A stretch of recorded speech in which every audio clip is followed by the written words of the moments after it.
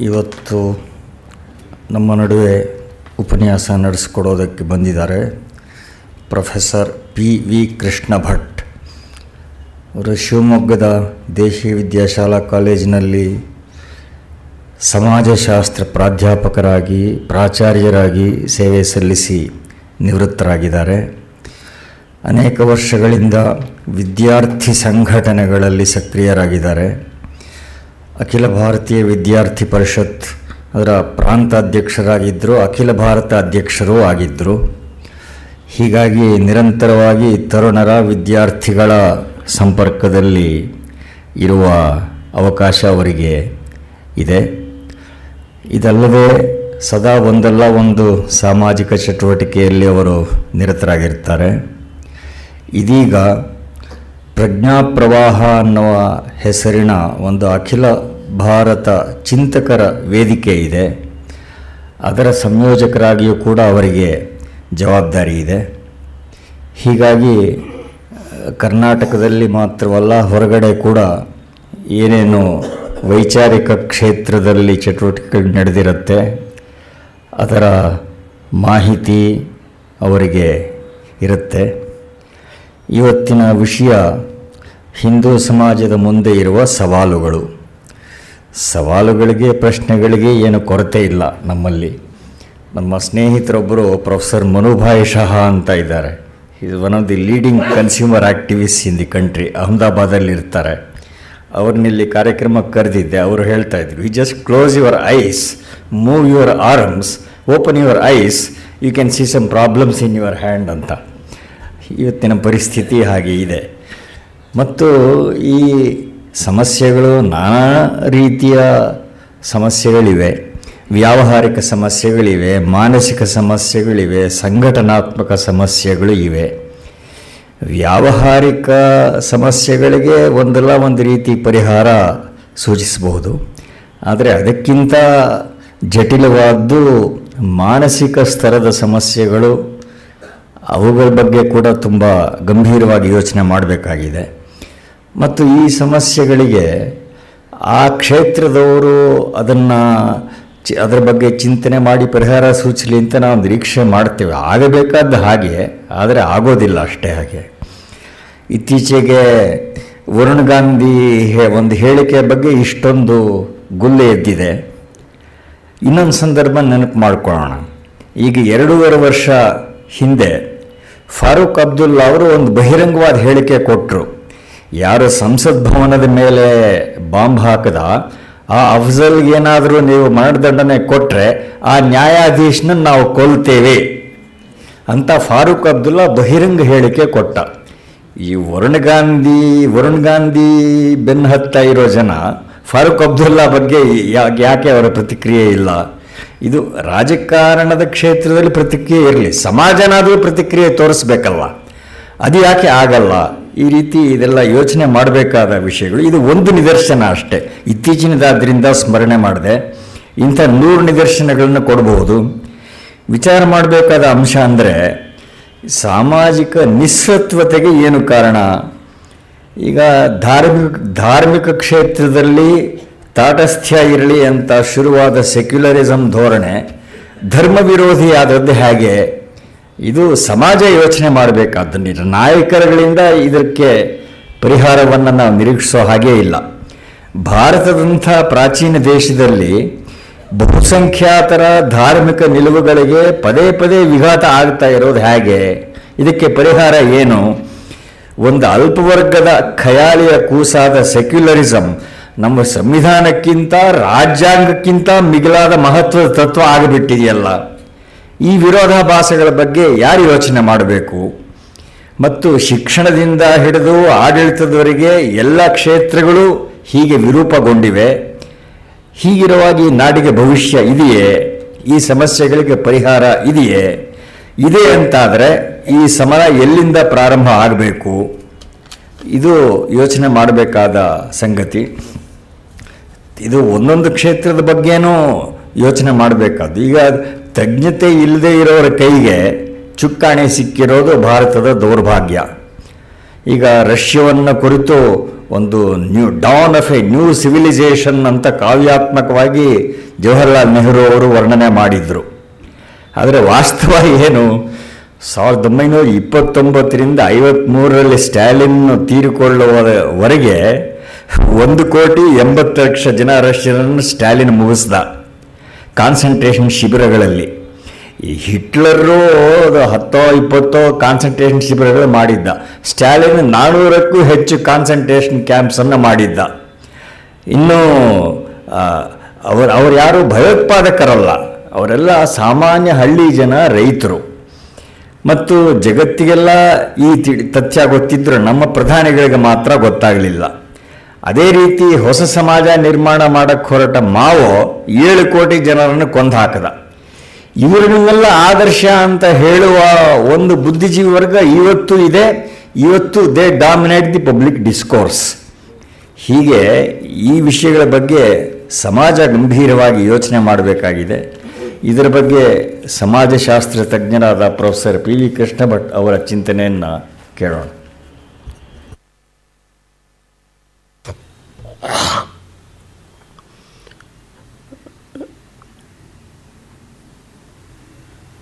ಆದರಣೀಯರಾದ ರಾಮಸ್ವಾಮಿಯವರೇ, ಆತ್ಮೀಯ ಬಂಧುಗಳೇ, ಹಿರಿಯರೇ, ತಾಯಂದಿರೇ,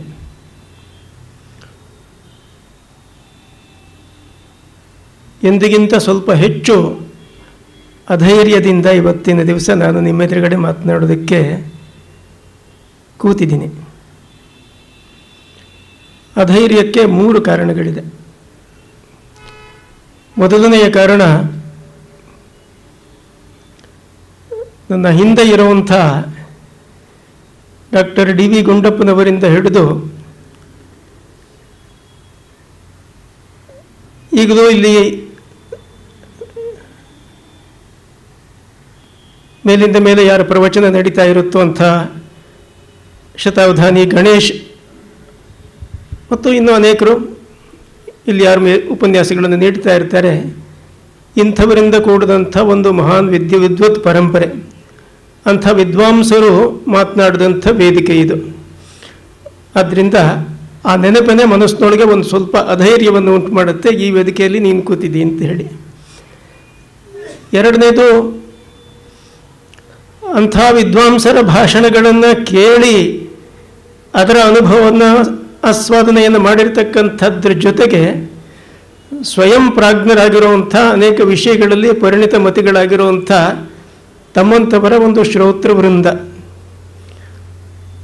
ಇದು ಕೂಡ ನನಗೆ ಸಾಕಷ್ಟು ಅಂಜಿಕೆಯನ್ನೇ ಉಂಟು ಮಾಡ್ತಾ ಇರತಕ್ಕಂಥ ಒಂದು ಸಂಗತಿ. ಮೂರನೆಯದು, ಇವತ್ತು ಯಾವ ವಿಷಯವನ್ನು ಕುರಿತು ಮಾತನಾಡಬೇಕಾಗಿದೆಯೋ ಯಾವುದನ್ನು ಕುರಿತು ಈಗಾಗಲೇ ಶ್ರೀಯುತ ರಾಮಸ್ವಾಮಿಯವರು ಉಲ್ಲೇಖ ಮಾಡಿದ್ದಾರೋ ಆ ಒಂದು ವಿಷಯದ ಅಗಾಧತೆ. ಇದು ಹೆಸರಿಗೆ ಇವತ್ತಿನ ದಿವಸದ ಟಾಪಿಕ್ಕು ಹಿಂದೂ ಸಮಾಜ ಇಂದು ಎದುರಿಸ್ತಾ ಇರತಕ್ಕಂಥ ಸಮಸ್ಯೆಗಳು, ಸವಾಲುಗಳು ಅನ್ನುವಂಥದ್ದಿದೆ. ಆದರೆ ಸ್ವಲ್ಪ ನಾವು ಚಿಂತನೆ ಮಾಡಿದರೆ ನಮಗೆ ಗಮನಕ್ಕೆ ಬರುತ್ತೆ, ಇದು ಕೇವಲ ಯಾವುದೋ ಒಂದಿಷ್ಟು ಸಮಾಜದ ಸಮಸ್ಯೆಗಳನ್ನು ಕುರಿತು ಚರ್ಚೆ ಮಾಡುವಂಥದ್ದಷ್ಟಕ್ಕೆ ಸೀಮಿತವಾಗಿರೋ ಸಂಗತಿ ಅಲ್ಲ. ಇದು ಈ ಹಿಂದೂ ಅಂತನ್ನುವಂಥದ್ದು ಒಂದು ಬಹಳ ಮಹಿಮಾಮಂಡಿತವಾಗಿರುವಂಥ, ಒಂದು ಬಹಳ ಶ್ರೇಷ್ಠವಾಗಿರುವಂಥ ಒಂದು ಮಹಾನ್ ನಾಗರಿಕತೆ. ಇದು ಜಗತ್ತಿನ ಶ್ರೇಷ್ಠ ನಾಗರಿಕತೆಗಳು ಅಂತ ಹೇಳಿ ಯಾವುದು ಗುರುತಿಸಲ್ಪಟ್ಟವು, ಆ ಎಲ್ಲ ಪ್ರಾಚೀನ ನಾಗರಿಕತೆಗಳ ಜೊತೆಗೆ ಸಮಕಾಲೀನವಾಗಿದ್ದದ್ದು ಮಾತ್ರ ಅಲ್ಲದೆ ಅವೆಲ್ಲವನ್ನೂ ನಶಿಸಿ ಹೋದ ನಂತರವೂ ಕೂಡ ಇವತ್ತಿಗೂ ಜೀವಂತವಾಗಿರ್ತಕ್ಕಂಥ ನಾಗರಿಕತೆ. ಅರ್ನಾಲ್ಡ್ ಟಾಯಿನ್ಬಿ ಲೇಖನದಲ್ಲಿ ಬರೆದ, ಜಗತ್ತಿನಲ್ಲಿ ಒಟ್ಟು 26 ನಾಗರಿಕತೆಗಳು ತಲೆ ಎತ್ತಿದವು, ಅದರಲ್ಲಿ 16 ನಾಗರಿಕತೆಗಳು ಆಗಾಗಲೇ ನಶಿಸಿ ಹೋಗಿವೆ. ಇನ್ನು 9 ನಾಗರಿಕತೆಗಳು ಕೂಡ ಸಾಕಷ್ಟು ಅಪಾಯಗಳನ್ನು, ಸಂಕಷ್ಟಗಳನ್ನು ಎದುರಿಸ್ತವೆ. ಅದರಲ್ಲಿ ಅನೇಕವು ಅವಸಾನದ ಅಂಚಿನಲ್ಲಿವೆ. ಅವತ್ತಿನಿಂದ ಇವತ್ತಿನವರೆಗೂ ಕೂಡ ಜೀವಂತವಾಗಿದ್ದು ಚೈತನ್ಯಶಾಲಿಯಾಗಿರ್ತಕ್ಕಂಥ ಏಕಮೇವ ನಾಗರಿಕತೆ ಅಂತಂದರೆ ಹಿಂದೂ ನಾಗರಿಕತೆ ಅಂತ ಹೇಳಿ ಅವನು ಹೇಳ್ದ. ಇದು ಎಷ್ಟು ಪ್ರಾಚೀನವಾದದ್ದು ಅಂತ ಹೇಳಿ ನಾವು ಗುರುತಿಸೋದು ಕಷ್ಟನೇ. ನಾವು ಕಾಲಗಣನೆಯಲ್ಲಿ ಕಲಿಯುಗಾಬ್ದ 5111 ವರ್ಷ ಅಂತ ಹೇಳಿ ನಾವು ಹೇಳ್ತೀವಿ. ಮಹಾಭಾರತ ಯುದ್ಧ ಕಳೆದು ಕಲಿಯುಗ ಪ್ರಾರಂಭವಾದ ನಂತರ 5100 ವರ್ಷಗಳಾಗಿದ್ದರೆ ಮಹಾಭಾರತ ಯುದ್ಧಕ್ಕಿಂತ ಹಿಂದೆ ಅದಿನ್ನೆಷ್ಟು ವರ್ಷಗಳ ಕಾಲ ಇದ್ದಿರಬಹುದು. ಜಗತ್ತಿನಲ್ಲಿ ತಲೆ ಎತ್ತಿದಂಥ ಗ್ರೀಕ್ ನಾಗರಿಕತೆ, ರೋಮನ್ ನಾಗರಿಕತೆ, ಈಜಿಪ್ಟ್ ನಾಗರಿಕತೆ, ಬೆಬಿಲೋನಿಯನ್ ನಾಗರಿಕತೆ ಇತ್ಯಾದಿ ಎಲ್ಲವೂ ಕೂಡ ಇವತ್ತಿನ ದಿವಸ ಇತಿಹಾಸದ ಸಂಗತಿಗಳಾಗ್ಬಿಟ್ಟಿವೆ. ಅವುಗಳನ್ನು ಕುರಿತು ನಾವು ಪುಸ್ತಕದಲ್ಲಿ ಓದಬೇಕಷ್ಟೇ. ವಿವೇಕಾನಂದರು ತಮ್ಮ ಬಹಳ ಅಮೋಘವಾಗಿರ್ತಕ್ಕಂಥ ಶಬ್ದಗಳಲ್ಲಿ ಹೇಳಿದಂತೆಯೇ Capitoline hill is a mass of ruins and the spider weaves its web where the Caesars ruled ಅನ್ನುವಂಥ ಮಾತನ್ನು ಅವ್ರು ಹೇಳಿದರು. ಆದರೆ ನಾವು ಇವತ್ತಿನ ದಿವಸ ಅದೇ ವೇದ ಕಾಲದ ಆ ಒಂದು ಸಂಸ್ಕೃತಿಯ ವಾರಸುದಾರರಾಗಿ ಇವತ್ತಿಗೂ ನಾವು ಜೀವಂತವಾಗಿದ್ದೀವಿ ಪ್ರಪಂಚದಲ್ಲಿ ಅಂತನ್ನುವಂಥದ್ದು ವಾಸ್ತವವಾಗಿ ನಾವು ಹೆಮ್ಮೆ ಪಡಬೇಕಾಗಿರುವಂಥ ಸಂಗತಿ. ಆದ್ದರಿಂದ ನಾವು ಹಿಂದೂ ಸಮಾಜದ ಸಮಸ್ಯೆಗಳು ಸವಾಲುಗಳು ಅಂತ ಹೇಳಿ ಕುರಿತು ಯೋಚನೆ ಮಾಡೋದಾದ್ರೂ ಕೂಡ ಈ ಒಂದು ಶ್ರೇಷ್ಠವಾದಂಥ ಪ್ರಾಚೀನವಾದಂಥ ನಾಗರಿಕತೆಯ ಎದುರಿಗೆ ಇವತ್ತಿರತಕ್ಕಂಥ ಸಮಸ್ಯೆಗಳನ್ನು ಕುರಿತು ನಾವು ಚರ್ಚೆ ಮಾಡ್ತಾ ಇದ್ದೀವಿ ಆ ಮೂಲಕ.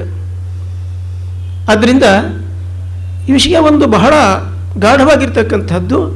ಈ ಮಹಾನ್ ನಾಗರಿಕತೆ ಎದುರುಗಡೆ ಇರತಕ್ಕಂಥ ಇವತ್ತಿನ ಸವಾಲುಗಳು ಪ್ರಶ್ನೆಗಳು ಏನು ಅನ್ನುವಂಥದ್ದು. ಜಗತ್ತಿಗೆ ಒಂದು ಅದ್ಭುತವಾದ ನಾಗರಿಕತೆಯನ್ನು ನಾವು ಕೊಟ್ಟಂಥವ್ರು. ಜಗತ್ತಿನ ಅನೇಕ ವಿದ್ವಾಂಸರು ಇದರ ಒಂದು ಹಿರಿಮೆಯನ್ನು ಗುರುತಿಸಿದ್ದಾರೆ. ಇದನ್ನು ಕುರಿತು ಮೇಲಿಂದ ಮೇಲೆ ಅವರು ಹೇಳಿದ್ದಾರೆ. ಉಪನಿಷತ್ತುಗಳ ಬಗ್ಗೆ ಇರಲಿ, ಭಗವದ್ಗೀತೆ ಬಗ್ಗೆ ಇರಲಿ ಇತ್ಯಾದಿ, ಇಲ್ಲಿನ ದರ್ಶನಗಳ ಬಗ್ಗೆ ಇರಲಿ ಇತ್ಯಾದಿ, ವಿವಿಧ ಕ್ಷೇತ್ರಗಳಲ್ಲಿ ಬಹಳ ಶ್ರೇಷ್ಠವಾಗಿರ್ತಕ್ಕಂಥ ಸಾಧನೆಯನ್ನು ಮಾಡಿರುವಂಥ ಒಂದು ಹಿರಿಮೆಯೂ ನಮ್ಮದಿದೆ. ಒಂದು ಕಾಲದಲ್ಲಿ ಒಂದು ಬಹಳ ವೈಭವಪೂರ್ಣವಾಗಿರ್ತಕ್ಕಂಥ ಒಂದು ಸಾಮ್ರಾಜ್ಯವನ್ನು ನಾವಿಲ್ಲಿ ನಿರ್ಮಾಣ ಮಾಡಿದ್ವಿ.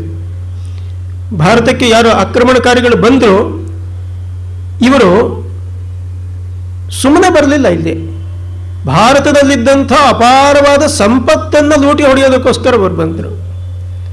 ಅಂದರೆ ನಮ್ಮದು ಕೇವಲ ಏನೋ ಆಧ್ಯಾತ್ಮಿಕ ಪ್ರವಣವಾಗಿದ್ದಂಥ ಧರ್ಮ, ಅಧ್ಯಾತ್ಮ, ಆತ್ಮ, ಪರಮಾತ್ಮನ ಬಗ್ಗೆ ಕುರಿತು ಚಿಂತನೆ ಮಾಡ್ತಾ ಇದ್ದಂಥ ಒಂದು ಜೀವನ ಪದ್ಧತಿ ಆಗಿರಲಿ, ಸಂಸ್ಕೃತಿ ಆಗಿರಲಿಲ್ಲ. ಭೌತಿಕ ಜೀವನದಲ್ಲೂ ಅಷ್ಟೇ ಒಂದು ಸಮೃದ್ಧಿಯನ್ನು ಕಟ್ಟಿದ್ದಂಥದ್ದಿತ್ತು. ವಿದೇಶಿಯರು ಅನೇಕರು ಬಂದಿದ್ದಂಥವರು ಭೂಮಿಯ ಮೇಲೆ ಏನಾದರೂ ಒಂದು ಸ್ವರ್ಗ ಇದ್ದರೆ ಅದು ಭಾರತದಲ್ಲಿದೆ ಅಂತನ್ನುವಂಥ ಮಾತುಗಳನ್ನು ಹೇಳಿರುವಂಥದ್ದು, ಪರ್ಯಟಕರ ಮಾತುಗಳನ್ನು ನಾವು ಕೇಳ್ತೀವಿ.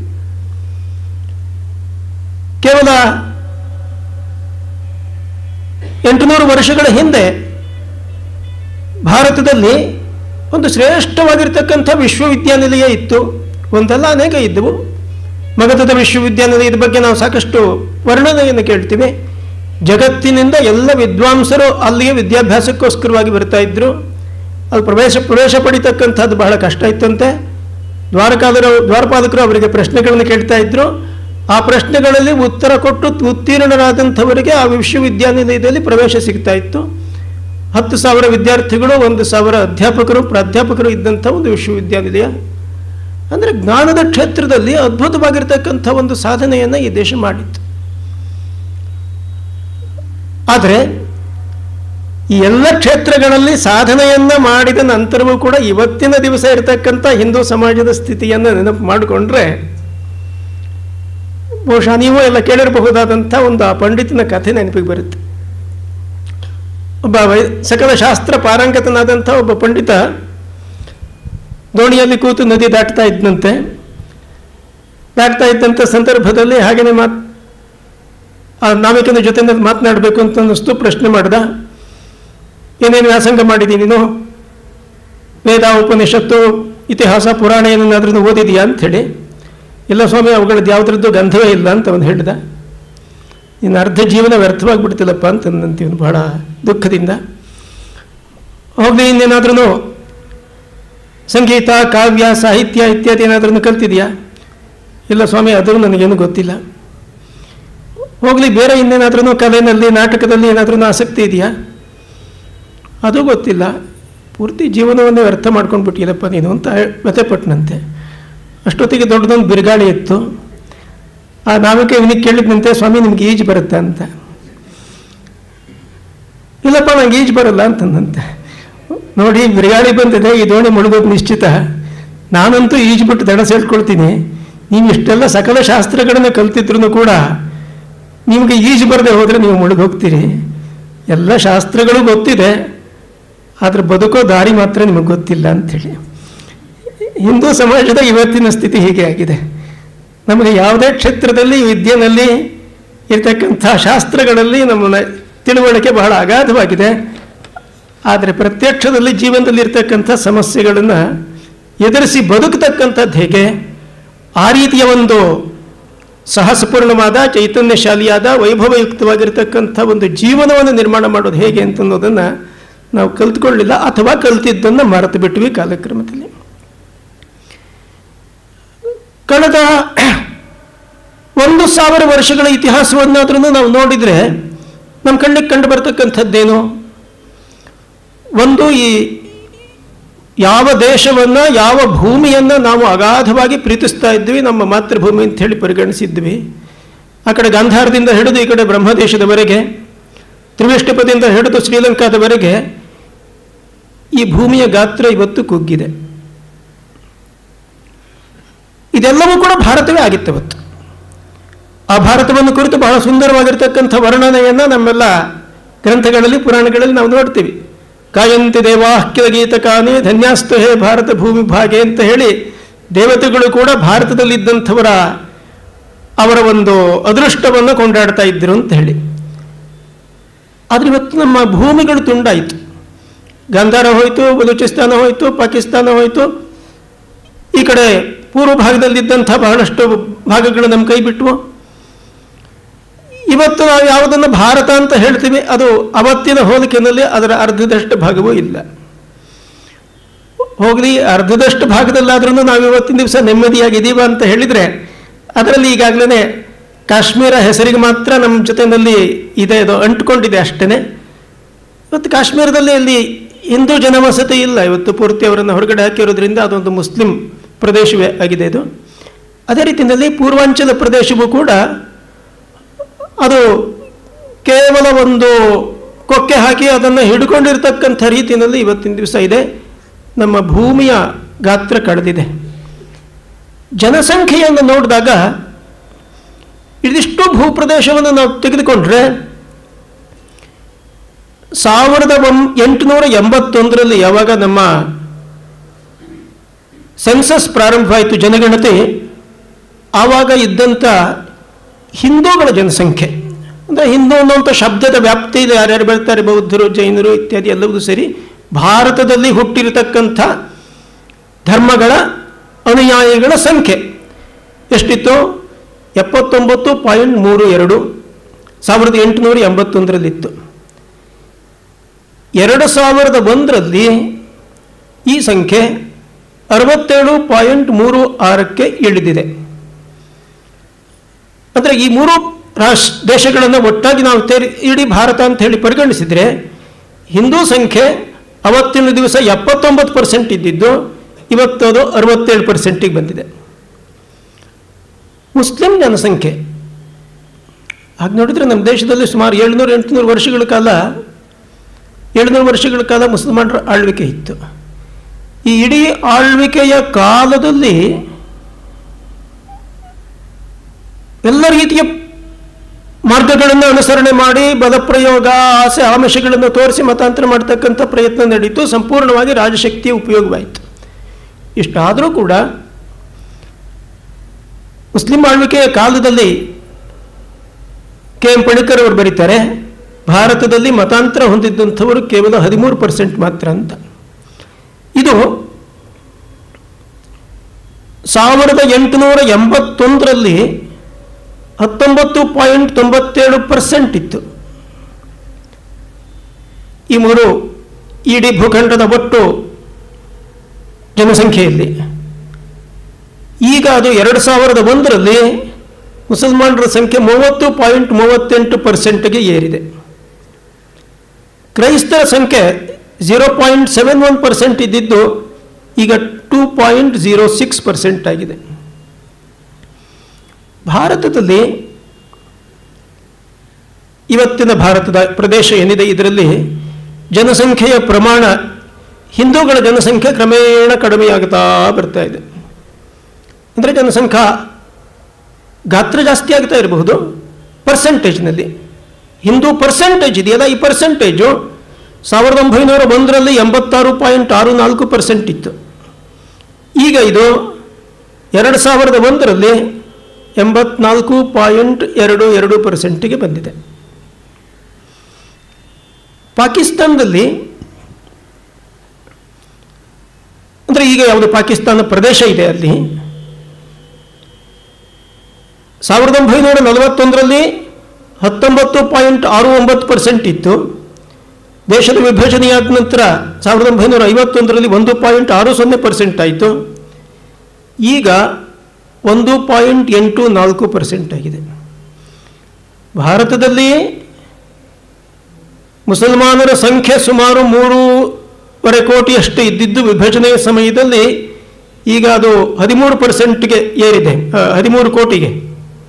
ಅಂದರೆ ಸುಮಾರು 4 ಪಟ್ಟು ಜಾಸ್ತಿಯಾಗಿದೆ ಭಾರತದಲ್ಲಿ ಮುಸಲ್ಮಾನರ ಸಂಖ್ಯೆ.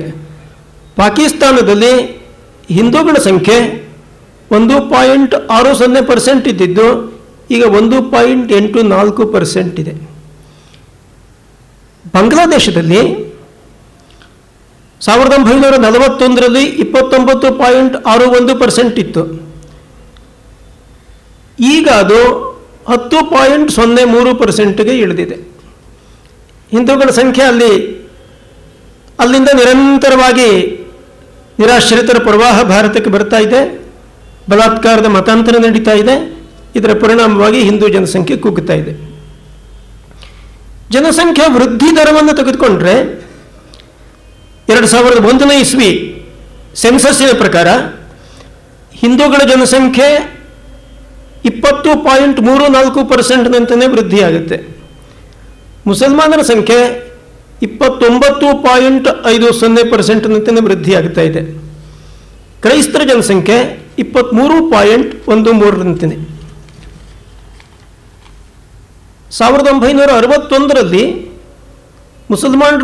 ಮುಸ್ಲಿಂ ಜನಸಂಖ್ಯೆಯ ವೃದ್ಧಿ 1961ರಿಂದ 2001ರವರೆಗೆ 194% ಜಾಸ್ತಿಯಾಗಿದೆ. ಅಂದರೆ ಹೆಚ್ಚು ಕಡಿಮೆ ಡಬಲ್ ಆಗಿದೆ. ಇದರ ಹೋಲಿಕೆಯಲ್ಲಿ ಹಿಂದೂಗಳ ಜನಸಂಖ್ಯೆ ಎಷ್ಟು ಹೆಚ್ಚಿದೆ? 134% ಏರಿದೆ. 1961ರಲ್ಲಿ ಮುಸಲ್ಮಾನರ ಸಂಖ್ಯೆ 10.7% ಇತ್ತು. 2001ರಲ್ಲಿ 13.4%ಗೆ ಅದು ಏರಿದೆ ಇವಾಗ. ಅಂದರೆ ಒಂದು ಲೆಕ್ಕಾಚಾರವನ್ನು ಹಾಕಿದ್ದಾರೆ ಜನಸಂಖ್ಯಾ ಶಾಸ್ತ್ರಜ್ಞರು. ಇದೇ ವೇಗದಲ್ಲಿ ಜನಸಂಖ್ಯೆಗಳು ಬೆಳೆದರೆ 2050ನೇ ಇಸ್ವಿಯ ವೇಳೆಗೆ ಹಿಂದೂಗಳ ಜನಸಂಖ್ಯೆ 55%ಗೆ ಬರುತ್ತೆ. 2061ನೇ ಇಸ್ವಿಗೆ ಅದು 50%ಗಿಂತಲೂ ಕಡಿಮೆಯಾಗುತ್ತೆ ಅಂತ. ಯಾವ್ಯಾವ ಪ್ರದೇಶಗಳಲ್ಲಿ ಹಿಂದೂ ಜನಸಂಖ್ಯೆ ಕಡಿಮೆಯಾಯಿತೋ ಆ ಪ್ರದೇಶಗಳು ಭಾರತವನ್ನು ಬಿಟ್ಟು ಬೇರೆಯಾದವು. ಆದ್ದರಿಂದ ಇದೇ ವೇಗದಲ್ಲಿ ಏನಾದರೂ ಜನಸಂಖ್ಯೆಯ ಬೆಳವಣಿಗೆ ಆಗ್ತಾ ಹೋದರೆ ಮುಂದಿನ 50 ವರ್ಷಗಳಲ್ಲಿ ಭಾರತದ ಸ್ಥಿತಿ ಏನು ಆಗಬಹುದು ಅನ್ನೋದನ್ನು ನಾವು ಊಹೆ ಮಾಡಿಕೊಳ್ಬಹುದು. ಸಮಾಜ ಬದುಕಿದ್ರೆ ಸಂಸ್ಕೃತಿ ಬದುಕತ್ತೆ. ನಮ್ಮ ಸಂಸ್ಕೃತಿಯ ಬಗ್ಗೆ ನಮಗೆ ಬಹಳ ಅಭಿಮಾನ ಇದೆ, ನಾವು ಬಹಳ ಆದರ ಗೌರವದಿಂದ ಮಾತನಾಡ್ತೀವಿ.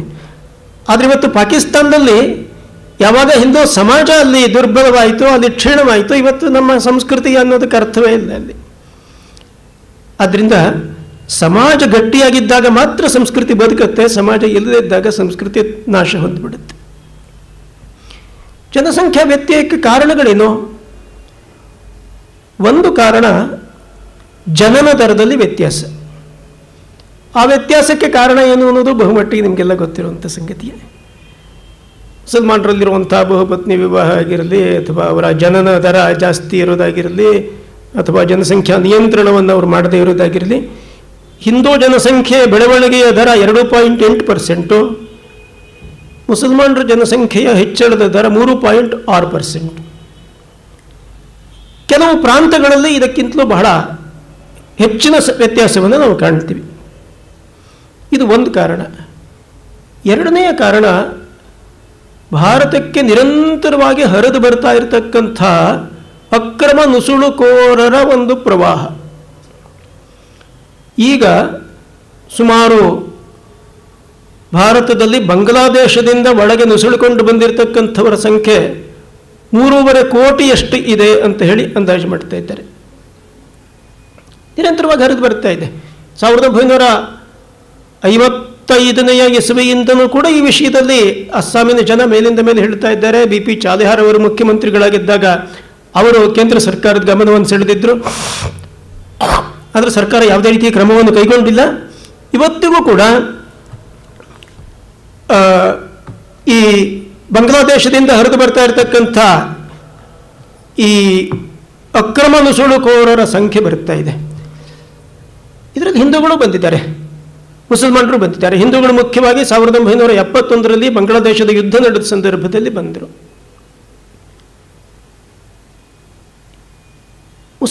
ಹಿಂದೂಗಳು ಬರೋದಕ್ಕೆ ಅಲ್ಲಿ ಬಾಂಗ್ಲಾದೇಶದಲ್ಲಿ ನಡೀತಾ ಇರತಕ್ಕಂಥ ದೌರ್ಜನ್ಯ, ಅತ್ಯಾಚಾರ ಯಾವುದ್ರ ಬಗ್ಗೆ ತಸ್ಲೀಮಾ ನಸ್ರೀನ್ ಅವರು ತಮ್ಮ ಪುಸ್ತಕದಲ್ಲೂ ಬರೆದಿದ್ದಾರಲ್ಲ, ಲಜ್ಜಾ ಪುಸ್ತಕದಲ್ಲಿ ಒಂದು ವರ್ಣನೆ ಕೊಟ್ಟಿದ್ದಾರೆ. ಅವರು ಹೇಗೆ ಅಲ್ಲಿ ಹಿಂದೂಗಳ ಮೇಲೆ ದೌರ್ಜನ್ಯ ನಡೀತಾ ಇದೆ ಅಂಥೇಳಿ. ಇದರಿಂದಾಗಿ ನಿರಾಶ್ರಿತರಾಗಿ ಅವರು ಬರ್ತಾ ಇದ್ದಾರೆ. ಮುಸಲ್ಮಾನರು ಬರೋದಕ್ಕೆ ಬೇರೆ ಕಾರಣವೇ ಇದೆ. ಈ ಕಾರಣ ಏನು ಅಂತನ್ನುವಂಥದ್ದನ್ನು ಇದರ ಒಂದು ಉಲ್ಲೇಖ ಪಾಕಿಸ್ತಾನದ ಪ್ರೈಮ್ ಮಿನಿಸ್ಟರ್ ಆಗಿದ್ದಂಥ ZA ಭುಟ್ಟೋ ಬರೆದಿರುವಂಥ ಒಂದು ಪುಸ್ತಕದಲ್ಲಿ ಉಲ್ಲೇಖ ಇದೆ. ಭುಟ್ಟೋ ಒಂದು ಪುಸ್ತಕ ಬರೆದಿದ್ದಾನೆ, ಅವನ ಆತ್ಮಚರಿತ್ರೆ ಅದು ದಿ ಮಿತ್ ಆಫ್ ಇಂಡಿಪೆಂಡೆನ್ಸ್ ಅಂತ ಹೇಳಿ. ಆ ಪುಸ್ತಕದಲ್ಲಿ ಅವನು ಬರೀತಾನೆ, ದೇಶದ ವಿಭಜನೆಯಾದಾಗ ಜನಸಂಖ್ಯೆಯ ಪ್ರಮಾಣದ ಪ್ರಕಾರ ಇನ್ನೂ ಕೆಲವು ಭಾಗಗಳು ಪಾಕಿಸ್ತಾನಕ್ಕೆ ಸೇರಬೇಕಾಗಿತ್ತು. ಆದರೆ ಬ್ರಿಟಿಷರು ಕುತಂತ್ರದಿಂದ ನಮಗೆ ಅನ್ಯಾಯ ಮಾಡಿದರು. ಈ ವಿವಾದಗಳು ಇನ್ನೂ ಕೂಡ ಜೀವಂತವಾಗಿವೆ. ಭಾರತ ಮತ್ತು ಪಾಕಿಸ್ತಾನದ ನಡುವೆ ಇರತಕ್ಕಂಥ ವಿವಾದದ ಪ್ರಶ್ನೆ ಕಾಶ್ಮೀರ ಒಂದೇ ಅಲ್ಲ, ಇನ್ನೂ ಅನೇಕ ಇವೆ. ಅದೊಂದರೆ ಪಶ್ಚಿಮ ಪಾಕಿಸ್ತಾನ ಮತ್ತು ಪೂರ್ವ ಪಾಕಿಸ್ತಾನವನ್ನು ಜೋಡಿಸೋದಕ್ಕೆ ಬೇಕಾಗಿರ್ತಕ್ಕಂಥ ಒಂದು ಕಾರಿಡಾರ್ ಬೇಕು ಅಂತ ನಾವು ಕೇಳಿದ್ವಿ, ಅದನ್ನು ನಮಗೆ ಕೊಡಲಿಲ್ಲ. ಅಸ್ಸಾಮಿನ ಅನೇಕ ಜಿಲ್ಲೆಗಳು ಪೂರ್ವ ಪಾಕಿಸ್ತಾನಕ್ಕೆ ಸೇರಬೇಕಾಗಿತ್ತು, ಇದನ್ನು ಕೊಡಲಿಲ್ಲ. ಆದ್ದರಿಂದ ಈ ಅನ್ಯಾಯಗಳು ಸರಿಯಾಗುವವರೆಗೆ ನಾವು ಹೋರಾಟ ಮುಂದುವರಿಸಬೇಕು ಅಂತ ಹೇಳಿದ ಅವನು. ಅದಾದ ನಂತರ ಆ ಬಾಂಗ್ಲಾದೇಶದ ಗಡಿಗಳಲ್ಲಿ, ಆವಾಗಿನ್ನೂ ಬಾಂಗ್ಲಾದೇಶ ಆಗಿರಲಿಲ್ಲ, ಪಾಕಿಸ್ತಾನ ಇತ್ತು, ಪೂರ್ವ ಪಾಕಿಸ್ತಾನ. ಬಾಂಗ್ಲಾದೇಶದ ಗಡಿಗಳಲ್ಲಿ ಕ್ಯಾಂಪ್ಗಳನ್ನು ಮಾಡಿ ಜನರನ್ನು ಬೇರೆ ಕಡೆಯಿಂದ ತಗೊಂಡು ಬಂದು ಅಲ್ಲಿ ನೆಲೆಗೊಳಿಸಿ ಸಮಯ ನೋಡಿ ಅವರನ್ನು ಭಾರತದ ಒಳಗಡೆ ಕಳಿಸ್ತಾ ಇದ್ರು. ಬಟ್ ಇದೇ ಮಾತು ಹೇಳಿದ್ದ, ನಾವು ಈ ಜನಸಂಖ್ಯಾ ಅಸಮತೋಲನ ಏನಿದೆ ಇದನ್ನು ಸರಿಪಡಿಸಿ ಆ ಮೂಲಕ ನಾವು ಅಸ್ಸಾಮನ್ನು ಕಬಳಿಸಬೇಕು ಅಂಥೇಳಿ. ಇವತ್ತು ಅಸ್ಸಾಮಿನ ಪ್ರಾಂತ ಏನಿದೆ ಇದರಲ್ಲಿ 4 ಜಿಲ್ಲೆಗಳು ಮುಸ್ಲಿಂ ಬಾಹುಳ್ಯದ ಜಿಲ್ಲೆಗಳಾಗಿವೆ, 5 ಜಿಲ್ಲೆಗಳು. ಪಶ್ಚಿಮ ಬಂಗಾಳದ 4 ಜಿಲ್ಲೆಗಳು, ಅಲ್ಲಿ ಮುಸ್ಲಿಂ ಜನಸಂಖ್ಯೆಯ ಪ್ರಮಾಣ ಹೆಚ್ಚಿದೆ. ಮಾತ್ರ ಅಲ್ಲ, ಯಾರು ಬಾಂಗ್ಲಾದೇಶದಿಂದ ನುಸುಳಿಕೊಂಡು ಬಂದಿದ್ದಾರೋ, ಭಾರತದಲ್ಲಿ ಅಕ್ರಮವಾಗಿ ನೆಲೆಸಿದ್ದಾರೋ, ಅವರಲ್ಲಿ ಇವತ್ತು 17 ಜನ ಅಸ್ಸಾಮಿನ ಅಸೆಂಬ್ಲಿ ಮೆಂಬರ್ಗಳಾಗಿ ಎಲೆಕ್ಟ್ ಆಗಿದ್ದಾರೆ. ಅವರ ಜನಸಂಖ್ಯೆ ಜಾಸ್ತಿ ಆಗ್ತಾ ಅಲ್ಲಿರ್ತಕ್ಕಂಥ ಹಿಂದೂಗಳು ಪಲಾಯನ ಮಾಡೋಕ್ಕೆ ಶುರು ಮಾಡಿದ್ದಾರೆ. ಯಾಕೆಂದರೆ ಅವರನ್ನು ಸುತ್ತುವರೆದು ಬಿಟ್ಟಿದ್ದಾರೆ. ಅಲ್ಲಿರ್ತಕ್ಕಂಥ ದನಕರುಗಳು ಕಳ್ಳತನ ಆಗುತ್ತೆ, ಅಲ್ಲಿರ್ತಕ್ಕಂಥ ಮಹಿಳೆಯರನ್ನು ಅಪಹರಣ ಮಾಡೋದು, ಅವ್ರ ಮೇಲೆ ದೌರ್ಜನ್ಯ ಮಾಡ್ತಕ್ಕಂಥದ್ದು ನಡೆಯುತ್ತೆ. ಹಿಂದೂಗಳು ಹೆದರ್ಕೊಂಡು ಅಲ್ಲಿಂದ ಓಡಿ ಬರ್ತಾ ಇದ್ದಾರೆ. ಹೀಗಾಗಿ ಆ ಪ್ರದೇಶದಿಂದ ಹಿಂದೂಗಳ ಜನಸಂಖ್ಯೆ ನಿಧಾನವಾಗಿ ಖಾಲಿಯಾಗ್ತಾ ಇದೆ. ಜಸ್ಟಿಸ್ SK ಸಿನ್ಹಾರವರು ಅಸ್ಸಾಮಿನ ಗವರ್ನರ್ ಆಗಿದ್ದರು. ಅವರು ಗವರ್ನರ್ ಆಗಿದ್ದಂಥ ಸಂದರ್ಭದಲ್ಲಿ ಕೇಂದ್ರ ಸರ್ಕಾರಕ್ಕೆ ಒಂದು ವರದಿ ಸಲ್ಲಿಸಿದರು. ಆ ವರದಿಯಲ್ಲಿ ಅವರು ಹೀಗೆ ಬರೆದಿದ್ದರು, the silent and invidious demographic invasion of Assam may result in the loss of geostrategically vital districts of lower Assam. The influx of these illegal migrants is turning these districts into a Muslim majority region. It will then only be a matter of time when a demand for their merger with Bangladesh may be made. The rapid growth of Islamic fundamentalism may provide the driving force for this demand. In this context, it is pertinent that Bangladesh has long discarded secularism and has chosen to become an Islamic state. Loss of lower Assam will sever the entire land mass of the northeast from the rest of India. ನಮಗೆಲ್ಲ English ಅರ್ಥವಾಗುತ್ತೆ, ನಾನು ಅನುವಾದ ಮಾಡೋಕ್ಕೆ ಪ್ರಯತ್ನ ಪಡೋಲ್ಲ. ಹೀಗೆ ಇಡೀ ಅಸ್ಸಾಮಿನ ಕೆಳ ಪ್ರದೇಶ ಭಾರತದಿಂದ ಪ್ರತ್ಯೇಕವಾಗಿ ಹೋಗಬಹುದು ಅಂತ ಯಾರೋ ಸಾಮಾನ್ಯ ವ್ಯಕ್ತಿ ಬರೆದಿದ್ದಲ್ಲ, ಅಸ್ಸಾಮಿನ ಗವರ್ನರ್ ಆಗಿದ್ದಂಥವರು, ಮಿಲಿಟರಿ ಆಫೀಸರ್ ಆಗಿದ್ದಂಥ ಜಸ್ಟಿಸ್ ಎಸ್ ಕೆ ಸಿನ್ಹಾರವರು ಬರೆದರು. ಸರ್ಕಾರದ ನಿಲುಮೆ ಏನಿದಕ್ಕೆ? ಸರ್ಕಾರ ವಿದೇಶದಿಂದ ಬಂದಿರತಕ್ಕಂಥವರನ್ನು ಗುರುತು ಹಚ್ಚಿ ಪತ್ತೆ ಮಾಡಿ ವಾಪಸ್ ಕಳಿಸೋದಕ್ಕೋಸ್ಕರ ಒಂದು ಕಾನೂನನ್ನು ತಗೊಂಡು ಬಂತು. ಎಷ್ಟು ವಿಚಿತ್ರವಾದ ಕಾನೂನು ಅದಾಗಿತ್ತು ಅಂತಂದರೆ, ಆ ಕಾನೂನು ಅದು ಅಕ್ರಮ ನುಸುಳುಕೋರರನ್ನು ಹೊರದಪ್ಪೋದು ಹಾಗಿರಲಿ, ಅವರಿಗೆ ರಕ್ಷಣೆ ಕೊಡ್ತಕ್ಕಂಥ ರೀತಿಯ ಕಾನೂನಾಗಿತ್ತು. ಅದರ ಕಾನೂನು ಹೇಗಿತ್ತು ಅಂತ ಅನ್ನೋದಕ್ಕೆ ಒಂದು ಮಿಸಾಲ್ ಹೇಳ್ತೀನಿ. ಆ ಕಾನೂನಿನ ಪ್ರಕಾರ ಯಾರಾದ್ರೂ ಒಬ್ಬ ಇಲ್ಲಿ ಇನ್ಫಿಲ್ಟ್ರೇಟರ್ ಬಂದಿದ್ದಾನೆ ಅಂತ ಆದರೆ ಆ ವಿಷಯದಲ್ಲಿ ಅಲ್ಲಿರ್ತಕ್ಕಂಥ ಸ್ಥಳೀಯರು ಪೊಲೀಸ್ ಸ್ಟೇಷನಲ್ಲಿ ಕಂಪ್ಲೇಂಟ್ ಕೊಡಬೇಕು.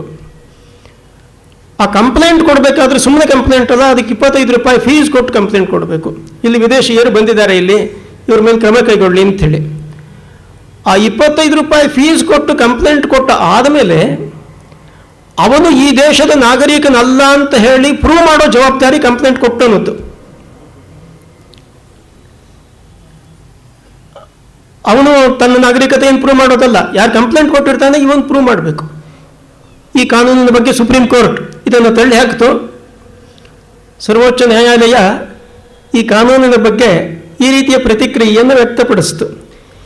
ಯಾವುದೇ ಒಂದು ಜನಸಮೂಹದ ಲಕ್ಷಾಂತರ ಜನರು ಯಾವುದೇ ದೇಶದಲ್ಲಿ ವಿಧಿ ನಿಷೇಧವಿಲ್ಲದೆ ಪ್ರವೇಶ ಮಾಡಿದರೆ ಅದು ಆಕ್ರಮಣ ಎನಿಸಿಕೊಳ್ಳುತ್ತದೆ.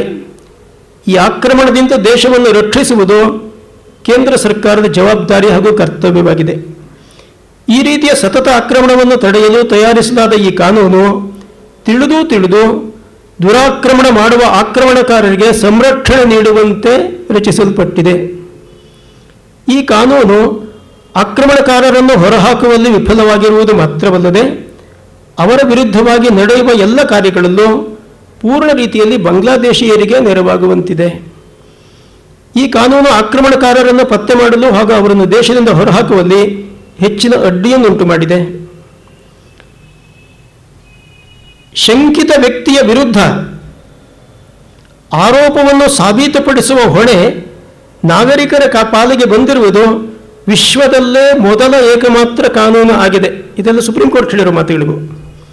ಆದ್ದರಿಂದ ಈಗ ನಾವು ಈ ಕಾನೂನು ಪೂರ್ಣ ರೀತಿಯಲ್ಲಿ ಅಸಂವಿಧಾನ ಹಾಗೂ ವಿಚ್ಛಿದ್ರಕಾರಿಯಾಗಿದೆ ಎಂಬ ನಿಷ್ಕರ್ಷಕ್ಕೆ ಬಂದಿದ್ದೇವೆ. ಆದುದರಿಂದ ಇದನ್ನು ರದ್ದುಪಡಿಸುವ ಆದೇಶ ನೀಡುತ್ತಿದ್ದೇವೆ. ಆದರೆ ಕೇಂದ್ರ ಸರ್ಕಾರ ಏನು ಮಾಡ್ತು?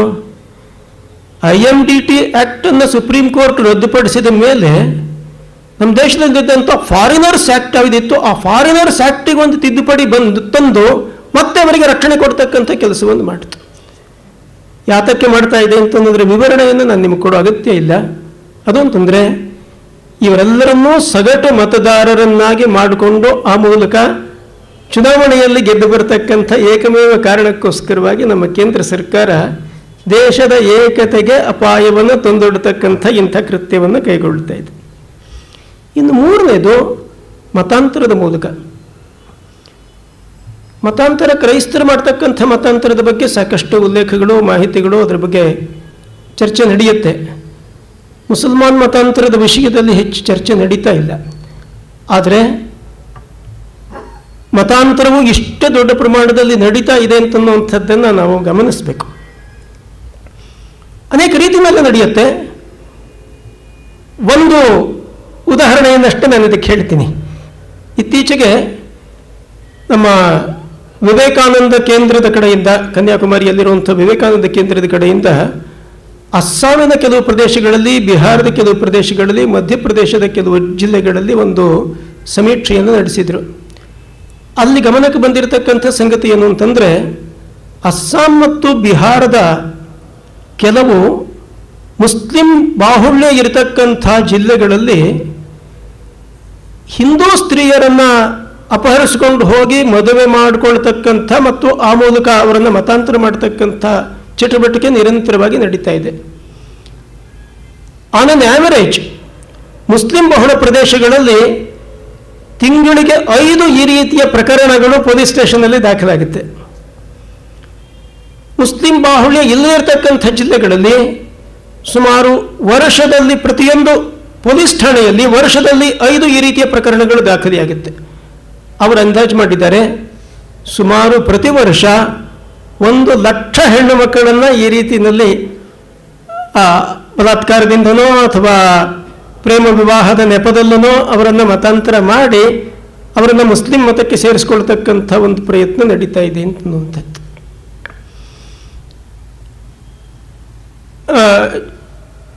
ಜನತಾ ಪಕ್ಷದ ಮುಖಂಡರು ಮತ್ತು ಹಿಂದೆ ಕೇಂದ್ರದ ಮಂತ್ರಿ ಆಗಿದ್ದಂಥ ಸುಬ್ರಹ್ಮಣ್ಯ ಸ್ವಾಮಿ ಅವರು ಇತ್ತೀಚೆಗೆ ಒಂದು ಪುಸ್ತಕ ಬರೆದಿದ್ದಾರೆ, ವಿಶೇಷವಾಗಿ ತಮಿಳುನಾಡಿನಲ್ಲಿರ್ತಕ್ಕಂಥ ಪರಿಸ್ಥಿತಿಯನ್ನು ಅವಲೋಕನ ಮಾಡಿ. ನಾಗಪಟ್ಟಣಂ ಸಮೀಪದಲ್ಲಿರ್ತಕ್ಕಂಥ ಒಂದು ಹಳ್ಳಿಯನ್ನು ಅವರು ವೀಕ್ಷಣೆ ಮಾಡಿದ್ರು, ಅಧ್ಯಯನ ಮಾಡಿದ್ದಾರೆ. 40% ಮುಸಲ್ಮಾನರಿದ್ದಾರೆ ಅಲ್ಲಿ. ಅಲ್ಲಿನ ಸ್ವಾಭಾವಿಕವಾಗಿ ಹಿಂದೂ ಸಮಾಜದಲ್ಲಿರ್ತಕ್ಕಂಥ ಒಡಕಿನ ಕಾರಣದಿಂದ ಅಲ್ಲಿನ ಮುನ್ಸಿಪಾಲಿಟಿ ಮುಸಲ್ಮಾನರ ಕೈವಶದಲ್ಲಿದೆ. ಅಲ್ಲಿರ್ತಕ್ಕಂಥ ಹಿಂದೂ ವಸತಿಗಳಿಗೆ ಅವರು ಯಾವುದೇ ರೀತಿಯ ಸೌಕರ್ಯವನ್ನು ಕೊಡ್ತಾ ಇಲ್ಲ. ನೀರು, ನಲ್ಲಿ, ಬೆಳಕು ಯಾವುದೇ ರೀತಿಯ ಸೌಕರ್ಯವನ್ನು ಕೊಡ್ತಾ ಇಲ್ಲ. ಇವರುಗಳು ಹೋಗಿ ಅಲ್ಲಿರ್ತಕ್ಕಂಥ ಮುನ್ಸಿಪಲ್ ಅಧ್ಯಕ್ಷರಿಗೆ ಮತ್ತು ಅವರಿಗೆ ಮನವಿ ಮಾಡಿಕೊಂಡಾಗ ಅವ್ರು ಹೇಳ್ತಾರೆ, ನೀವೆಲ್ಲ ಮುಸಲ್ಮಾನರಾಗ್ಬಿಡಿ, ನಿಮಗೆಲ್ಲ ನಾವು ಸೌಕರ್ಯಗಳನ್ನು ಒದಗಿಸ್ಕೊಡ್ತೀವಿ ಅಂತೇಳಿ. ಇದನ್ನು ಅವರು ತಾವು ಬರೆದಿರ್ತಕ್ಕಂಥ ಪುಸ್ತಕದಲ್ಲಿ ಈ ಘಟನೆಯನ್ನು ಉಲ್ಲೇಖ ಮಾಡಿದ್ದಾರೆ. ಅವರು ಪ್ರತ್ಯಕ್ಷ ಹೋಗಿ ಅಲ್ಲಿ ವೀಕ್ಷಣೆ ಮಾಡಿರ್ತಕ್ಕಂಥದ್ದು. ಈ ಮಂಗಳೂರು ಪಬ್ಬಿನ ವಿಷಯದಲ್ಲಿ ಈಗ ತಾನೇ ರಾಮಸ್ವಾಮಿಯವರು ಅದರ ಉಲ್ಲೇಖ ಮಾಡಿದರು. ಸಾಕಷ್ಟು ಪ್ರಚಾರ ನಡೆದಿದೆ. ಆ ಎಲ್ಲ ಘಟನೆಗಳ ಕಡೆಗೆ ನಾನು ಹೋಗಲ್ಲ. ಇದರಲ್ಲಿ ಬೆಳಕಿಗೆ ಬಂದಿಲ್ಲದೆ ಇರತಕ್ಕಂಥ ಒಂದು ಸಂಗತಿ ಇದೆ. ಮಂಗಳೂರಿನಲ್ಲೇ ಯಾಕೆ ರಾಮಸೇನೆಯವರು ಆ ಪಬ್ಬಿನ ಮೇಲೆ ದಾಳಿ ಮಾಡಿದ್ರು, ಉಳಿದ ಕಡೆಗಳಲ್ಲಿ ಅವರೇನು ಮಾಡೋಕ್ಕೆ ಹೋಗಿಲ್ಲ, ಅಲ್ಲಿ ಯಾಕೆ ಮಾಡಿದ್ರು ಅಂತೇಳಿ ಇತ್ತೀಚೆಗೆ ಒಂದು KFD ಅಂತ ಅನ್ನುವಂಥ ಒಂದು ಸಂಸ್ಥೆ ಬಂದಿರುವಂಥದ್ದು, ಕರ್ನಾಟಕ ಫ್ರೀಡಮ್ ಫಾರ್ ಡೆವಲಪ್ಮೆಂಟ್ ಅಂತದ್ದು ಒಂದು ಮುಸ್ಲಿಂ ಸಂಘಟನೆ ಬಂದಿರತಕ್ಕಂಥದ್ದು ನಿಮಗೆ ಗೊತ್ತಿರಬಹುದು. ಇವರು ಮುಸಲ್ಮಾನ್ ಯುವಕರನ್ನು ಈ ರೀತಿಯ ಕೆಲಸಗಳಿಗೋಸ್ಕರವಾಗಿ ವಿಶೇಷವಾಗಿ ಅವರಿಗೆ ಪ್ರೋತ್ಸಾಹ ಕೊಟ್ಟು ಉತ್ತೇಜನ ಕೊಟ್ಟು ತಯಾರಿ ಮಾಡ್ತಾ ಇದ್ದಾರೆ. ಕಾಲೇಜಿನಲ್ಲಿ ಬರತಕ್ಕಂಥ ಹಿಂದೂ ಹೆಣ್ಣು ಮಕ್ಕಳ ಜೊತೆಯಲ್ಲಿ ನೀವು ಸ್ನೇಹ ಬೆಳೆಸ್ಕೊಂಡು ಕ್ರಮೇಣ ಅವರನ್ನು ಸೆಳ್ಕೊಂಡು ಬನ್ನಿ ಅಂತೇಳಿ ಸ್ಮಾರ್ಟ್ ಕ್ಲಬ್ ಅಂತ ಹೇಳಿ ಕಾಲೇಜುಗಳಲ್ಲಿ ರಚನೆ ಮಾಡಿದ್ದಾರೆ. ಈ ರೀತಿಯ ಹುಡುಗರು ಬೇರೆ ಕಡೆಗಳಿಂದ ಬಂದಿದ್ದಂಥ ಒಂದು ಹಾಸ್ಟೆಲ್ಗಳಲ್ಲಿ ವಾಸವಾಗಿದ್ದಂಥ ಹೆಣ್ಣು ಮಕ್ಕಳನ್ನು ಅವರನ್ನು ಕಾಂಟ್ಯಾಕ್ಟ್ ಮಾಡೋದಕ್ಕೆ ಈ ಪಬ್ ಅನ್ನು ಒಂದು ಸೆಂಟರ್ ಆಗಿ ಬಳಸ್ಕೊಳ್ತಾ ಇದ್ರು. ಇದು ಮುಖ್ಯವಾಗಿ ಅಲ್ಲಿ ನಡೆದಂಥ ಆ ದಾಳಿಗೆ ಇದ್ದಂಥ ಕಾರಣ ಅದರ ಹಿಂದ್ಗಡೆ. ಅಂದರೆ ಹೀಗೆ ವಿಭಿನ್ನ ಮಾರ್ಗಗಳಿಂದ ಈ ರೀತಿಯ ಒಂದು ಮತಾಂತರದ ಚಟುವಟಿಕೆ ನಡೀತಾ ಇದೆ. ಕ್ರೈಸ್ತ ಮತಾಂತರ ಹೇಗೆ ನಡೀತಾ ಇದೆ ಅಂತ ಅನ್ನೋದ್ರ ಬಗ್ಗೆ ಈಗಾಗಲೇ ಸಾಕಷ್ಟು ಬಾರಿ ಚರ್ಚೆ ನಡೆದಿದೆ. ಇತ್ತೀಚೆಗೆ ವಿಜಯ ಕರ್ನಾಟಕದಲ್ಲಿ ಬಹಳ ದೊಡ್ಡ ಅದರ ಕುರಿತು ಒಂದು ಸಂವಾದವೇ ನಡೀತು. ಒಂದೇ ಒಂದು ಉದಾಹರಣೆಯನ್ನಷ್ಟೇ ನಿಮಗೆ ಗಮನಕ್ಕೆ ತರ್ತೀನಿ ನಾನು. ನಾಗಾಲ್ಯಾಂಡ್ ಇವತ್ತಿನ ದಿವಸ ಸಂಪೂರ್ಣವಾಗಿ ಕ್ರೈಸ್ತಮಯವಾಗಿರ್ತಕ್ಕಂಥ ಒಂದು ದೇಶ, ಒಂದು ರಾಜ್ಯ. ವಿ.ಕೆ. ಸರೀನ್ ಅನ್ನುವಂಥವರು ಒಂದು ಪುಸ್ತಕ ಬರೆದಿದ್ದಾರೆ, ಇಂಡಿಯಾಸ್ ನಾರ್ತ್ ಈಸ್ಟ್ ಇನ್ ಫ್ಲೇಮ್ಸ್ ಅಂತ ಹೇಳಿ. ಒಬ್ಬ ಬಹಳ ಪ್ರಸಿದ್ಧ ಪತ್ರಕರ್ತರವರು 1901ರಲ್ಲಿ ನಾಗಾಲ್ಯಾಂಡ್ನಲ್ಲಿ 579 ಜನ ಕ್ರೈಸ್ತರಿದ್ದರು. ಒಟ್ಟು ಅವರ ಜನಸಂಖ್ಯೆ ಅಷ್ಟಿತ್ತು. 1961ರಲ್ಲಿ ಈ ಸಂಖ್ಯೆ 1,95,588 ಆಯಿತು. 1971ರಲ್ಲಿ 3,44,798. ಅಂದರೆ 75% ಅವತ್ತಿನ ದಿವಸ ನಾಗಾಲ್ಯಾಂಡಿನ ಜನಸಂಖ್ಯೆ ಕ್ರೈಸ್ತರಾಗಿದ್ದರು. ಕೆಲವರು ಆಗಿರಲಿಲ್ಲ. ಯಾಕೆ ಕಾರಣ ಅಂತಂದರೆ ಆ ಪ್ರದೇಶದಲ್ಲಿದ್ದಂಥ ಒಬ್ಬ ರಾಣಿ ಗೈದಿನಿಲ್ಲೋ ಅಂತನ್ನುವಂಥಕ್ಕೆ ಆಕೆ ಒಂದು ಗುಂಪಿನ ಮುಖ್ಯಸ್ಥಳಾಗಿದ್ಲು. ಅವಳು ಪ್ರಬಲವಾಗಿ ಈ ಮತಾಂತರವನ್ನು ತಡೆದಿದ್ಲು. ಈಗ ಆಕೆ ಇಲ್ಲ, ಹೋಗಿದ್ದಾಳೆ. ಅದರಿಂದ ಅಲ್ಲಿನ ಮತಾಂತರದ ಕಾರ್ಯ ಇನ್ನಷ್ಟು ಸರಾಗವಾಗಿ ನಡೆದಿದೆ. ಈಗ ಹೆಚ್ಚು ಕಡಿಮೆ ನಾಗಾಲ್ಯಾಂಡ್ನಲ್ಲಿರ್ತಕ್ಕಂಥ ಎಲ್ಲರೂ ಕ್ರೈಸ್ತರೇ ಆಗಿದ್ದಾರೆ. ಅದೇ ರೀತಿ ಮಿಜೋರಾಂನಲ್ಲಿರ್ತಕ್ಕಂಥದ್ದು. ಹೀಗೆ ಈ ಇಡೀ ಪೂರ್ವಾಂಚಲದ ಪ್ರಾಂತಗಳು ಇವತ್ತಿನ ದಿವಸ ಅದು ಹಿಂದೂ ದೇಶವಾಗಿ ಉಳಿದಿಲ್ಲ, ಹಿಂದೂ ದೇಶದ ಒಂದು ಭಾಗವಾಗಿ ಉಳಿದಿಲ್ಲ, ಅದು ಪ್ರತ್ಯೇಕಗೊಳ್ಳಿದೆ. ಮಾತ್ರ ಅಲ್ಲ, ಕಳೆದ ಸಾರಿಯ ಚುನಾವಣೆಯಲ್ಲಿ ಕಾಂಗ್ರೆಸ್ ಪಕ್ಷ ಅಲ್ಲಿನ ಮ್ಯಾನಿಫೆಸ್ಟೋದಲ್ಲಿ ಹೇಳಿತು, ನಮ್ಮ ರಾಜ್ಯಾಡಳಿತವನ್ನು ಬೈಬಲ್ಲಿನ ಸಿದ್ಧಾಂತಕ್ಕೆ ಅನುಗುಣವಾಗಿ ನಾವು ನಡೆಸ್ತೀವಿ ಅಂತೇಳಿ. ಹೀಗೆ ಮಾತ್ರ ಅಲ್ಲ, ಈ ಅಸ್ಸಾಮಿನ 7 ಪ್ರಾಂತಗಳನ್ನು ಭಾರತದಿಂದ ಪ್ರತ್ಯೇಕಪಡಿಸಿ ಒಂದು United States of Assam, USA, ಇದನ್ನು ನಿರ್ಮಾಣ ಮಾಡಬೇಕು ಅಂತಕ್ಕಂಥ ಒಂದು ಪ್ರಯತ್ನ ನಡೆದಿದೆ. ಇದಕ್ಕೊಂದು ಹೆಸರು ಕೊಟ್ಟಿದ್ರು ಅವರು ಆವಾಗ, ಆಪರೇಷನ್ ಬ್ರಹ್ಮಪುತ್ರ ಅಂತ ಹೇಳಿ. ಅದರ ಮೂಲಕ ಈ ರೀತಿ ಇನ್ನೊಂದು ಪ್ರಯತ್ನ ನಡೆದಿತ್ತು. ಮತಾಂತರಕ್ಕಾಗಿ ಅಪಾರವಾದ ಹಣ ಹರಿದು ಬರ್ತಾ ಇದೆ. ಸ್ವತಃ ಅಮೆರಿಕದ ಸರ್ಕಾರವೇ ಇದರ ಹಿಂದ್ಗಡೆ ಇದೆ, ಇದಕ್ಕೋಸ್ಕರವಾಗಿ ಹಣ ಕೊಡ್ತಾ ಇದೆ. 2005-6ರಲ್ಲಿ ಹೋಮ್ ಮಿನಿಸ್ಟ್ರಿ ಸ್ಟ್ಯಾಟಿಸ್ಟಿಕ್ಸ್ ಪ್ರಕಾರ ಭಾರತಕ್ಕೆ ಹರಿದು ಬಂದಿರತಕ್ಕಂಥ ವಿದೇಶಿ ಹಣ 7,877 ಕೋಟಿ ರೂಪಾಯಿ. 2003-4ನೇ ಇಸ್ವಿನಲ್ಲಿ 5,105 ಕೋಟಿ ರೂಪಾಯಿ ಇತ್ತಿದು. ಇದರಲ್ಲಿ ಅತಿ ಹೆಚ್ಚಿನ ಹಣ ಪಡೆದಿರತಕ್ಕಂಥ ಸಂಸ್ಥೆಗಳು ವರ್ಲ್ಡ್ ವಿಷನ್ ಕರ್ನಾಟಕದಲ್ಲಿ ಸಾಕಷ್ಟು ಸಕ್ರಿಯವಾಗಿದೆ. ಇತ್ತೀಚೆಗೆ ನಾನು ಧಾರವಾಡ ಜಿಲ್ಲೆಯಲ್ಲಿ ಹೋಗಿದ್ದೆ. ಅಲ್ಲಿ ಒಂದು ಹಳ್ಳಿಗೆ ಹೋಗಬೇಕಾದ ಸಂದರ್ಭದಲ್ಲಿ ಪ್ರತಿ ಹಳ್ಳಿನಲ್ಲೂ ಕೂಡ ವರ್ಲ್ಡ್ ವಿಷನ್ನಿನ ಬೋರ್ಡ್ ಇದೆ. ಅಲ್ಲಿ ನಡೆದಿರ್ತಕ್ಕಂಥ ಪ್ರತಿಯೊಂದು ಕುಡಿಯೋ ನೀರಿನ ಯೋಜನೆ ಆಗಿರಲಿ, ರಸ್ತೆ ಯೋಜನೆ ಆಗಿರಲಿ, ಅದೆಲ್ಲದಕ್ಕೂ ವರ್ಲ್ಡ್ ವಿಷನ್ನಿನ ಹೆಸರು ಹಾಕಿರ್ತಕ್ಕಂಥದ್ದು ಅಲ್ಲಿ ಕಾಣಿಸ್ತಾ ಇತ್ತು. ಕ್ಯಾರಿಟಸ್ ಇಂಡಿಯಾ ಇದಕ್ಕೆ 193 ಕೋಟಿ ರೂಪಾಯಿ. ರೂರಲ್ ಡೆವಲಪ್ಮೆಂಟ್ ಟ್ರಸ್ಟ್ ಆಂಧ್ರ ಪ್ರದೇಶದಲ್ಲಿರ್ತಕ್ಕಂಥದ್ದು, ಇದಕ್ಕೆ 127 ಕೋಟಿ ರೂಪಾಯಿ. Churches auxiliary for social action 95.88 ಕೋಟಿ ರೂಪಾಯಿ. ಗಾಸ್ಪೆಲ್ ಫಾರ್ ಏಷ್ಯಾ 58.89 ಕೋಟಿ ರೂಪಾಯಿ. ಹೀಗೆ ನಿರಂತರವಾಗಿ ಹಣದ ಧಾರಾ ಪ್ರವಾಹ ಹರಿದು ಬರ್ತಾ ಇದೆ. ಈ ಹಣವನ್ನು ಉಪಯೋಗ ಮಾಡಿಕೊಂಡು ಕ್ರೈಸ್ತ ಮತಾಂತರದ ಚಟುವಟಿಕೆ ನಡೀತಾ ಇದೆ. ಇನ್ನು ಪಾಪ ಬಂದಿದ್ದಾಗಂತೂ ಬಹಳ ಸ್ಪಷ್ಟವಾಗಿ ಹೇಳಿದರು, ಮೊದಲನೇ 1000 ವರ್ಷದಲ್ಲಿ ನಾವು ಇಡೀ ಯುರೋಪನ್ನು ಕ್ರೈಸ್ತಮಯ ಮಾಡಿದ್ದೀವಿ.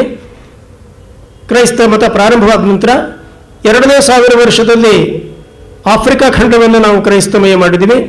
ಈಗ 3ನೇ 1000 ವರ್ಷ ಪ್ರಾರಂಭವಾಗಿದೆ. ಈ 3ನೇ 1000 ವರ್ಷದಲ್ಲಿ ಇಡೀ ಏಷ್ಯಾವನ್ನು ನಾವು ಕ್ರೈಸ್ತಮಯವನ್ನಾಗಿ ಮಾಡಬೇಕು.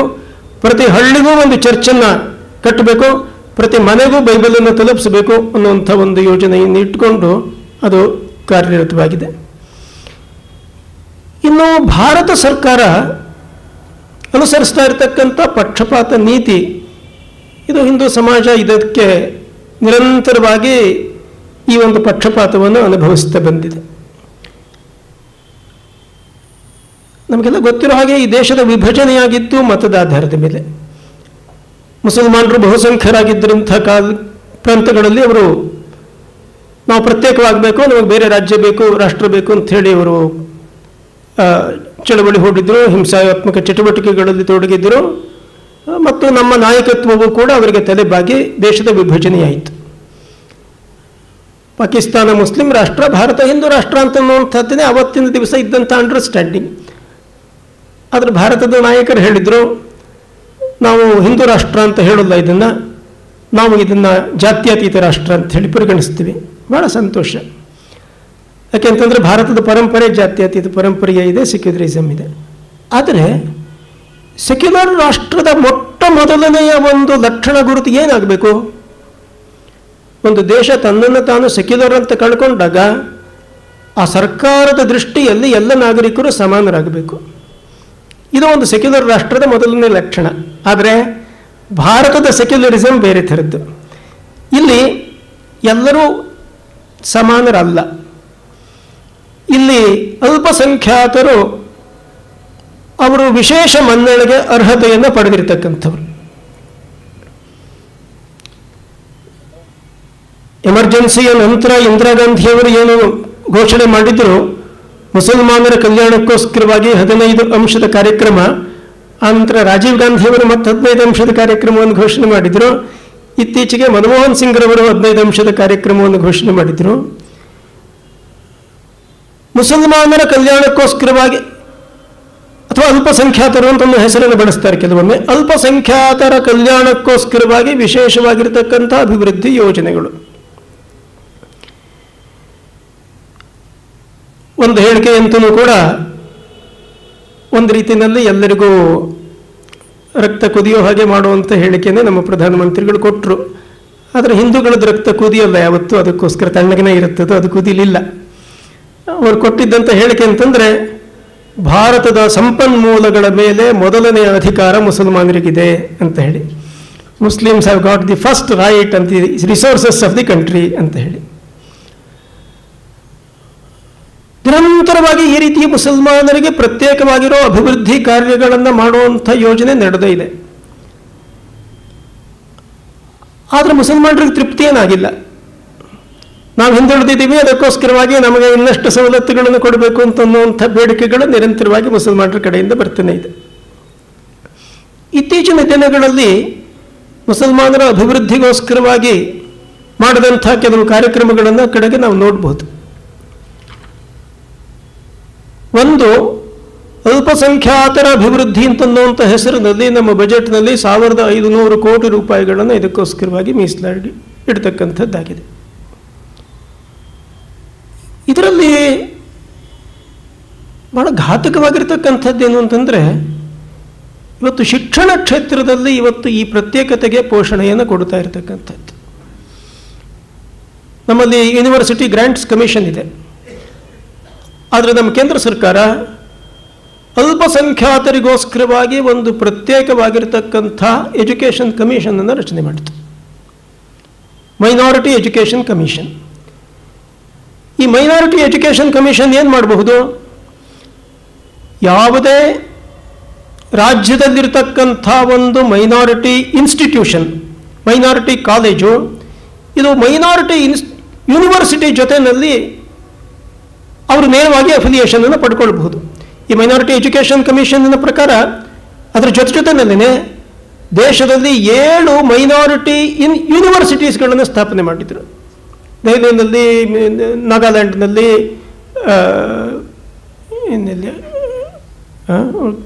ಬರ್ತಾಯಿತ್ತು, ಆಂಧ್ರ ಪ್ರದೇಶದಲ್ಲಿ ಒಂದೊಂದು ಕಂಡಿದೆ. ಬಟ್ 7 ಕಡೆಗಳಲ್ಲಿ, ಇನ್ನೊಂದು ಮಿಜೋರಾಂನಲ್ಲಿ ಈ ಮೈನಾರಿಟಿ ಯೂನಿವರ್ಸಿಟಿಗಳನ್ನು ಪ್ರಾರಂಭ ಮಾಡಿದರು.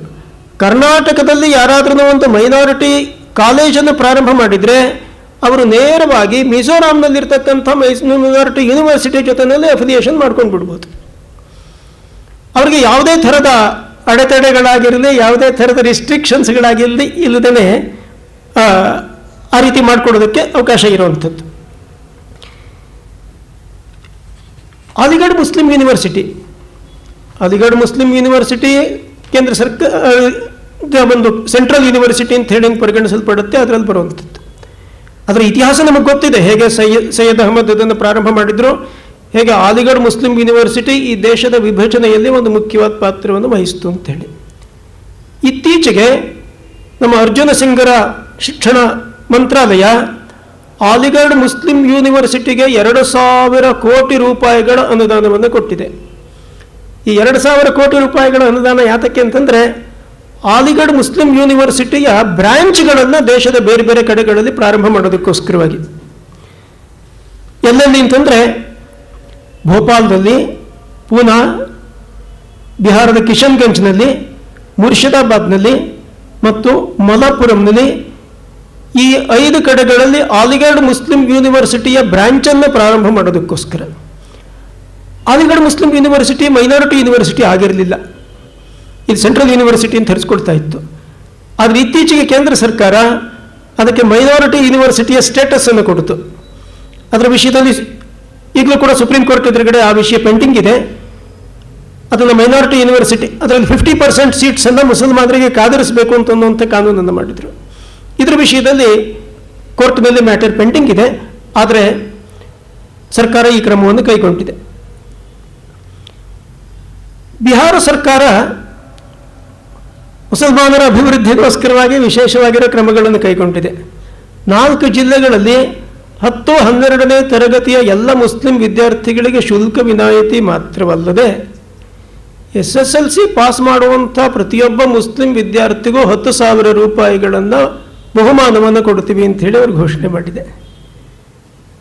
ಬ್ಯಾಂಕ್ ಸಾಲ, ಹಿಂದೂಗಳು ಬ್ಯಾಂಕ್ ಸಾಲ ತೆಗೆದುಕೊಳ್ಬೇಕಾದ್ರೆ ವ್ಯಾಪಾರ ವಹಿವಾಟಿಗೆ ಬ್ಯಾಂಕ್ನಲ್ಲಿ 15% ಇಂಟ್ರೆಸ್ಟ್ ಕೊಡಬೇಕು, ಹೌದಾನೆ? ಇದು ನಿಮಗೆ ಗೊತ್ತಿರಬೇಕು, ನನಗೆ ಗೊತ್ತಿಲ್ಲ, ನಾನು ಸಾಲ ತಗೊಂಡಿಲ್ಲ.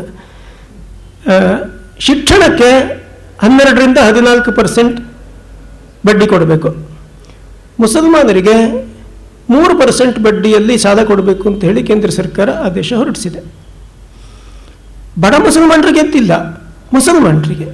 ಅವನು ಶ್ರೀಮಂತ ಆಗಿರಲಿ, ಅವನು ಕರೀಂ ತೆಲುಗಿ ಆಗಿರಲಿ, ಅಥವಾ ಅವನು ಇನ್ಯಾರೋ MLA ಮಂತ್ರಿ ಆಗಿರಲಿ, ಅವನಿಗೆ 3%ನಲ್ಲಿ ಅವರಿಗೆ ಇಂಟ್ರೆಸ್ಟ್ ಇದು ಕೊಡಬೇಕು. ಇನ್ನು ಭಯೋತ್ಪಾದನೆಯ ವಿಷಯದಲ್ಲಿ ಹೇಗೆ ತುಷ್ಟೀಕರಣದ ನೀತಿಯ ಪರಿಣಾಮವಾಗಿ ಈ ದೇಶದಲ್ಲಿ ಭಯೋತ್ಪಾದಕ ಚಟುವಟಿಕೆಗಳು ನಿರಂತರವಾಗಿ ಹೆಚ್ಚುತ್ತಾ ಇವೆ ಅನ್ನೋದು ನಮ್ಮ ಪ್ರತ್ಯಕ್ಷ ಅನುಭವಕ್ಕೆ ಬಂದಿರುವಂಥ ಸಂಗತಿ. UPA ಸರ್ಕಾರ ಮೊಟ್ಟ ಮೊದಲಿಗೆ ಅಧಿಕಾರಕ್ಕೆ ಬಂದ ಕೂಡಲೇ ಮಾಡಿದಂಥ ಸಂಗತಿ ಅಂತಂದರೆ ಭಯೋತ್ಪಾದಕರ ನಿಗ್ರಹಕ್ಕೋಸ್ಕರ ಆಗ ಇದ್ದಂಥ ಪೋಟಾ ಕಾನೂನನ್ನು ರದ್ದುಪಡಿಸಿತ್ತು.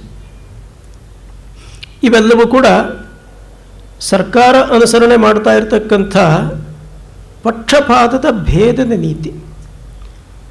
ನಮ್ಮ ಸಂವಿಧಾನದಲ್ಲಿ ಎಲ್ಲೂ ಕೂಡ ಮೈನಾರಿಟಿನವರಿಗೆ ಪ್ರೊಟೆಕ್ಷನ್ ವಿಶೇಷವಾಗಿರ್ತಕ್ಕಂಥ ಸವಲತ್ತುಗಳನ್ನು ಕೊಡಬೇಕು ಅಂತನ್ನುವಂಥ ಉಲ್ಲೇಖ ಇಲ್ಲ. ಒಂದೇ ಒಂದು ಪ್ರಾವಿಷನ್ ಇರತಕ್ಕಂಥದ್ದೆಲ್ಲಿ ಅಂತಂದರೆ ಆರ್ಟಿಕಲ್ 30 ಪ್ರಕಾರ ಅಲ್ಪಸಂಖ್ಯಾತರಿಗೆ ತಮ್ಮ ಭಾಷೆ ಸಂಸ್ಕೃತಿಯ ರಕ್ಷಣೆಗೋಸ್ಕರವಾಗಿ ವಿದ್ಯಾಲಯಗಳನ್ನು ವಿದ್ಯಾಸಂಸ್ಥೆಗಳನ್ನು ಪ್ರಾರಂಭ ಮಾಡೋದಕ್ಕೆ ಅವರಿಗೆ ಅವಕಾಶ ಇರಬೇಕು ಅನ್ನೋದಷ್ಟೇ ಇರೋದು. ಉಳಿದಂತೆ ಫಂಡಮೆಂಟಲ್ ರೈಟ್ಸು ಎಲ್ಲರಿಗೂ ಕಾಮನ್ ಆಗಿದೆ. ಆರ್ಟಿಕಲ್ 14, 15, 16 ಪ್ರಕಾರ ಯಾವುದೇ ಭೇದವನ್ನು ಅನುಸರಣೆ ಮಾಡೋ ಹಾಗಿಲ್ಲ. ಸಾಮಾಜಿಕವಾಗಿ ಆರ್ಥಿಕವಾಗಿ ಹಿಂದುಳಿದ ವರ್ಗಗಳಿಗೋಸ್ಕರವಾಗಿ ವಿಶೇಷವಾಗಿರ್ತಕ್ಕಂಥ ಯೋಚನೆ ಮಾಡಬಹುದು ಅಂಥೇಳಿ. ಆದರೆ ವಿಚಿತ್ರ ಏನು ಅಂತಂದರೆ ಈ OBC ಅಂತ ಏನು ಮಾಡಿದ್ದಾರೆ, ಅದರ್ ಬ್ಯಾಕ್ವರ್ಡ್ ಕ್ಲಾಸಸ್, ಇದರಲ್ಲಿ ಮುಸ್ಲಿಂ ಸಮುದಾಯದ ಅನೇಕ ಜಾತಿಗಳಿವೆ, ಕರ್ನಾಟಕದಲ್ಲೂ ಅನೇಕ ಜಾತಿಗಳಿವೆ. ಅವರಿಗೆ ಈ ಹಿಂದುಳಿದ ಜಾತಿಗಳು ಅನ್ನೋ ಕಾರಣಕ್ಕೋಸ್ಕರವಾಗಿ ವಿಶೇಷ ಸವಲತ್ತು ಸಿಕ್ಕತ್ತೆ. ಅವರು ಮುಸಲ್ಮಾನರು ಅನ್ನೋ ಕಾರಣಕ್ಕೋಸ್ಕರವಾಗಿ ಮತ್ತೆ ಅವರಿಗೆ ವಿಶೇಷ ಸವಲತ್ತು ಸಿಕ್ಕತ್ತೆ. ಆಂಧ್ರದಲ್ಲಿ 7% ರಿಸರ್ವೇಷನ್ ಕೊಡಬೇಕು ಅಂಥೇಳಿ ಅಲ್ಲಿನ ಸರ್ಕಾರ ತೀರ್ಮಾನ ಕೈಗೊಂಡಿದೆ. ಅಂದರೆ ಹೇಗೆ ಇದರಲ್ಲಿ ಮುಸಲ್ಮಾನರಿಗೆ ಲಾಭ ಎಷ್ಟಾಗತ್ತೆ, ಅಭಿವೃದ್ಧಿ ಆಗುತ್ತೋ ಬಿಡುತ್ತೋ, ಆರ್ಥಿಕವಾಗಿ ಅವರು ಹಿಂದುಳಿದಿದ್ದಾರೋ ಬಿಟ್ಟಿದ್ದಾರೋ ಪ್ರಶ್ನೆ ಅಲ್ಲ. ಪ್ರಶ್ನೆ ಏನು ಅಂತಂದರೆ ಸರ್ಕಾರ ಎರಡು ಸಮುದಾಯಗಳ ನಡುವೆ ಹೇಗೆ ಭೇದ ನೀತಿಯನ್ನು ಅನುಸರಣೆ ಮಾಡಿ ಸಮಾಜವನ್ನು ಒಡೆಯತಕ್ಕಂಥ ಕೆಲಸವನ್ನು ಮಾಡ್ತಾ ಇದೆ ಅನ್ನುವಂಥದ್ದು ಇದರಲ್ಲಿ ಮುಖ್ಯವಾಗಿರುವಂಥ ಪ್ರಶ್ನೆ. ಇನ್ನು ಅದನ್ನಲ್ಲಿ ಬಿಟ್ಟು ಮುಂದೆ ಇನ್ನೊಂದು ವಿಷಯಕ್ಕೆ ಬರೋದಾದರೆ ನಮ್ಮ ಸುದ್ದಿ ಮಾಧ್ಯಮಗಳ ಅನುಸರಣೆ ಮಾಡ್ತಾ ಇರತಕ್ಕಂಥ ನೀತಿಗಳು, ಅದನ್ನು ಕುರಿತು ಈಗಾಗಲೇ ರಾಮಸ್ವಾಮಿಯವರು ಉಲ್ಲೇಖ ಮಾಡಿದರು. ಹೆಚ್ಚು ವಿವರಗಳಿಗೆ ಹೆಚ್ಚು ಘಟನೆಗಳಿಗೆ ಹೋಗಲ್ಲ, ಇದನ್ನು ಕುರಿತು 100 ಘಟನೆಗಳನ್ನು ಹೇಳಬಹುದು. ನಾನೊಂದು 3 ಘಟನೆಗಳನ್ನು ಮಾತ್ರ ನಿಮ್ಮ ಗಮನಕ್ಕೆ ಈ ಸಂದರ್ಭದಲ್ಲಿ ತರೋದಕ್ಕೆ ಪ್ರಯತ್ನ ಪಡ್ತೀನಿ. ಒಂದು, ನಮ್ಮ ಮೀಡಿಯಾದಲ್ಲಿ ಅವತ್ತಿನಿಂದ ಹಿಡಿದು ಇವತ್ತಿನವರೆಗೂ ಕೂಡ ಗುಜರಾತಿನಲ್ಲಿ ನಡೆದಂಥ ಗಲಭೆಗಳ ಬಗ್ಗೆ ನಿರಂತರವಾಗಿ ಪ್ರಚಾರ ನಡೀತಾನೆ ಇದೆ. ನರೇಂದ್ರ ಮೋದಿಯವರನ್ನಂತೂ ಬಹಳ ದೊಡ್ಡ ಕೊಲೆಗಡುಕ ಮತ್ತು ಬಹಳ ದೊಡ್ಡ ಜಿನೋಸೈಡ್ ಮಾಡಿದಂಥವರು ಇತ್ಯಾದಿ ಎಲ್ಲ ಜಗತ್ತಿನಾದ್ಯಂತ ಪ್ರಚಾರ ಮಾಡಿ ಅಮೆರಿಕ ಅವರಿಗೆ ವೀಸಾವನ್ನು ಕೊಡದೇ ಇರೋ ರೀತಿಯಲ್ಲಿ ನಮ್ಮ ಸುದ್ದಿ ಮಾಧ್ಯಮಗಳು, ನಮ್ಮ ರಾಜಕಾರಣಿಗಳು ಪ್ರಚಾರ ಮಾಡಿದರು. ಆದರೆ ಈ ಗುಜರಾತಿನ ಗಲಭೆಗಳು ನಡೆಯೋದಕ್ಕೆ ಕಾರಣವಾದಂಥ ಗೋಧ್ರಾದ ಬಗ್ಗೆ ಯಾರೂ ಉಲ್ಲೇಖವನ್ನು ಮಾಡಲ್ಲ. ಅಯೋಧ್ಯದಿಂದ ಕಾರ್ ಸೇವಕರು ವಾಪಸ್ಸು ಹೋಗ್ತಾ ಇದ್ದಂಥ ಸಂದರ್ಭದಲ್ಲಿ ಗೋಧ್ರಾದಲ್ಲಿ ರೈಲಿನ ಮೇಲೆ ದಾಳಿ ಮಾಡಿ ಆ ರೈಲಿನ ಬೋಗಿಗಳಿಗೆ ಬೆಂಕಿ ಹಚ್ಚಿ ಆ ರೈಲಿನ ಒಳಗಡೆ ಇದ್ದಂಥ 59 ಜನ ಗಂಡಸರು, ಹೆಂಗಸರು, ಮಕ್ಕಳು ಸೇರಿ ಇವರು ಜೀವ ಸಹಿತವಾಗಿ ಸುಟ್ಟು ಹೋಗೋ ರೀತಿಯಲ್ಲಿ ಅಲ್ಲೇ ದಾಳಿ ನಡೀತು. ಯಾವಾಗ ಆ ರೈಲಿನ ಬೋಗಿಗಳು ಆಯಾ ಊರುಗಳಿಗೆ ತಲುಪಿದವು, ಅಲ್ಲಿಂದ ಅರೆ ಬಂದಿದ್ದಂಥ ಶವಗಳನ್ನೆಲ್ಲ ಹೊರಗಡೆ ತೆಗೆದ್ರು, ಜನ ಆಕ್ರೋಶಗೊಂಡ್ರು. ಒಂದು ದಿವಸ ಏನೋ ಇದಕ್ಕೆ ಪ್ರತಿಕ್ರಿಯೆಯೂ ಆಗಿರಲಿಲ್ಲ. ಆದರೆ ಇದರ ವಿಷಯದಲ್ಲಿ ಸುದ್ದಿ ಮಾಧ್ಯಮಗಳು ಮಾಡಿದಂಥ ಪ್ರಚಾರ ಮತ್ತು ಸರ್ಕಾರದ ಪ್ರತಿಕ್ರಿಯೆ ಇಲ್ಲದೆ ಇರೋದನ್ನು ನೋಡಿ ಜನ ಆಕ್ರೋಶ ಭುಗಿಲೆದ್ದು ಬಿಡ್ತು. ಅಲ್ಲಿ ಇದು ನಡೀತು, ಒಂದು ದೊಡ್ಡ ದಂಗೆ ನಡೀತು. ಇದು ಯಾರೋ ಪ್ಲಾನ್ ಮಾಡಿದ್ದಲ್ಲ. ಇದು ಗೋಧ್ರಾದಲ್ಲಿ ನಡೆದಂಥ ಈ ಘಟನೆಗೆ ಆಗಿದ್ದಂಥ ಒಂದು ಪ್ರತಿಕ್ರಿಯೆ. ಈ ಘಟನೆ ನಡೆದಿದೆ, ಇದಕ್ಕೆ ಪ್ರತಿಕ್ರಿಯೆ ಮಾಡಿದ್ದು ನ್ಯಾಯಸಮ್ಮತವೇ ಅಂತ ನಿನ್ನ ಪ್ರಶ್ನೆ ಕೇಳಿದ್ರೆ ನ್ಯಾಯಸಮ್ಮತ ಅಲ್ಲ ಅಂತ ನಾನು ಹೇಳ್ತೀನಿ.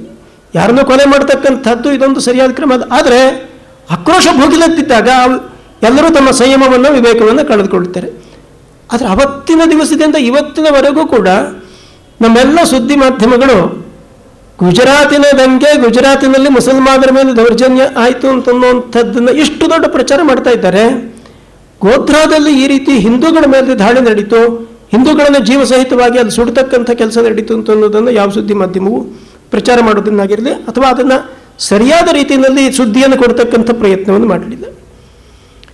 ಎರಡನೆಯ ಇನ್ನೊಂದು ಘಟನೆ ಉಲ್ಲೇಖ ಮಾಡಬೇಕಾಗಿರ್ತಕ್ಕಂಥದ್ದು ಅಂದರೆ ಕಂಧಮಾಲಿಂದು. ನಿಮ್ಮಲ್ಲಿ ಕೆಲವರಿಗೆ ಗೊತ್ತಿರ್ಬೋದು, ಕೆಲವರಿಗೆ ಸ್ವಲ್ಪ ಹೆಚ್ಚು ವಿವರಗಳು ಗೊತ್ತಿಲ್ಲದೆ ಇರ್ಬೋದು. ಕಳೆದ 1 ವರ್ಷದಿಂದ ಹೆಚ್ಚು ಕಡಿಮೆ ಕಂಧಮಾಲ್ ಸುದ್ದಿಯಲ್ಲಿದೆ. ಕಂಧಮಾಲ್ನಲ್ಲಿ ಅಲ್ಲಿ ಕ್ರೈಸ್ತ ಅಲ್ಪಸಂಖ್ಯಾತರ ಮೇಲೆ ದೌರ್ಜನ್ಯ ನಡೆದಿದೆ, ದಾಳಿ ನಡೆದಿದೆ ಅಂತನ್ನುವಂಥ ಸುದ್ದಿಯನ್ನು ನಮ್ಮ ಮಾಧ್ಯಮಗಳು ನಿರಂತರವಾಗಿ ಬಿತ್ತರಿಸ್ತಾ ಇವೆ. ನಡೆದ ಘಟನೆ ಏನು? ಕಂಧಮಾಲ್ ಜಿಲ್ಲೆಯಲ್ಲಿ 2 ಜಾತಿಗಳಿವೆ. ಒಂದು ಕಂಧ್ ಜಾತಿ, ಇನ್ನೊಂದು ಪಣ ಜಾತಿ. ಈ ಕಂಧ್ ಜಾತಿಯವರು ಶೆಡ್ಯೂಲ್ಡ್ ಟ್ರೈಬ್ಗೆ ಸೇರಿದಂಥವರು, ಪಣ ಜಾತಿಯವರು ಶೆಡ್ಯೂಲ್ಡ್ ಕಾಸ್ಟಿಗೆ ಸೇರಿದಂಥವರು. ಅಲ್ಲಿ ಕ್ರಿಶ್ಚಿಯನ್ ಮಿಷನರಿಗಳು ಬಂದು ನೆಲೆಸಿ ಈ ಪಣ ಜಾತಿಯವರನ್ನು ಹೆಚ್ಚು ಮಟ್ಟಿಗೆ ಮತಾಂತರ ಮಾಡಿದ್ದಾರೆ. ಕಂದು ಜಾತಿಯವರನ್ನು ಮತಾಂತರ ಮಾಡಿದ್ದಾರೆ, ಆದರೆ ಕಂದು ಜಾತಿಯವರು ಹೆಚ್ಚು ಮತಾಂತರ ಆಗಿಲ್ಲ, ಕಡಿಮೆ ಆಗಿದ್ದಾರೆ. ಲಕ್ಷ್ಮಣಾನಂದ ಸರಸ್ವತಿಯವರು 1967ರಲ್ಲಿ ಅವರು ಹಿಮಾಲಯದಲ್ಲಿ ತಪಸ್ ಮಾಡ್ತಾ ಇದ್ದಂಥವ್ರು ಬಂದು ಅಲ್ಲಿ ನೆಲೆಸಿದ್ರು. ಕಂದು ಜಾತಿಯವರ ನಡುವೆ ಇದ್ದುಕೊಂಡು ಅವರು ಕೆಲಸ ಮಾಡಿದರು. ಅವರಲ್ಲಿ ಅಭಿವೃದ್ಧಿ ಕಾರ್ಯಗಳನ್ನು ತಂದರು, ಶಿಕ್ಷಣ ಸಂಸ್ಥೆಗಳನ್ನು ಪ್ರಾರಂಭ ಮಾಡಿದರು. ಅವರಿಗೆಲ್ಲ ಆಧುನಿಕವಾಗಿರ್ತಕ್ಕಂಥ ವ್ಯವಸಾಯದ ರೀತಿ ನೀತಿಗಳನ್ನು ಹೇಳ್ಕೊಂಡ್ರು. ಆ ಇಡೀ ಕಂದ್ ಜಿಲ್ಲೆಯಲ್ಲಿ ಒಂದು ಅಭಿವೃದ್ಧಿಯನ್ನು ಸಾಧಿಸಿದರು. ಲಕ್ಷ್ಮಣಾನಂದ ಸರಸ್ವತಿಯವರು ಅಲ್ಲಿದ್ದಂಥ ಕ್ರೈಸ್ತ ಮಿಷನರಿಗಳಿಗೆ ದೊಡ್ಡ ಅಡಚಣೆಯಾಗಿದ್ದರು. ಅದಕ್ಕೋಸ್ಕರವಾಗಿ ಅವರು ಪ್ಲ್ಯಾನ್ ಮಾಡಿದರು, ಲಕ್ಷ್ಮಣಾನಂದ ಸರಸ್ವತಿಯನ್ನು ಮುಗಿಸಿಬಿಡಬೇಕು ಅಂಥೇಳಿ. ಕಳೆದ ಆಗಸ್ಟ್ 24ನೇ ತಾರೀಕು ಗೋಕುಲಾಷ್ಟಮಿಯ ಹಿಂದಿನ ದಿವಸ ಆಶ್ರಮದ ಮೇಲೆ ದಾಳಿ ಮಾಡಿ ಲಕ್ಷ್ಮಣಾನಂದ ಸರಸ್ವತಿ ಮತ್ತು ಅವರ ಜೊತೆಯಲ್ಲಿದ್ದಂಥ 4 ಜನ ಅವರ ಶಿಷ್ಯವರ್ಗ, ಒಬ್ಬ ಸನ್ಯಾಸಿನಿಯೂ ಸೇರಿದಂತೆ ಆ 4 ಜನರನ್ನು ನೇರವಾಗಿ ಗುಂಡಿಟ್ಟು ಕೊಂದು ಅವರನ್ನು ಹತ್ಯೆ ಮಾಡಿದರು.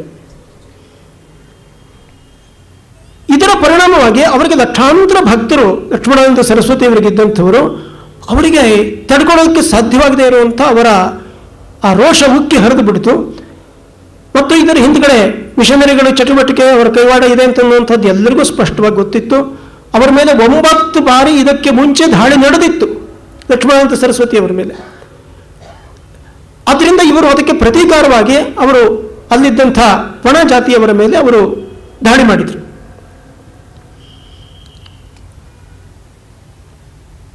ಇದಕ್ಕೆ ಇನ್ನೊಂದು ಕಾರಣ ಇತ್ತು. ಅದೇನು ಅಂತಂದ್ರೆ ಈ ಕಂದ್ ಜಾತಿ ಮತ್ತು ಪಣ ಜಾತಿಯವರ ನಡುವೆ ಇನ್ನೊಂದು ವೈಮನಸ್ಯ ಇತ್ತು. ಈ ಕಂದ್ ಜಾತಿಯವರು ಶೆಡ್ಯೂಲ್ಡ್ ಟ್ರೈಬ್ನವರು, ಪಣ ಜಾತಿಯವರು ಶೆಡ್ಯೂಲ್ಡ್ ಕಾಸ್ಟ್ನವರು. ಅಲ್ಲಿರ್ತಕ್ಕಂಥ ಒಂದು ಕಾನೂನಿನ ಪ್ರಕಾರ ಶೆಡ್ಯೂಲ್ಡ್ ಟ್ರೈಬಿನಾಗೆ ಸೇರಿದಂಥ ಜಮೀನನ್ನು ಬೇರೆಯವರು ಯಾರು ಕೊಂಡ್ಕೊಳ್ಳೋ ಹಾಗಿಲ್ಲ, ಪರಭಾರೆ ಮಾಡೋ ಹಾಗಿಲ್ಲ ಅಂತ ಹೇಳಿ ಒರಿಸ್ಸಾದಲ್ಲಿ ಕಾನೂನಿದೆ. ಈ ಪಣ ಜಾತಿಯವರು ಏನು ಮಾಡ್ತಾ ಇದ್ರು ಅಂತಂದ್ರೆ ಅಕ್ರಮವಾಗಿ ಅವರ ಜಮೀನಿನ, ಯಾಕೆಂದ್ರೆ ಅವರಿಗೆ ಒಂದು ಸ್ವಲ್ಪ ಮಿಷನರಿಗಳ ಬೆಂಬಲವೂ ಇದ್ದಿದ್ದರಿಂದ ಅಕ್ರಮವಾಗಿ ಅವರ ಜಮೀನುಗಳನ್ನು ವಶಪಡಿಸ್ಕೊಳ್ತಾ ಇದ್ರು. ಅದರ ಮೇಲೆ ತಾವು ಅಲ್ಲಿ ಮೊದಲು ಚರ್ಚ್ ಕಟ್ಟೋದು ಅಥವಾ ಅದನ್ನು ತಮ್ಮ ವಶಕ್ಕೆ ತಗೊಳ್ಳೋದು ಮಾಡ್ತಾ ಇದ್ರು. ಇದರ ಜೊತೆಗೆ ಅವರು ಒಂದು ಡಿಮ್ಯಾಂಡ್ ಇಟ್ಕೊಂಡು ಚಳವಳಿ ಮಾಡ್ತಾ ಇದ್ರು, ನಮ್ಮನ್ನು ಕೂಡ ಶೆಡ್ಯೂಲ್ಡ್ ಟ್ರೈಬ್ ಅಂತ ಹೇಳಿ ಘೋಷಣೆ ಮಾಡಬೇಕು ಅಂತ ಹೇಳಿ. ಈ ಕಾರಣಕ್ಕೋಸ್ಕರವಾಗಿ ಈ 2 ಜಾತಿಗಳ ನಡುವೆ ಒಂದು ಸ್ವಲ್ಪ ವೈಮನಸ್ಯ ಬೆಳ್ಕೊಂಡು ಬಂದಿತ್ತು. ಈ ವೈಮನಸ್ಯ ಒಂದು ಕಡೆ, ಅಲ್ಲಿ ಇದ್ದಂಥ ಈ ಕಂದ್ ಜಾತಿಯವರ ಪೂಜಾ ಸ್ಥಾನಗಳ ಮೇಲೆ ಈ ಪಣ ಜಾತಿಯವರು ನಿರಂತರವಾಗಿ ಅದರ ಮೇಲೆ ದಾಳಿ ಮಾಡ್ತಾ ಇದ್ದದ್ದು ಇನ್ನೊಂದು ಕಡೆ. ಇದೆಲ್ಲದರ ಕಾರಣದಿಂದ ಮೊಡಕಟ್ಟಿದ್ದಂಥ ಅಸಮಾಧಾನ ಲಕ್ಷ್ಮಣಾನಂದ ಸರಸ್ವತಿಯವರ ಕೊಲೆಯ ನಂತರ ಭುಗಿಲೆದ್ದು ಬಿಡ್ತಿತ್ತು. ಸರ್ಕಾರ ಈ ವಿಷಯದಲ್ಲಿ ಸಮಸ್ಯೆಯನ್ನು ಅರ್ಥ ಮಾಡಿಕೊಂಡು ಅದನ್ನು ಶಮನ ಮಾಡೋದಕ್ಕೆ ಪ್ರಯತ್ನ ಪಡೋದ್ರ ಬದಲಾಗಿ ಈ ಯಾರು ಪ್ರತಿಭಟನೆ ಮಾಡ್ತಾ ಇದ್ರು ಇವರನ್ನು ಹತ್ತಿಕ್ಕತಕ್ಕಂಥ ಪ್ರಯತ್ನವನ್ನು ಕೈಗೊಂಡ್ರು. ಅವತ್ತಿನಿಂದ ಇವತ್ತಿನವರೆಗೆ ಪತ್ರಿಕೆಗಳಲ್ಲಿ ಈ ವಿವರಗಳು ಎಲ್ಲಾದ್ರೂ ಬಂದಿರತಕ್ಕಂಥದ್ದನ್ನು ನೀವೇನಾದ್ರೂ ಗಮನಿಸಿದ್ರೋ ಇಲ್ವೋ ಗೊತ್ತಿಲ್ಲ, ಈ ಸಂಗತಿಗಳು ಬರಲಿಲ್ಲ ಬೆಳಕಿಗೆ. ಪ್ರಚಾರ ನಡೀತು. ಭಾರತದಲ್ಲಿ ಅಲ್ಪಸಂಖ್ಯಾತ ಕ್ರೈಸ್ತರ ಮೇಲೆ ದಾಳಿ ನಡೆದಿದೆ, ದೌರ್ಜನ್ಯ ನಡೀತಾ ಇದೆ. ವ್ಯಾಟಿಕನ್ನಿಂದ ಪೋಪ್ ಪ್ರಶ್ನೆ ಮಾಡಿದ್ರು ನಮ್ಮ ಪ್ರಧಾನಮಂತ್ರಿಗಳಿಗೆ, ಭಾರತದಲ್ಲಿ ಕ್ರೈಸ್ತರ ಮೇಲೆ ದೌರ್ಜನ್ಯ ನಡೀತಾ ಇದೆ, ನೀವು ಕ್ರಮ ಕೈಗೊಳ್ಳಬೇಕು ಅಂತ ಹೇಳಿ. ಫ್ರಾನ್ಸ್ನ ಅಧ್ಯಕ್ಷರು ಇವರು ಪ್ರಶ್ನೆ ಕೇಳಿದ್ರು, ಅಮೆರಿಕದಲ್ಲಿ ಅಧ್ಯಕ್ಷರು ಕೇಳಿದ್ರು, ನಮ್ಮ ಪ್ರಧಾನಮಂತ್ರಿಗಳು ಕ್ಷಮೆ ಕೇಳಿದ್ರು. ಭಾರತದಲ್ಲಿ ಕ್ರೈಸ್ತರ ಮೇಲೆ ನಡೆದಿರುವಂತಹ ದೌರ್ಜನ್ಯಕ್ಕೋಸ್ಕರ ನಾನು ನಿಮ್ಮನ್ನು ಕ್ಷಮೆ ಕೇಳ್ತೀನಿ ಅಂತ ಹೇಳಿ. ಲಕ್ಷ್ಮಣಾನಂದ ಸರಸ್ವತಿಯವರ ಹತ್ಯೆ ಆಗಿದ್ದರ ಬಗ್ಗೆ ಒಂದು ಸಂತಾಪ ಸೂಚಕ ಶಬ್ದವನ್ನು ಕೂಡ ನಮ್ಮ ಪ್ರೈಮ್ ಮಿನಿಸ್ಟರ್ ಆಗಿರಲಿ, ನಮ್ಮ ಸರ್ಕಾರದ ಅಧಿಕಾರಿಗಳಾಗಿರಲಿ ಹೇಳಲಿಲ್ಲ. ಯಾರು ತಮ್ಮ ಜೀವನವನ್ನು ಈ ರೀತಿ ಸಮಾಜದ ಕಾರ್ಯಕ್ಕೋಸ್ಕರವಾಗಿ ಸಮರ್ಪಣೆ ಮಾಡಿದ್ರು, ಆ ಜನರ ಒಂದು ಜೀವನದ ಉತ್ಥಾನಕ್ಕೋಸ್ಕರವಾಗಿ ಕಾರಣವಾಗಿದ್ದರು. ಇದು ನಮ್ಮ ಮೀಡಿಯಾಗಳು ತಡೆದಿರ್ತಕ್ಕಂಥ ನೀತಿ. ಬೆಂಗಳೂರಿನಲ್ಲಿ ನಮಗೇನೆ ಗೊತ್ತಿದೆ ಘಟನೆ. ಬೆಂಗಳೂರಿನಲ್ಲಿ, ಗೋವಾದಲ್ಲಿ ಚರ್ಚ್ನಲ್ಲಿ ಬಾಂಬ್ಗಳ ಸ್ಫೋಟ ನಡೆದ ಸಂದರ್ಭದಲ್ಲಿ ತಕ್ಷಣ ಪತ್ರಿಕೆಗಳಲ್ಲಿ ಸುದ್ದಿ ಬಂತು, ಸಂಘ ಪರಿವಾರದ ಕೈವಾಡ ಇದೆ ಇದರಲ್ಲಿ ಅಂತೇಳಿ. ಕೆಲವೇ ತಿಂಗಳ ನಂತರ ಸತ್ಯ ಸಂಗತಿ ಹೊರಬಂತು. ದೀನ್ದಾರ್ ಅಂಜುಮಾನ್ ಅನ್ನುವಂಥ ಹುಬ್ಬಳ್ಳಿ ಬೇಸರ ಒಂದು ಸಂಘಟನೆ, ಇಸ್ಲಾಮಿಕ್ ಸಂಘಟನೆ ಇದಕ್ಕೆ ಕಾರಣ ಅಂತ.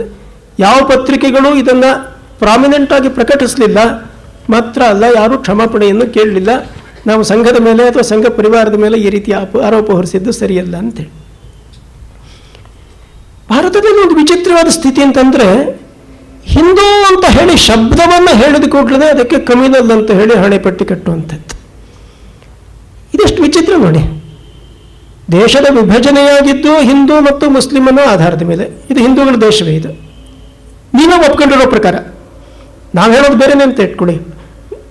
ನಮ್ಮ ರಾಜ್ಯಕರ್ತರ ಹೇಳೋ ಪ್ರಕಾರ ಇದು ಹಿಂದೂ ಮುಸ್ಲಿಂ ಅಂತನ್ನುವಂಥ ವಿಭಜನೆ ಇದು. ಅದರಿಂದ ಇಲ್ಲಿ ಹಿಂದೂಗಳಿಗೆ ಸಂಬಂಧಪಟ್ಟಿರ್ತಕ್ಕಂಥ ಪ್ರಶ್ನೆ ಸಮಸ್ಯೆ ಏನಿರುತ್ತೋ ಇದು ರಾಷ್ಟ್ರೀಯ ಸಮಸ್ಯೆ, ಇದು ರಾಷ್ಟ್ರೀಯ ಪ್ರಶ್ನೆ. ಆದರೆ ಹಿಂದೂ ಅಂತ ಹೇಳ್ತಾ ಇದ್ದಂತನೇ ಇದನ್ನು ಜಾತೀಯ ಕೋಮುವಾದ ಅಂತ ಹೇಳಿ ಇದನ್ನು ಹೇಳಿತಕ್ಕಂಥ ಒಂದು ಪ್ರಯತ್ನ ನಿರಂತರವಾಗಿ ನಡೀತಾ ಇದೆ. ಬ್ರಿಟಿಷರು ಹಿಂದೂಗಳು ಭಾರತದಲ್ಲಿ ಮುಸಲ್ಮಾನರ ಪ್ರವೇಶ ಆಗೋಕ್ಕಿಂತ ಮುಂಚಿನಿಂದ ಇದ್ದರೂ ನಾವಿದ್ದೀವಿ. ಮುಸಲ್ಮಾನರು ಯಾವಾಗ ಭಾರತಕ್ಕೆ ಬಂದರೂ ಅದಕ್ಕಿಂತ ಮುಂಚಿನಿಂದಲೂ ಇಲ್ಲಿ ಹಿಂದೂಗಳಿದ್ದರು. ಈ ದೇಶದಲ್ಲಿ ಯಾವ ಸಂಸ್ಕೃತಿ ನಿರ್ಮಾಣವಾಗಿತ್ತೋ ಅದನ್ನು ನಿರ್ಮಾಣ ಮಾಡಿದಂಥವರು ಹಿಂದೂಗಳೇ. ಬ್ರಿಟಿಷರು ಇದ್ದಾಗ ಅವರು ಈ ದೇಶದಲ್ಲಿ ಒಡೆದು ಆಳ್ತಕ್ಕಂಥ ನೀತಿಯನ್ನು ಅನುಸರಣೆ ಮಾಡಬೇಕಾಗಿತ್ತು. ಮುಸಲ್ಮಾನರು ಒಂದು ಕಮ್ಯುನಿಟಿ, ಹಿಂದೂ ಇನ್ನೊಂದು ಕಮ್ಯುನಿಟಿ, ಅದಕ್ಕೋಸ್ಕರ ಇವೆರಡನ್ನು ನಾವು ಪ್ರತ್ಯೇಕವಾಗಿ ಪರಿಗಣಿಸ್ತೀವಿ ಅಂತ ಹೇಳಿ ಅವರು ಆ ನೀತಿಯನ್ನು ಅನುಸರಣೆ ಮಾಡಿದರು.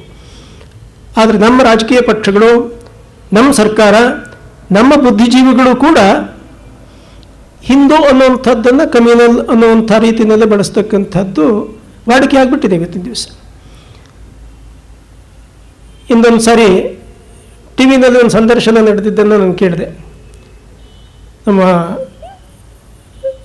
ಕೇಂದ್ರದ ರಾಜಕೀಯ ಪಕ್ಷದ ನಾಯಕರಲ್ಲೊಬ್ಬರಾದಂಥ ಲಾಲೂ ಪ್ರಸಾದ್ ಎಂಥದ್ದು ಹೆಸರು, ಲಾಲೂ ಪಾಸ್ವಾನ್, ರಾಮ್ ವಿಲಾಸ್ ಪಾಸ್ವಾನ್ ಟಿ ವಿ ಸಂದರ್ಶನ ನಡೀತಾ ಇತ್ತು. ಅವರು ಅವಾಗ NDA ಗೌರ್ಮೆಂಟ್ನಲ್ಲಿ ಸೇರಿದ್ರು. ಅವ್ರ ಮುಂಚಿನಿಂದಲೂ BJPಗೆ ವಿರುದ್ಧವಾಗಿದ್ದಂಥವರು, ಸೆಕ್ಯುಲರ್ ಅಂತ ಕರೆದುಕೊಳ್ತಾ ಇದ್ದಂಥವ್ರು.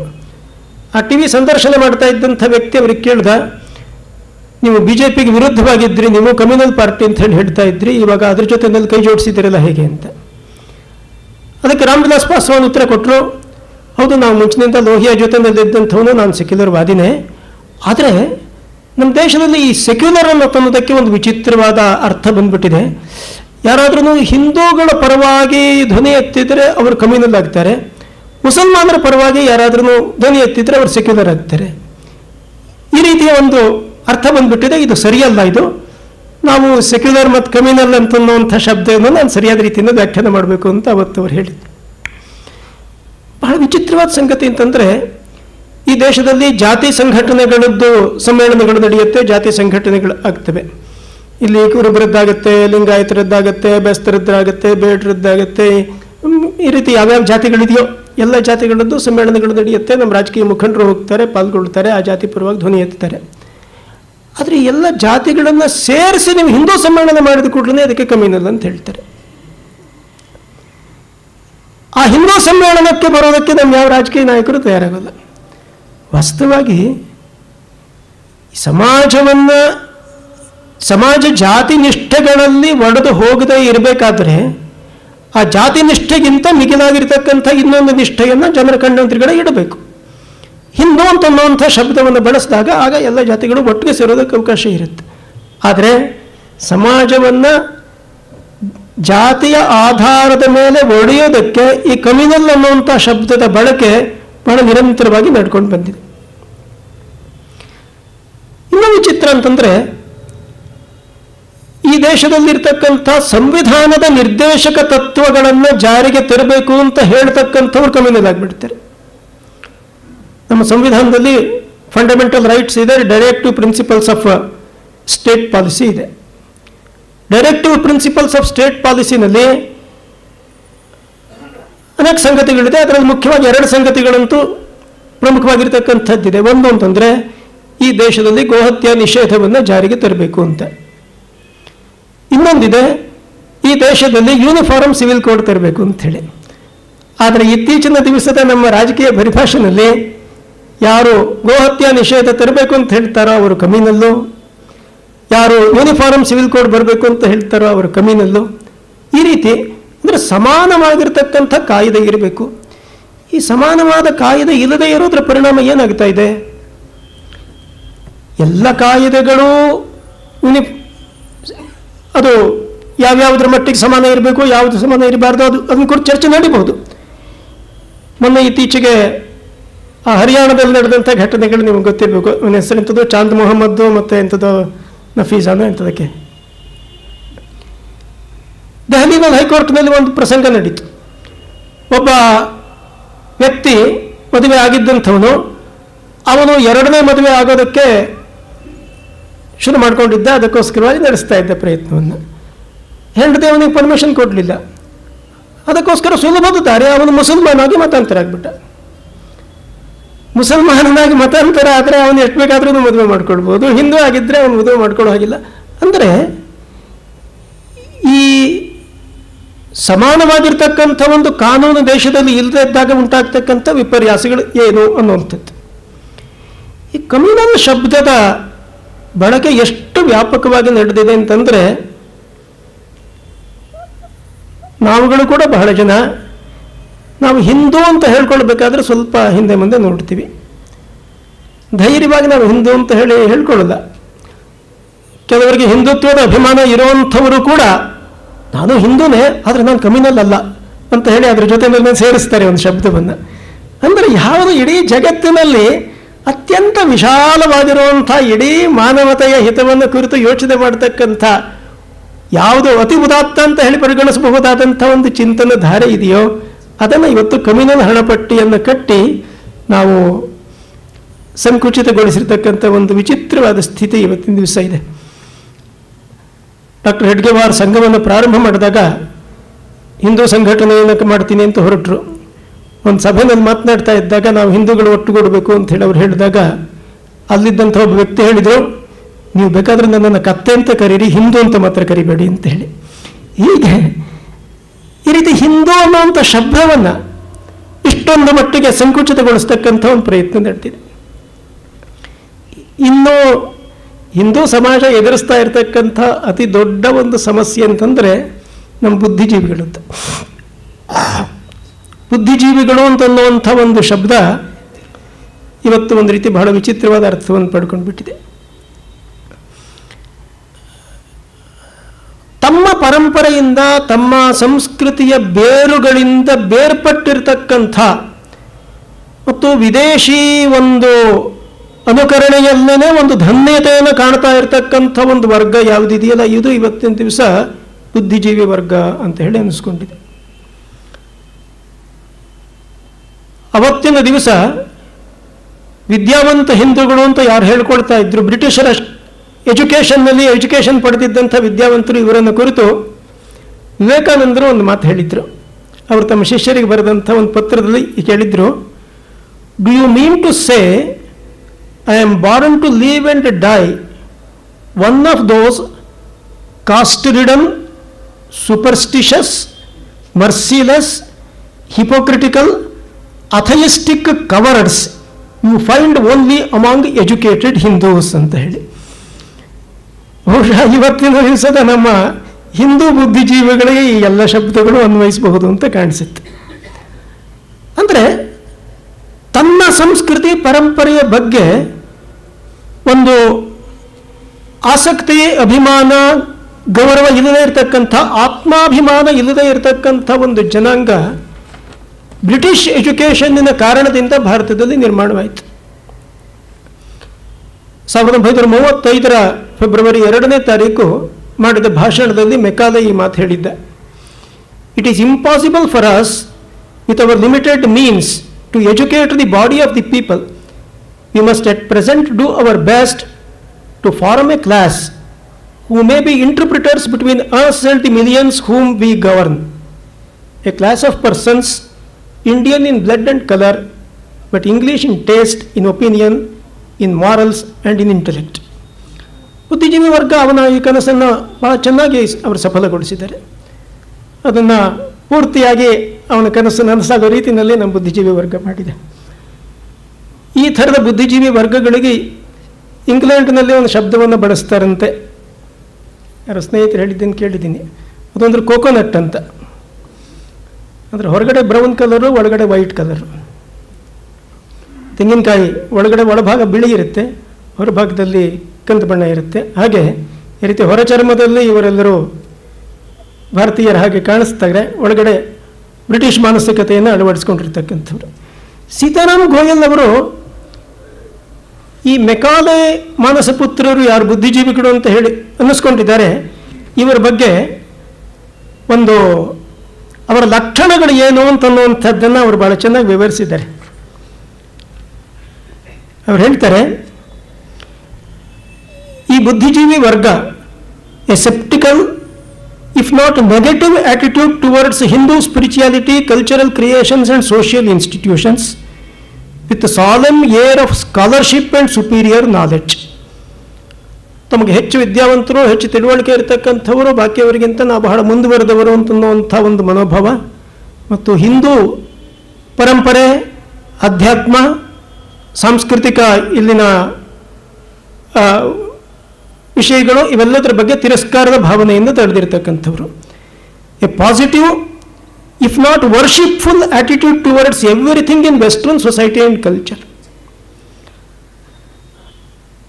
ಮೂರನೇದು, an intellectual inclination to compare Hindu ideals and institutions from the past, not with their contemporaneous ideals and institutions in the West, but with what the West has achieved in the recent history. ಭಾರತದ ಪ್ರಾಚೀನತೆಯನ್ನು America, ಇಂಗ್ಲೆಂಡಿನ ಅವರ ಪ್ರಾಚೀನ ಸಮಾಜದ ಜೊತೆಯಲ್ಲಿ, ಅದೇ ಕಾಲದ ಸಮಾಜದ ಜೊತೆಯಲ್ಲಿ ಹೋಲಿಕೆ ಮಾಡಿದರೆ ಅವಾಗ ಈ ಸಮಾಜ ಹೇಗಿತ್ತು, ಆ ಸಮಾಜ ಹೇಗಿತ್ತು ಅನ್ನೋದು ಸರಿ. ಆದರೆ ಭಾರತದ ಪ್ರಾಚೀನ ಸಮಾಜವನ್ನು ಇಂಗ್ಲೆಂಡ್, ಅಮೇರಿಕದ ಆಧುನಿಕ ಸಮಾಜದ ಜೊತೆಯಲ್ಲಿ ಹೋಲಿಕೆ ಮಾಡಿ ನಮ್ಮದು ಎಷ್ಟು ಹಿಂದುಳಿದಿದ್ದಂಥ ಸಮಾಜ ಇತ್ತು ಅಂತ ಅನ್ನೋದನ್ನು ಕುರಿತು ವರ್ಣನೆ ಮಾಡತಕ್ಕಂಥವ್ರು. A mental mood to judge the West in terms of the ideals and utopias it proclaims from time to time, while judging the Hindus with an all too supercilious reference to what prevails in Hindu society and culture at the present time. A psychological propensity to scrutinize, interpret and evaluate Hindu culture, history, society and spirituality with the help of concepts and tools of analysis evolved by Western scholarship. ಹೀಗೆ ತನ್ನ ಸಾಂಸ್ಕೃತಿಕ ಬೇರುಗಳಿಂದ ಬೇರೆಯಾಗಿ ಪಶ್ಚಿಮದ ಬಗ್ಗೆ ಒಂದು ಥರದ ಆರಾಧನಾ ಮನೋಭಾವವನ್ನು ತಡೆದಿರುವಂಥ, ಪಶ್ಚಿಮ ಶ್ರೇಷ್ಠವಾದದ್ದು ಅಂತನ್ನೋದನ್ನು ಒಪ್ಪಿಕೊಂಡು ಅದನ್ನು ತೃಪ್ತಿಪಡಿಸೋದಕ್ಕೆ, ಅವರ ಮೆಚ್ಚುಗೆಯನ್ನು ಗಳಿಸೋದಕ್ಕೋಸ್ಕರವಾಗಿ ನಿರಂತರವಾಗಿ ಪ್ರಯತ್ನ ಪಡ್ತಾ ಇರತಕ್ಕಂಥ ಒಂದು ವರ್ಗ ಇವತ್ತಿನ ದಿವಸ ನಮ್ಮ ಬುದ್ಧಿಜೀವಿ ವರ್ಗ ಆಗಿದೆ. ಇದನ್ನು ಕುರಿತು ಅವರು ಇನ್ನೊಂದು ಮಾತು ಹೇಳ್ತಾರೆ. It is not subtle like ಕ್ರಿಶ್ಚಿಯನಿಸಮ್ which subverts a society surreptitiously, but at the same time it is a creeping toxemia which corrodes the soul of the culture and corrupts a social system in slow stages. ಇಡೀ ಸಮಾಜದ ಮೇಲೆ ಒಂದು ಘಾತಕವಾಗಿರ್ತಕ್ಕಂಥ ಪರಿಣಾಮವನ್ನು ಬೀರ್ತಕ್ಕಂಥದ್ದು. ನಮ್ಮ ಅನೇಕ ಬುದ್ಧಿಜೀವಿಗಳು, ಕೆಲವರು ಜ್ಞಾನಪೀಠ ಪ್ರಶಸ್ತಿಯನ್ನು ಪಡೆದವರು ಅದರಲ್ಲಿದ್ದಾರೆ. ಈ ಜ್ಞಾನಪೀಠ ಪ್ರಶಸ್ತಿಯನ್ನು ಪಡೆದವರನ್ನು ನಾನು ಎರಡು ಭಾಗವಾಗಿ ಪರಿಗಣಿಸ್ತೀನಿ. ನೀವು ಒಪ್ತಿರೋದು ಗೊತ್ತಿಲ್ಲ. ಒಂದು ಜ್ಞಾನಪೀಠ ಪುರಸ್ಕೃತರು ಅಂತ, ಇನ್ನೊಂದು ಜ್ಞಾನಪೀಠ ಪ್ರಶಸ್ತಿ ವಿಜೇತರು ಅಂತ. ಪುರಸ್ಕೃತರು ಅವರಿಗೆ ಸನ್ಮಾನಪೂರ್ವಕವಾಗಿ ಆ ಸನ್ಮಾನ ಅವರಿಗೆ ಸಿಕ್ಕಿದೆ. ಇನ್ನು ಕೆಲವರು ಪ್ರಯತ್ನಪಟ್ಟು ಹೋರಾಟ ಮಾಡಿ ಗೆದ್ದುಕೊಂಡಿದ್ದಾರೆ. ಅವರು ವಿಜೇತರವರು ಜ್ಞಾನಪೀಠ ಪ್ರಶಸ್ತಿಯನ್ನು. ಯಾರ್ಯಾರನ್ನು ಯಾವ್ಯಾವ ಗುಂಪಿಗೆ ಸೇರಿಸಬೇಕು ಅಂತ ನೀವೇ ತೀರ್ಮಾನ ಮಾಡಿ, ನಾನೇನು ಹೇಳಲ್ಲ. ಹೀಗೆ ಒಂದು ಬುದ್ಧಿಜೀವಿ ವರ್ಗ ಯಾವುದು ಬ್ರಿಟಿಷರ ಎಜುಕೇಷನ್ನಿನ ಕಾರಣದಿಂದಾಗಿ ಈ ದೇಶದಲ್ಲಿ ನಿರ್ಮಾಣವಾಯಿತು. ಬಂಧುಗಳೇ, ಇದರಲ್ಲಿ ಒಂದು ಸ್ವಲ್ಪ ನಾವು ವಿಶ್ಲೇಷಣೆ ಮಾಡಬೇಕಾಗಿರುವಂಥ ಒಂದು ಸಂಗತಿ ಇದೆ. ಭಾರತ ಸುಮಾರು 1000 ವರ್ಷಗಳಿಂದ ಪರಕೀಯ ದಾಸ್ಯಕ್ಕೆ ತುತ್ತಾಯಿತು. ಮೊದಲಿಗೆ ನಡೆದಂಥ ಈ ಆಕ್ರಮಣ ದಾಳಿ ಬಹುತೇಕ ಇದು ಭೌತಿಕವಾಗಿತ್ತು, ದೈಹಿಕವಾಗಿತ್ತು. ನಮ್ಮ ದೇವಸ್ಥಾನಗಳನ್ನು, ಮಠ ಮಂದಿರಗಳನ್ನು ಇವುಗಳನ್ನು ನಾಶಪಡಿಸಿದ್ರು, ಒಡೆದಾಕಿದ್ರು, ಮತಾಂತರ ಮಾಡಿದ್ರು, ಸ್ತ್ರೀಯರನ್ನು ಅಪಹರಿಸಿದ್ರು, ಅವ್ರ ಮೇಲೆ ದೌರ್ಜನ್ಯ ನಡೆಸಿದ್ರು, ಮಾನಭಂಗ ಮಾಡಿದರು ಲಕ್ಷಾಂತರ ಸಂಖ್ಯೆಯಲ್ಲಿ. ಆದರೆ ಇದೆಲ್ಲವುದನ್ನು ಎದುರಿಸಿಕೊಂಡು ಇದೆಲ್ಲವುದಕ್ಕೂ ಒಂದು ತಲೆ ಬಗ್ಗದೇನೆ ಇಲ್ಲಿನ ಸಮಾಜ ಹಾಗೂ ಹೀಗೂ ಬದುಕಿತ್ತು. ಬ್ರಿಟಿಷರ ಕಾಲದಲ್ಲಿ ನಡೆದಂಥ ದಾಳಿ ಮಾನಸಿಕವಾಗಿತ್ತು, ಬೌದ್ಧಿಕವಾಗಿತ್ತು. ಬ್ರಿಟಿಷ್ ಶಿಕ್ಷಣದ ಮುಖ್ಯ ಉದ್ದೇಶ ಇದ್ದದ್ದು ಈ ದೇಶದ ಒಂದು ಆತ್ಮಾಭಿಮಾನವನ್ನು ಸಂಪೂರ್ಣವಾಗಿ ನಾಶಪಡಿಸಬೇಕು ಅಂಥೇಳಿ. ಮೆಕಾಲೆ ಈ ಮಾತನ್ನು ಬಹಳ ಸ್ಪಷ್ಟವಾಗಿ ಹೇಳಿದ್ದ. ಅವನೊಂದು ಕಡೆ ಮೇಲೆ ಬರೆದಿದ್ದ, ಭಾರತದಲ್ಲಿ ಬ್ರಿಟಿಷ್ ಸಾಮ್ರಾಜ್ಯ ಎಷ್ಟು ದಿವಸ ಇರುತ್ತೋ ಗೊತ್ತಿಲ್ಲ, ಒಂದಲ್ಲ ಒಂದು ದಿವಸ ಇದಕ್ಕೆ ಅಂತ್ಯ ಬರಬಹುದು. ಅದು ಬರಬಾರದು ಅಂತ ನಾನು ಅಪೇಕ್ಷೆ ಪಡ್ತೀನಿ, ಆದರೆ ಯಾವತ್ತೋ ಒಂದು ದಿವಸ ಬಂದಿತ್ತು. ಆದರೆ ಭಾರತದಲ್ಲಿ ಬ್ರಿಟಿಷ್ ಸಾಮ್ರಾಜ್ಯ ಅಂತ್ಯಗೊಂಡ ನಂತರವೂ ಕೂಡ ಭಾರತ ಸದಾಕಾಲ ಮಾರ್ಗದರ್ಶನಕ್ಕೋಸ್ಕರವಾಗಿ ನಮ್ಮ ಕಡೆಗೆ ನೋಡೋ ಹಾಗಿದ್ದರೆ, ನಮ್ಮ ಅನುಕರಣೆಯನ್ನೇ ಮಾಡ್ತಕ್ಕಂಥ ಒಂದು ಸ್ಥಿತಿ ನಿರ್ಮಾಣವಾದರೆ ಅದು ನಿಜವಾಗಿಯೂ ಕೂಡ ನಮ್ಮ ಸಾಮ್ರಾಜ್ಯದ ಬಹಳ ಶಾಶ್ವತವಾಗಿರ್ತಕ್ಕಂಥ ಒಂದು ವಿಜಯವಾಗುತ್ತೆ ಅಂತ ಹೇಳಿ ಇದನ್ನು ಮಾಡೋದ್ರಲ್ಲಿ ಅವರು ಯಶಸ್ವಿಯಾದರು. ಹೀಗಾಗಿ ನಾವು ಪ್ರತಿಯೊಂದನ್ನು ಕೂಡ ಇವತ್ತು ಒಂದು ಪಶ್ಚಿಮದ ಅಥವಾ ಇಂಗ್ಲೀಷ್ ಶಿಕ್ಷಣದ ಮೂಲಕ ನಮಗೆ ಯಾವ ಒಂದು ದೃಷ್ಟಿಕೋನ ಸಿಕ್ಕಿದೆ, ಇದರ ಆಧಾರದ ಮೇಲೆ ವಿಚಾರ ಮಾಡ್ತಕ್ಕಂಥ, ಚಿಂತನೆ ಮಾಡ್ತಕ್ಕಂಥ ಒಂದು ಮನೋಭಾವವನ್ನು ನಾವು ಬೆಳೆಸ್ಕೊಂಡ್ಬಿಡ್ತೀವಿ. ಈ ಮೆಕಾಲೆ ಇಸಮ್ಮಿಗೆ ಪೂರಕವಾಗಿ ನಮ್ಮ ದೇಶದಲ್ಲಿ ಇರತಕ್ಕಂಥ ಇನ್ನೊಂದು ಶಕ್ತಿ ಯಾವುದು ಹಿಂದೂ ಸಮಾಜವನ್ನು ದುರ್ಬಲಗೊಳಿಸೋದ್ರಲ್ಲಿ ಅಥವಾ ಇದರ ತೇಜೋಭಂಗ ಮಾಡೋದರಲ್ಲಿ ನಿರಂತರವಾಗಿ ತೊಡಗಿದೆ, ಅದು ಅಂತಂದರೆ ಕಮ್ಯುನಿಸ್ಟರು.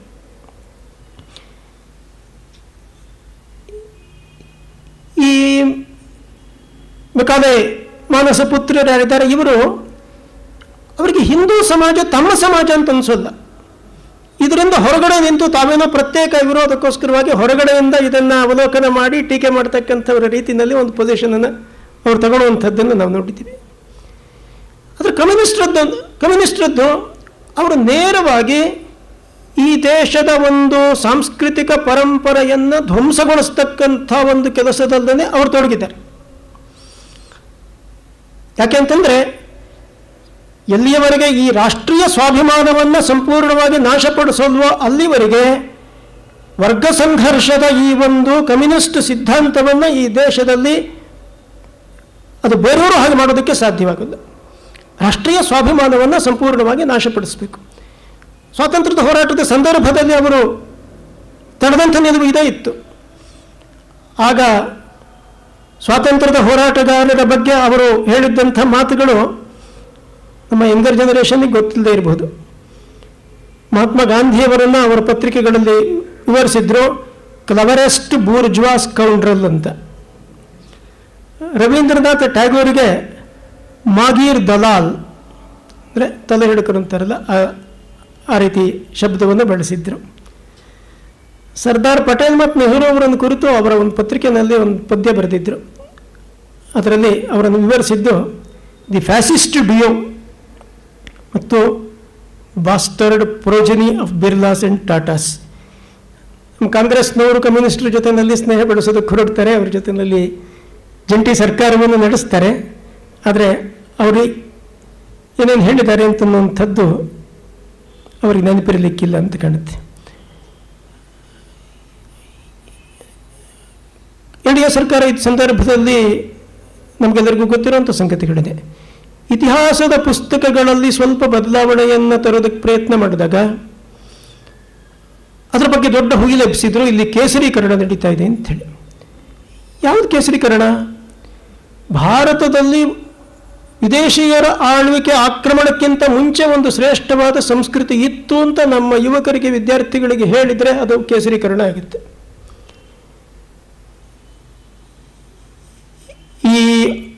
ಗಣಿತಶಾಸ್ತ್ರದ ಅನೇಕ ಸಿದ್ಧಾಂತಗಳನ್ನು ಈ ದೇಶದಲ್ಲಿದ್ದಂಥ ಗಣಿತಶಾಸ್ತ್ರಜ್ಞರು ರೂಪಿಸಿದ್ರು ಅಂತ ಹೇಳಿದರೆ ಅದು ಅವರಿಗೆ ಪೈಥಾಗರಸ್ ಹೇಳೋದಕ್ಕಿಂತ ಬಹಳ ಮುಂಚೆ ಬೋಧಾಯನ ಹೇಳಿದ್ದಂತಂದರೆ ಇದು ಕೇಸರೀಕರಣ ಆಗುತ್ತೆ. ಶಿವಾಜಿ ಈ ದೇಶದಲ್ಲಿ ಒಂದು ಸ್ವಾತಂತ್ರ್ಯವನ್ನು ಸ್ಥಾಪನೆ ಮಾಡೋದಕ್ಕೋಸ್ಕರವಾಗಿ ಹೋರಾಟ ಮಾಡಿದಂಥ ಒಂದು ಮಹಾಪುರುಷ ಅಂತ ಹೇಳಿದರೆ ಇದು ಕೇಸರೀಕರಣ ಆಗುತ್ತೆ. ಗುಪ್ತರ ಕಾಲದಲ್ಲಿ ಈ ದೇಶದಲ್ಲಿ ಬಹಳ ಒಂದು ವೈಭವದ ಸ್ಥಿತಿ ಇತ್ತು, ಅದನ್ನು ಸ್ವರ್ಣಯುಗ ಅಂತ ಹೇಳಿ ಪರಿಗಣಿಸ್ತಾ ಇದ್ರು ಅಂತ ಹೇಳಿದರೆ ಇದು ಇವರಿಗೆ ಕೇಸರೀಕರಣ ಆಗುತ್ತೆ. ಅಂದರೆ ಈ ಯಾವ ಸಂಗತಿಗಳನ್ನು ನಮ್ಮ ಯುವಕರಿಗೆ ತಿಳಿಸಬಾರ್ದು, ನಮ್ಮ ವಿದ್ಯಾರ್ಥಿಗಳಿಗೆ ಗೊತ್ತಾಗಬಾರ್ದು, ಇದು ಅವರ ಉದ್ದೇಶ ಇದೆ. ನಾವು ಹೆಮ್ಮೆ ಪಡ್ತೀವಿ ನಮ್ಮ ದರ್ಶನಗಳು, ವೇದೋಪನಿಷತ್ತುಗಳು, ರಾಮಾಯಣ ಮಹಾಭಾರತದಂಥ ಗ್ರಂಥಗಳ ಬಗ್ಗೆ. ಕಮ್ಯುನಿಸ್ಟರ ದೃಷ್ಟಿಯಲ್ಲಿ ರಾಮಾಯಣ ಹೇಗೆ ಕಾಣುತ್ತೆ ಅನ್ನೋದಕ್ಕೆ ರಾಮಾಯಣ ಮಹಾಭಾರತಗಳು ರವೀಂದ್ರನಾಥ್ ಥಾಪರ್ ಅವರು 6ನೇ ಕ್ಲಾಸಿಗೆ ಬರೆದಿರ್ತಕ್ಕಂಥ ಹಿಸ್ಟ್ರಿ ಬುಕ್ನಲ್ಲಿ ರಾಮಾಯಣವನ್ನು ಇಂಟ್ರೊಡ್ಯೂಸ್ ಮಾಡೋದು ಹೀಗೆ: the Aryans wrote long poems about there Kings, about there bravery and the battles which they fought. These poems were later collected and became the two epics of ancient India, Ramayana and Mahabharata. ರಾಮಾಯಣದ ಬಗ್ಗೆ ಮಕ್ಕಳಿಗೆ ನೀವು ಏನು ತಿಳಿಸಬೇಕು, ಹೇಗೆ ತಿಳಿಸಬೇಕು? ಇತ್ತೀಚೆಗೆ ದೆಹಲಿ ವಿಶ್ವವಿದ್ಯಾನಿಲಯದಲ್ಲಿ ಅಲ್ಲಿನ BA ತರಗತಿಗೆ ಒಂದು ಟೆಕ್ಸ್ಟನ್ನು ಅವರು ನಿಗದಿಪಡಿಸಿದ್ರು. ಅದರಲ್ಲಿ ಏಕೆ ರಾಮಾನುಜನ್ ಬರೆದಿರ್ತಕ್ಕಂಥ ಒಂದು ಪುಸ್ತಕ, ಅದು ಯಾವುದೋ ಅವರು ಮಿನಿ ರಾಮಾಯಣಾಸ್ ಅಂತ ಹೇಳಿ ಬರೆದಿದ್ದಾರೆ, ಯಾವುದೋ ಒಂದು ಫೋಕ್ ಟೇಲನ್ನು ಅವಲಂಬಿಸಿರ್ತಕ್ಕಂಥದ್ದು. ರಾಮಾಯಣದ ಬಗ್ಗೆ ಎಲ್ಲ ವಿಕೃತ ಸಂಗತಿಗಳು. ಸೀತೆ ರಾವಣನ ಮಗಳಾಗಿದ್ಲು, ರಾವಣನಿಗೆ ಒಂದು ಸರಿ ಜೋರಾಗಿ ಸೀನ್ ಬಂದ್ಬಿಡ್ತಂತೆ, ಆ ಸೀನ್ ಬಂದಾಗ ಒಂದು ಮಗು ಹುಟ್ಟುಬಿಡ್ತು, ಅದೇನೇ ಸೀತೆ ಆಯಿತು.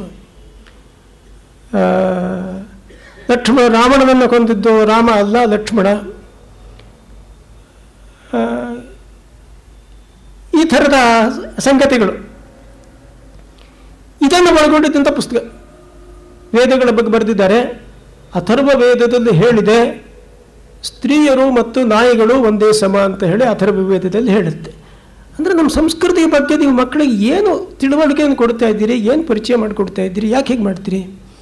ಒಂದೇ ಕಾರಣ, ಅದು ಅಂತಂದರೆ ಈ ದೇಶದಲ್ಲಿರ್ತಕ್ಕಂಥ ಧರ್ಮ, ಸಂಸ್ಕೃತಿ, ಪರಂಪರೆಯ ಬಗ್ಗೆ ಈ ಶ್ರದ್ಧೆಯನ್ನು ಸಂಪೂರ್ಣವಾಗಿ ನಾಶಪಡಿಸಬೇಕು. ಇದರ ಪರಿಣಾಮ ಇವತ್ತು ನಮ್ಮ ಶಿಕ್ಷಣದ ಮೇಲೆ ಆಗಿದೆ. ಇವತ್ತು ನಮ್ಮ ಮಕ್ಕಳಿಗೆ ನಮ್ಮದೊಂದು ಹಿರಿದಾಗಿರ್ತಕ್ಕಂಥ ಒಂದು ಸಾಂಸ್ಕೃತಿಕ ಪರಂಪರೆ ಇದೆ ಅನ್ನುವಂಥದ್ರ ಒಂದು ತಿಳುವಳಿಕೆ, ಅದರ ಬಗ್ಗೆ ಅರಿವು ಇಲ್ಲ. ನಿನ್ನೆ ಯಾರೋ ಒಬ್ಬರು ಒಂದು ಲೇಖನ ಬರೆದಿದ್ದರು ಪತ್ರಿಕೆಯಲ್ಲಿ, ಮನುಸ್ಮೃತಿಯ ಬಗ್ಗೆ ತಿಳಿಸಬೇಕು ಅಂತ ಹೇಳಿ ರಾಮಾಜೋಸ್ರವರು ಹೇಳಿದ್ದಾರೆ. ಆದರೆ ಮನುಸ್ಮೃತಿನಲ್ಲಿ ಇರತಕ್ಕಂಥದ್ದೆಲ್ಲ ವರ್ಣ ವ್ಯವಸ್ಥೆ, ಜಾತಿ ಪದ್ಧತಿ, ಸ್ತ್ರೀಯರ ಮೇಲೆ ನಡೀತಕ್ಕಂಥ ಶೋಷಣೆಗಳು, ಇಂಥ ಸಂಗತಿಗಳನ್ನು ನಮ್ಮ ಮಕ್ಕಳಿಗೆ ತಿಳಿಸಬೇಕು ಅಂತ ಹೇಳಿರುವಂಥದ್ದು ಬಹಳ ದುರದೃಷ್ಟಕರವಾದದ್ದು. ಅಂದರೆ ಇವತ್ತು ಹಿಂದೂ ಸಮಾಜ ಅಂದ ಕೂಡಲೇ, ಹಿಂದೂ ಸಂಸ್ಕೃತಿ ಅಂತಂದ ಕೂಡಲೇ ಜಾತಿ ಪದ್ಧತಿ, ವರ್ಣ ವ್ಯವಸ್ಥೆ, ಸತಿ ಪದ್ಧತಿ, ಶೋಷಣೆ, ಇದು ಹಿಂದೂ ಸಮಾಜದ ಲಕ್ಷಣಗಳು. ಆದ್ದರಿಂದ ಒಂದು ಥರದಲ್ಲಿ ತಮ್ಮ ಸಂಸ್ಕೃತಿ ಪರಂಪರೆಯ ಬಗ್ಗೆ ತಿರಸ್ಕಾರದ ಭಾವನೆಯನ್ನು ಮೂಡೋ ರೀತಿಯಲ್ಲಿ ಇವತ್ತಿನ ಒಂದು ಶಿಕ್ಷಣ ಕೊಡ್ತಾ ಇದೆ. ಹಿಂದೂ ಸಂಸ್ಕೃತಿಯಲ್ಲಿ ಇದಿಷ್ಟು ಮಾತ್ರನಾ? ಕೆಟ್ಟದ್ದಿಲ್ಲ ಅಂತ ನಾನು ಹೇಳ್ತಾ ಇಲ್ಲ, ಕೆಟ್ಟದ್ದು ಅನೇಕ ಸಂಗತಿಗಳಿವೆ. ಆ ಕೆಟ್ಟದ್ದನ್ನು ನಿವಾರಣೆ ಮಾಡೋದಕ್ಕೋಸ್ಕರವಾಗಿ ಪ್ರಯತ್ನಗಳು ನಿರಂತರವಾಗಿ ಈ ದೇಶದಲ್ಲಿ ನಡ್ಕೊಂಡು ಬರ್ತಾನೆ ಇದೆ. ಆದರೆ ಯಾವ ಬಹಳ ಉದಾತ್ತವಾಗಿರ್ತಕ್ಕಂಥ ಒಂದು ಜೀವನ ಮೌಲ್ಯಗಳು, ಜೀವನ ದರ್ಶನ ಇದೆಯಲ್ಲ, ಇದನ್ನು ನಮ್ಮ ಮಕ್ಕಳಿಗೆ ಕಲಿಸ್ತಕ್ಕಂಥ ರೀತಿ ಹೇಗೆ? ಬಹುಶಃ ನಮ್ಮ ಪರಿವಾರಗಳಲ್ಲೂ ಇವತ್ತಿನ ದಿವಸ ಆ ವ್ಯವಸ್ಥೆ ಇಲ್ಲ. ಶಿಕ್ಷಣ ಅಂತಲೂ ಕೂಡ ಅವರಿಗೆ ಸಂಪೂರ್ಣವಾಗಿ ಒಂದು ರೀತಿಯ ಭ್ರಮೆಯನ್ನು ನಿರ್ಮಾಣ ಮಾಡ್ತಾ ಇದೆ. ಹೀಗಾಗಿ ಭಾರತದಲ್ಲಿ ಇವತ್ತಿನ ದಿವಸ ತಮ್ಮ ಸಾಂಸ್ಕೃತಿಕ ಬೇರುಗಳಿಂದ ಬೇರ್ಪಟ್ಟಿರ್ತಕ್ಕಂಥ ಒಂದು ಯುವ ಜನಾಂಗ ಯಾವುದು ತನ್ನ ಸಂಸ್ಕೃತಿಯ ಬಗ್ಗೆನೇ ಬಹಳ ಒಂದು ತಿರಸ್ಕಾರದ ಭಾವನೆಯನ್ನು ತಳೆದಿರತಕ್ಕಂಥ ಯುವ ಜನಾಂಗ ಇವತ್ತು ನಿರ್ಮಾಣವಾಗ್ತಾ ಇದೆ. ಗಂಭೀರವಾಗಿ ನಾವೆಲ್ಲರೂ ಕೂಡ ಗಮನಿಸಬೇಕಾಗಿರ್ತಕ್ಕಂಥ, ಯೋಚಿಸಬೇಕಾಗಿರ್ತಕ್ಕಂಥ ಒಂದು ಸಂಗತಿ. ಮತ್ತು ಈ ನಮ್ಮ ಸಮಾಜದಲ್ಲಿ ಇರ್ತಕ್ಕಂಥ ಯಾವ ವಿಕೃತಿಗಳು ಅಂತ ಹೇಳ್ತಾರೆ, ಇವೆಲ್ಲ ಬೆಳೆದು ಬಂದಿದ್ದು ಯಾವಾಗದಿಂದ? ಸತಿ ಪದ್ಧತಿ ಇರಲಿ, ಬಾಲ್ಯ ವಿವಾಹ ಇರಲಿ, ಅಥವಾ ಇಲ್ಲಿದ್ದಂಥ ಇನ್ನು ಅನೇಕ ಸಾಮಾಜಿಕ ಕುರೀತಿಗಳು ಬೆಳಕೊಂಡು ಬಂದದ್ದು ಕಳೆದ 1000 ವರ್ಷದ ದಾಸ್ಯದ ಇತಿಹಾಸದಲ್ಲಿ. ಅದಕ್ಕಿಂತ ಮುಂಚಿನ ಇತಿಹಾಸದಲ್ಲಿ ಇವುಗಳ ಉಲ್ಲೇಖ ಎಲ್ಲೂ ನಾವು ಕಾಣೋದು ಇಲ್ಲ, ನಮ್ಮ ಶಾಸ್ತ್ರಗಳಲ್ಲಿ ಇಲ್ಲವೂ ಇಲ್ಲ. ಯಾವುದೋ ಕೆಲವು ಸ್ಮೃತಿ ಗ್ರಂಥಗಳಲ್ಲಿ ಈ ಭೇದಗಳನ್ನು ಕುರಿತಿರ್ತಕ್ಕಂಥ ಮಾತುಗಳಿರಬಹುದು, ಆದರೆ ಇದಕ್ಕೆ ಸ್ಪಷ್ಟನೆಯನ್ನು ಕೊಟ್ಟುಬಿಟ್ಟಿದೆ. ಸ್ಮೃತಿಗಳಿಗೂ ಮತ್ತು ವೇದಕ್ಕೂ ನಡುವೆ ಅವುಗಳ ನಡುವೆ ವ್ಯತ್ಯಾಸ ಇದ್ದಾಗ, ಭಿನ್ನಮತ ಇದ್ದಾಗ ವೇದಗಳಲ್ಲಿ ಏನು ಹೇಳಿದೆಯೋ ಅದನ್ನೇ ಮಾನ್ಯ ಮಾಡಬೇಕು, ಸ್ಮೃತಿಗಳಲ್ಲಿ ಹೇಳಿರ್ತಕ್ಕಂಥದ್ದಲ್ಲ ಅಂತೇಳಿ. ಆದರೆ ಇವತ್ತು ನಿರಂತರವಾಗಿ ನಡೆದಿರ್ತಕ್ಕಂಥ ಈ ಒಂದು ಪ್ರಚಾರ, ಇದರ ಪರಿಣಾಮವಾಗಿ our younger generation is getting alienated from their own cultural roots and getting attracted towards the pleasure seeking or the consumerist western culture. ಇದು ಇವತ್ತು ನಮ್ಮ ಸಮಾಜಕ್ಕೆ ತಟ್ಟಿರ್ತಕ್ಕಂಥ ಒಂದು ಬಹಳ ದೊಡ್ಡ ಶಾಪ. ಇದು ಯುವ ಜನಾಂಗ ಒಂದು ರೀತಿಯಲ್ಲಿ ಒಂದು ಮಾನಸಿಕ ವಿಪ್ಲವಕ್ಕೆ ಇವತ್ತಿನ ದಿವಸ ತುತ್ತಾಗಿದೆ ಅಂತ ಹೇಳ್ಬಹುದು.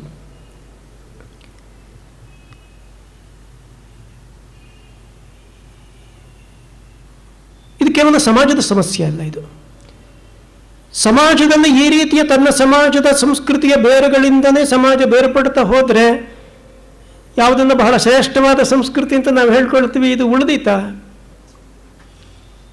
ವಿವೇಕಾನಂದರು ಈ ಪ್ರಶ್ನೆ ಕೇಳಿದ್ರು. ಅವ್ರದ್ದೊಂದು ತುಂಬ ಭಾವಪೂರ್ಣವಾಗಿರುವಂಥ ಒಂದು ವಾಕ್ಯ ಸಮುಚ್ಚಯ, 4 ವಾಕ್ಯಗಳು ಹೇಳಿದ್ದಾರೆ ಅವರು.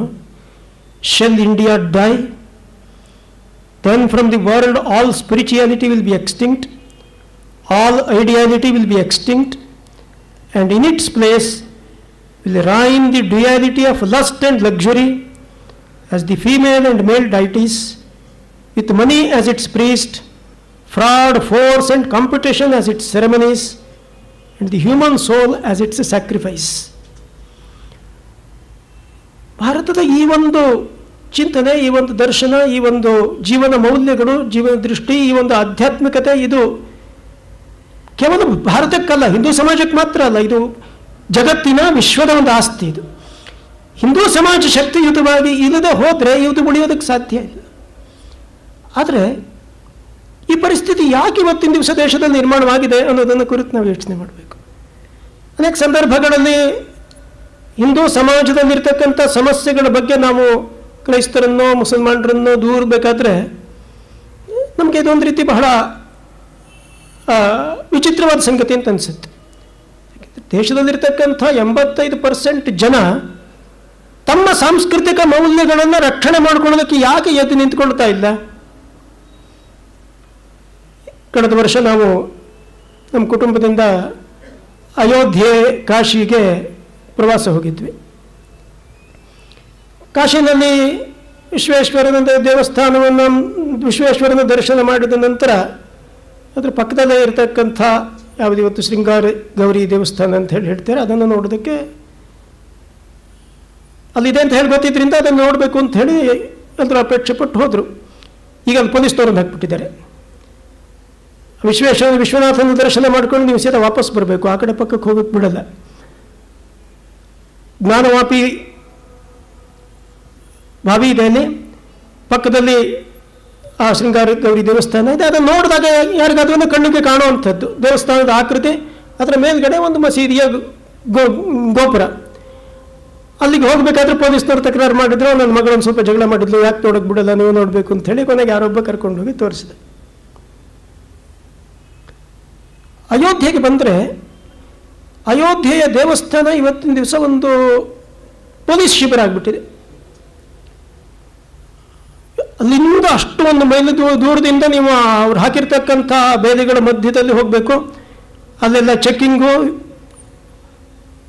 ಮಕ್ಕಳು ಜೊತೆಯಲ್ಲಿದ್ದರೆ ಆ ಮಕ್ಕಳಿಗೆ ಬೇಕಾಗಿರ್ತಕ್ಕಂಥ ನೀರಿನ ಬಾಟ್ಲನ್ನು ಇಟ್ಕೊಂಡು ಒಳಗಡೆ ಹೋಗೋ ಹಾಗಿಲ್ಲ, ಅದೆಲ್ಲದನ್ನು ಅಲ್ಲಿ ಡಿಪಾಸಿಟ್ ಮಾಡಿ ಹೋಗಬೇಕು. ಡಿಪಾಸಿಟ್ ಮಾಡಿ ಹೋಗೋದ್ರ ನಂತರ ವಿಚಿತ್ರ ಏನು ಅಂತಂದರೆ, ಡಿಪಾಸಿಟ್ ಮಾಡಿ ಎಲ್ಲಿ ಡಿಪಾಸಿಟ್ ಮಾಡಿರ್ತೀರೋ ಅಲ್ಲಿ ವಾಪಸ್ ಬರೋ ಹಾಗಿಲ್ಲ, ನೀವು ಹೊರಗಡೆ ಹೋಗಿ ಬೇರೆ ಗೇಟಿನಿಂದ ಅಲ್ಲಿಂದ ಸುತ್ತಕೊಂಡು ಬಳಸ್ಕೊಂಡು ಬಂದು ಇಲ್ಲಿರ್ತಕ್ಕಂಥ ಬಾಟ್ಲನ್ನು ತಗೊಳ್ಬೇಕು. ಅಷ್ಟೊಂದು ಮನಸ್ಸಿಗೆ ಹಿಂಸೆಯನ್ನು ಕೊಡ್ತಕ್ಕಂಥ ಒಂದು ಸಂಗತಿ. ಯಾವುದನ್ನು ಪವಿತ್ರ ಸ್ಥಳ ಅಂತ ಹೇಳಿ ನಾವು ಪರಿಗಣಿಸ್ತೀವಿ, ಅಯೋಧ್ಯ, ಮಥುರಾ, ಮಾಯಾ, ಕಾಶಿ, ಕಾಂಚಿ, ಅವಂತಿ, ಇವುಗಳ ಸ್ಥಿತಿ ಯಾಕೆ ಹೀಗಾಗಿದೆ? ದೇಶಕ್ಕೆ ಸ್ವಾತಂತ್ರ್ಯ ಬಂದ ನಂತರವೂ ಕೂಡ ನಮ್ಮ ಪವಿತ್ರ ಕ್ಷೇತ್ರಗಳನ್ನು ರಕ್ಷಣೆ ಮಾಡಿಕೊಳ್ಳೋದಕ್ಕೆ ನಮ್ಗೆ ಯಾಕೆ ಸಾಧ್ಯ ಆಗ್ತಾ ಇಲ್ಲ? ಗೋಪೂಜೆಯನ್ನು ನಾವೆಲ್ಲರೂ ಮಾಡ್ತೀವಿ. ದೀಪಾವಳಿ ದಿವಸ ಒಂದು ಕಡೆ ನಾವು ಗೋಪೂಜೆ ಮಾಡ್ತಾನೆ ಇರ್ತೀವಿ, ಇನ್ನೊಂದು ಕಡೆ ಗೋ ಹತ್ಯೆ ನಡೀತಾನೆ ಇದೆ. ಗಾಂಧೀಜಿಯವರು ಹೇಳಿದ್ರು, ನನಗೆ ಸ್ವಾತಂತ್ರ್ಯ ನನ್ನ ಕೈಯಲ್ಲಿ ಅಧಿಕಾರ ಬಂದರೆ ಮೊದಲು ಮಾಡ್ತಕ್ಕಂಥ ಕೆಲಸ ಗೋಹತ್ಯೆಯನ್ನು ನಿಲ್ಲಿಸುವಂಥದ್ದು ಅಂತ ಹೇಳಿ. ಯಾಕೆ ಆಗ್ತಾ ಇಲ್ಲ? ಹಿಂದೂ ಸಮಾಜ ಇವತ್ತಿನ ದಿವಸ ಪೊಲಿಟಿಕಲ್ ಅವೇಕನಿಂಗ್ ಅದಕ್ಕೆ ಬಂದಿಲ್ಲ. ಶಕ್ತಿ ನಮ್ಮದಿದೆ. ಒಂದು ವೇಳೆ ಏನಾದ್ರೂ ಹಿಂದೂ ಸಮಾಜ ಜಾಗೃತಗೊಂಡಿದ್ದರೆ, ಯಾರು ಹಿಂದೂ ಭಾವನೆಗಳಿಗೆ ಗೌರವ ಸಲ್ಲುವೋ ಅವರಿಗೆ ನಾವು ನಮ್ಮ ಬೆಂಬಲ ಕೊಡಲ್ಲ ಅಂತ ಹೇಳಿ ಎಲ್ಲ ರಾಜಕೀಯ ಪಕ್ಷಗಳು ದಾರಿಗೆ ಬಂದ್ಬಿಡ್ತಿದ್ವು. ನಾನು ಯಾವುದೋ ಒಂದು ರಾಜಕೀಯ ಪಕ್ಷಕ್ಕೆ ನೀವು ಬೆಂಬಲ ಕೊಡಬೇಕು ಅನ್ನೋ ಮಾತು ನಾನು ಹೇಳ್ತಾ ಇಲ್ಲ. ಆದರೆ ಬಹುಸಂಖ್ಯಾತ ಸಮಾಜದ ಭಾವನೆಗಳನ್ನು ನಿರ್ಲಕ್ಷಿಸ್ತಕ್ಕಂಥ ಒಂದು ರಾಜಕೀಯ ವ್ಯವಸ್ಥೆ ಪರಿಸ್ಥಿತಿ ನಮ್ಮ ದೇಶದಲ್ಲಿ ನಿರ್ಮಾಣವಾಗಿರ್ತಕ್ಕಂಥ ವೈಪರೀತ್ಯವನ್ನು ನಾವು ಯಾಕೆ ಸಹಿಸ್ಕೊಂಡು ಸುಮ್ಮನೆ ಇದ್ದೀವಿ? ಒಂದು ಉದಾಹರಣೆ ಹೇಳ್ತೀನಿ. ಈ ಪೋಲೆಂಡಿನ ಒಂದು ಪತ್ರಿಕೆಯಲ್ಲಿ ಮೊಹಮ್ಮದ್ ಪ್ರಾಫೆಟ್ ಅನ್ನು ಕುರಿತು ಒಂದು ವ್ಯಂಗ್ಯ ಚಿತ್ರ ಪ್ರಕಟವಾಯಿತು. ಇಡೀ ಜಗತ್ತಿನಾದ್ಯಂತ ಅದರ ಕುರಿತು ಬಹಳ ವಿರೋಧಗಳು ವ್ಯಕ್ತಗೊಂಡವು. ಭಾರತದಲ್ಲೂ ಕೂಡ ಮುಸಲ್ಮಾನರು ರಸ್ತೆಗಿಳಿದ್ರು, ಬಹಳ ದೊಡ್ಡ ಇಲ್ಲಿ ಗೊಂಬೆಗಳು ಗಲಾಟೆಗಳು ನಡೆದವು. ಇದಾದ ನಂತರ ಆಂಧ್ರ ಪ್ರದೇಶದ ಅಸೆಂಬ್ಲಿನಲ್ಲಿ, ಯಾವಾಗದು 2005ನೇ ಇಸ್ವಿ ಅಕ್ಟೋಬರ್ ತಿಂಗಳಿನಲ್ಲಿ ಅಂತ ಕಾಣುತ್ತೆ, ಅವರೊಂದು ರೆಸಲ್ಯೂಷನ್ ಅನ್ನು ಪಾಸ್ ಮಾಡಿದರು. ಆ ಪೊಲಿಷ್ ಕಾರ್ಟೂನಿಸ್ಟ್, ಡೆನ್ಮಾರ್ಕ್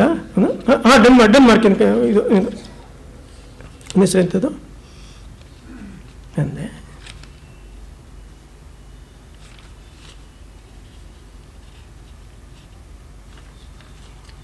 ಎಲ್ಲ ಒಂದು ಹೆಸರು ಗುರುತು ಹಾಕೊಂಡಿದ್ದೆ, ಮರೆತೋಯ್ತು. ಅದನ್ನು ಕಂಡೆಮ್ ಮಾಡಿ ಅದೇ ಆಂಧ್ರ ಪ್ರದೇಶದ ಅಸೆಂಬ್ಲಿನಲ್ಲಿ ಅಲ್ಲಿದ್ದಂಥ ಇನ್ನೊಬ್ಬ ಬಿಜೆಪಿ ಸದಸ್ಯರು ಹೇಳಿದರು, ಹಿಂದೂ ದೇವತೆಗಳ ಭಾರತ ಮಾತೆಯನ್ನು ಬಹಳ ಅಶ್ಲೀಲವಾಗಿ ಚಿತ್ರಿಸಿರ್ತಕ್ಕಂಥ MF ಹುಸೇನ್ ಅವರನ್ನು ಕೂಡ ಕಂಡೆಮ್ ಮಾಡಬೇಕು, ನಿರ್ಣಯ ಪಾಸ್ ಮಾಡಬೇಕು ಅಂಥೇಳಿ. ಆಂಧ್ರ ಪ್ರದೇಶದ ಅಸೆಂಬ್ಲಿ ಒಪ್ಪಲಿಲ್ಲ ಇದಕ್ಕೆ. ಎಲ್ಲಿ ಡೆನ್ಮಾರ್ಕಿನ ಒಬ್ಬ ಇವನು ಕಾರ್ಟೂನಿಸ್ಟ್ ಬರೆದಿರ್ತಕ್ಕಂಥ ಒಂದು ಕಾರ್ಟೂನನ್ನು ವಿರೋಧ ಮಾಡೋದಕ್ಕೆ, ಅದನ್ನು ತಿರಸ್ಕರಿಸೋದಕ್ಕೆ, ಕಂಡೆಮ್ ಮಾಡೋದಕ್ಕೆ ಇದಾಗುತ್ತೆ, ನಿರ್ಣಯ ಪಾಸ್ ಆಗುತ್ತೆ. ಆದರೆ ಇಲ್ಲಿ ಹಿಂದೂ ದೇವತೆಗಳನ್ನು ಬಹಳ ಹೀನಾಯವಾಗಿ ಚಿತ್ರಿಸಿದರೆ ಇದನ್ನು ಕಂಡೆಮ್ ಮಾಡಬೇಕು ಅಂತನ್ನುವಂಥ ನಿರ್ಣಯಕ್ಕೆ ಬೆಂಬಲ ಸಿಕ್ಕೋಲ್ಲ, ಇದನ್ನು ವಿರೋಧ ಮಾಡುತ್ತೇನೆ. ಯಾಕೆ ಹೀಗೆ ನಡೆಯುತ್ತೆ? ಹಿಂದೂ ಸಮಾಜ ಟೋಟಲ್ ವಿಷನ್ ಅನ್ನು ಕಳೆದುಕೊಂಡು ಬಿಟ್ಟಿದೆ. ಹಿಂದೂ ಕಾನ್ಷಿಯನ್ಸ್ ಇವತ್ತಿನ ದಿವಸ ಬತ್ತಿಯಾಗಿದೆ. ಹಿಂದೂ ಅಂತನ್ನುವಂಥದ್ದು ಕಮ್ಯುನಲ್ಲ, ಹಿಂದೂ ಅಂತನ್ನುವಂಥದ್ದು ಒಂದು ಜಗತ್ತಿನ ಅತ್ಯಂತ ಶ್ರೇಷ್ಠವಾಗಿರ್ತಕ್ಕಂಥ ಒಂದು ಸಂಸ್ಕೃತಿಯ ಹೆಸರು ಇದು. ಅದರ ವಾರಸುದಾರರು ನಾವು ಅಭಿಮಾನದಿಂದ ಹಿಂದೂ ಅಂತ ಹೇಳಿ ಹೇಳ್ಕೊಳ್ತೀವಿ.